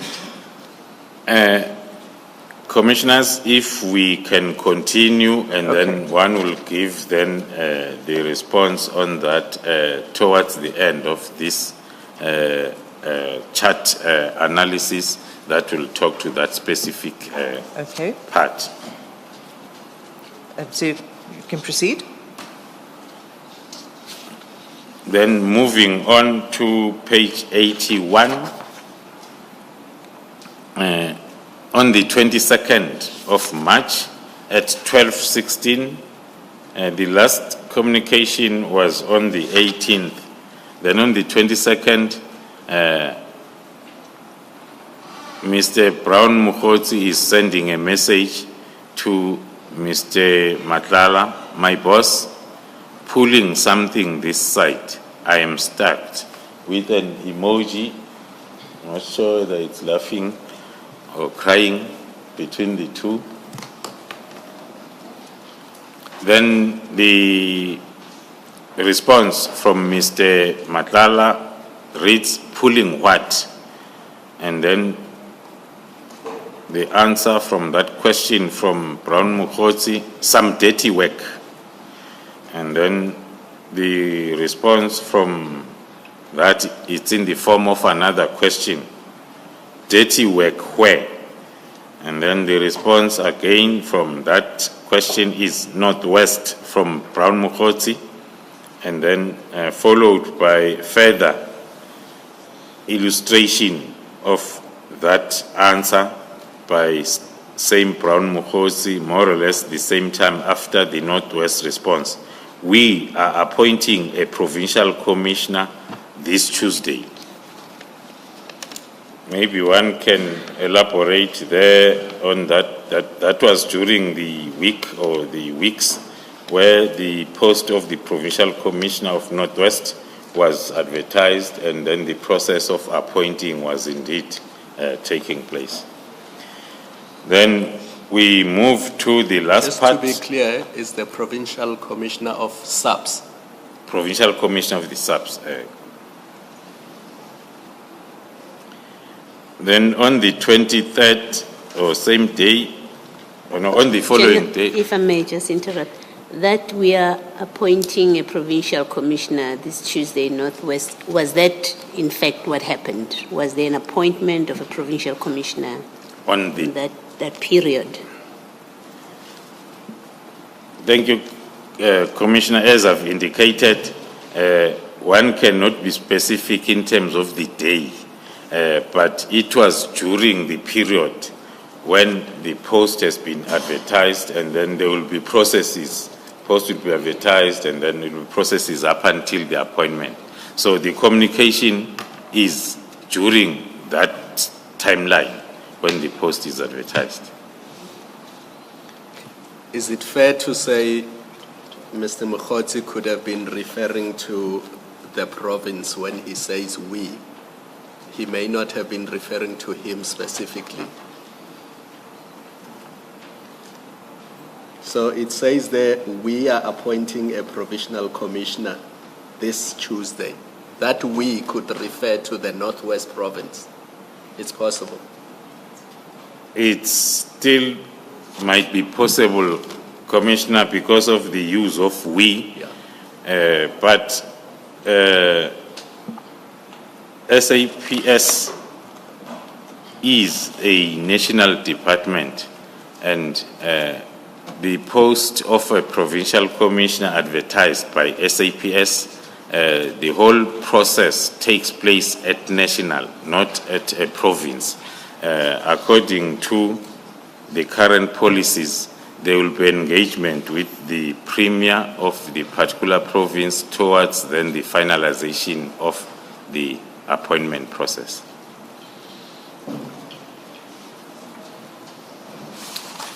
Thank you. I mean, maybe for your comment, it seems to me, and tell me if you think I'm stretching it, if you start reading from he's pulling something, and then he says some dirty work, and then he's asked dirty work where? He says Northwest, we are pointing, so he seems to suggest he was involved in some capacity towards the appointment of the provincial commissioner through the dirty work that he says he's pulling. Is that a fair summation of these emails or WhatsApp exchanges?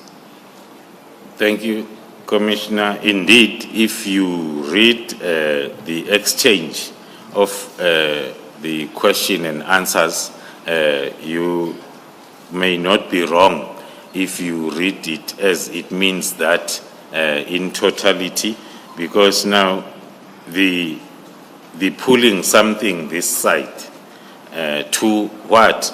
Some dirty work, where in Northwest we are appointing the provincial commissioner. If that can be read in one sentence or one paragraph, it is possible that it means what the commissioner was citing.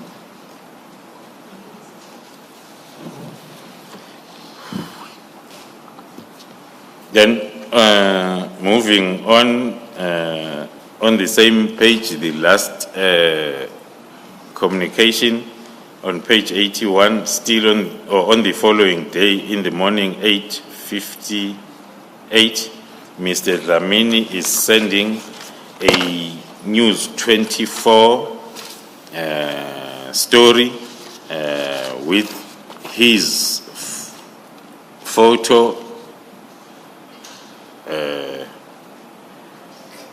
and the story is about, maybe if I read the first part, the National Commissioner, I'm reading the first part. The National Commissioner, I'm not reading the titles underneath the photo. I'm reading the first part of the News 24 story that Mr. Matlala is sending to Mr. Brown Mukhosi. The National Commissioner, Fani Masimula, has been ordered to terminate the controversial multi-billion rand contract to provide health. Million. Not billion. The multi-million rand contract to provide health risk management services and institute a forensic investigation against the supplier. On the next page, continuation of that News 24 story. This follows after an investigation into awarding of this multi-million rand contract to a company owned by a Tembisa Hospital tenderpreneur. Vusi Matlala uncovered several irregularities. In June 2024, Medicare Tshwane district, of which Matlala is the only listed director, was awarded this 360 million three-year contract to provide these services. The General, I don't think we need to read Then- the whole article, yeah. Then- but what's clear is that there are screenshots of the article that are sent over the next several pages, and which takes us, the last bit of the article is on page 89. Maybe if I can start with the part that will be relevant for our understanding on page 85. Yes. The probe into the tender followed a request by the police minister, Senzo Mchunu, after news of contract being awarded to the controversial business person emerged. I'm reading that part on record because it talks to one of the charts that Mr. Matlala had shared with Mr. Mukhosi, suspecting or indicating that this investigation and cancellation of the tender is coming from the side of Mr. Mukhosi.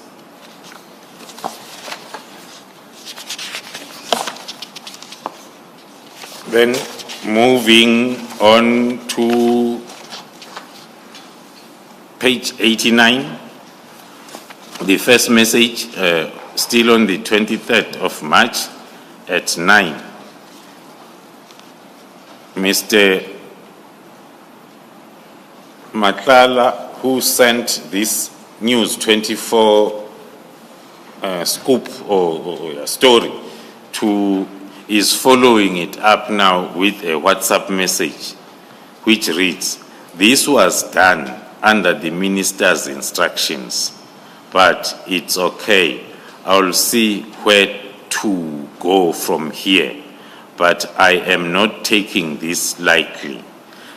That is the message then that made me to want to read that paragraph on that News 24 story, so as then we are able to understand this chart now by Mr. Matlala to Mr. Mukhosi after sending the news article. Then after a few days, on the 26th of March, there is a call from Mr. Mukhosi to Mr. Matlala at 1938, and then from there, that was March 26. The next communication by Mr. Matlala to Mr. Mukhosi is almost a month or more, or close to 2 months after, with a greeting message at 10:38. "Good morning, how are you?" On the 8th of May. On the 8th of May. And then the response, few minutes after receiving that message, Mr. Brown Mukhosi responds, "Sure, my boss." And then Mr. Matlala responds at 10:54 by the message to Mr. Mkhotsi, I wanted to ask you something. And then on the same day at 10:56, Mr. Matlala is sending a message then to Mr. Mkhotsi. I hear that you told Mr. S that I told you that I gave him some animals to keep at his plot. So I wanted to hear from you if there is any truth in this. And then after a week or so, then on the 14th of May at 6:53 in the morning, again, Mr. Matlala is sending a message without receiving the response yet on the message of the 8th. Now it's on the 14th morning, just to let you know that my contract was cancelled yesterday, and I see you have been ignoring me and promising me things that never happened. Luckily, took screenshots of every conversation just in case something like this might happen. I'm taking all this to the media and some to court on Friday when I do the interdict. That will take us to page 90.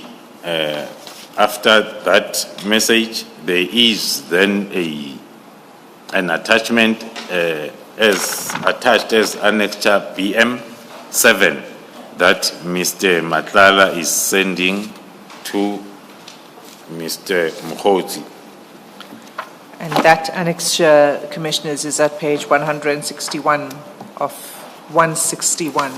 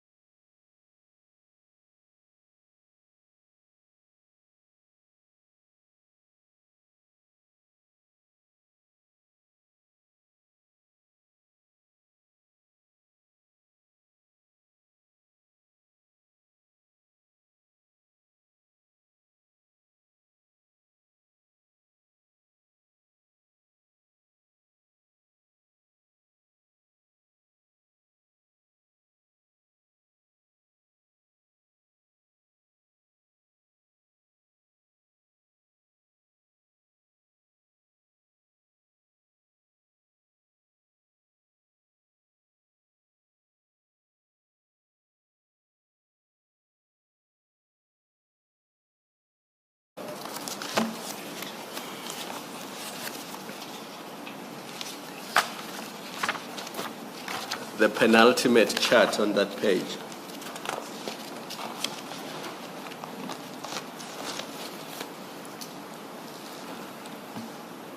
This is a WhatsApp from Ms. Matlala.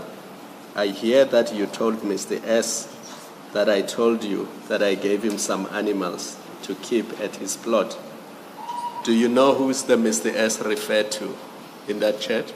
No, not yet, Commissioner.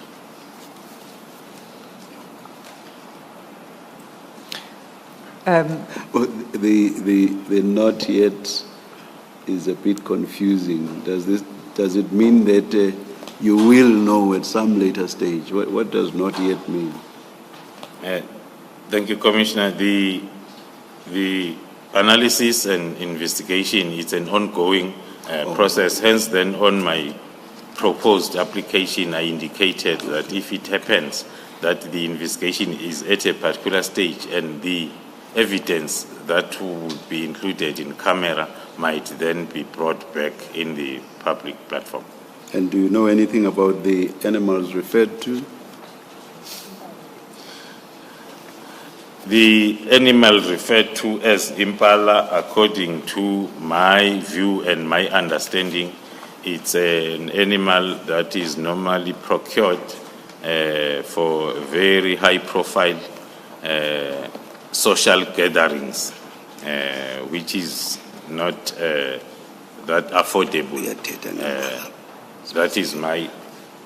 I'm asking specifically because, yes, there was a mention earlier of impala, Yes. but here there's just reference to animals for Mr. S to keep on his plot without mention of what the animals were. So that's why I'm asking what the animals were. Okay. Thank you, Commissioner. I was understanding the question of the animal associated with the impala that came before. The same response on this, if it's the animals associated with a Mr. S referred to on this message, the investigation and analysis is still ongoing. As soon as it's ready, the Commission will be updated. Thank you, General. Thank you. General, you were asked earlier by the chairperson with, I think this was about the chats, about I'm here and Sibia is here. I can't find the page. I've been trying to find the page. I don't know if you remember the chat, and the chairperson asked you, do you know who is Sibia? And you were cautioned not to speculate. Does the answer that you've given about S, which is still the subject of investigation, does that also apply to that question that you were asked? I'm told it's page 44, if it helps. Yes, in the middle, where Mr. Mokotsi says, I'm in Cape Town, Sibia is in Camps Bay. You see that? And you were asked, do you know who is Sibia? And your answer was no. And what I'm checking with you is whether your answer is an outright no, or is it also subject to the subject of further investigation, as you have answered with that S. And if I could just clarify, the question Please go ahead and, yes. was from, I was going to say from the bench, but from the commissioners, whether you know as a matter of fact, to answer as a matter of fact. So it was in that context that you responded. You may answer the Commissioner. Thank you, Commissioners. Not as a matter of fact, as it was captured during the initial discussion, but analyzing the whole communication where the surname Sibia comes, then we're moving it from from almost all the parts where there is Sibia, it will refer to the Deputy National Commissioner Crime Detection, Lieutenant General Sibia. Same applies to the Camps Bay Sibia that is referred to. So can I ask one follow-up question? Do you know or do you have any basis to say that Mr. Sibia was in Camps Bay at that time? Yes, we have the indication that is subject then to confirmation to make it a matter of fact. Thank you. Chair, I see it's 2 minutes past 4. Let us adjourn and resume at 9:30 tomorrow morning.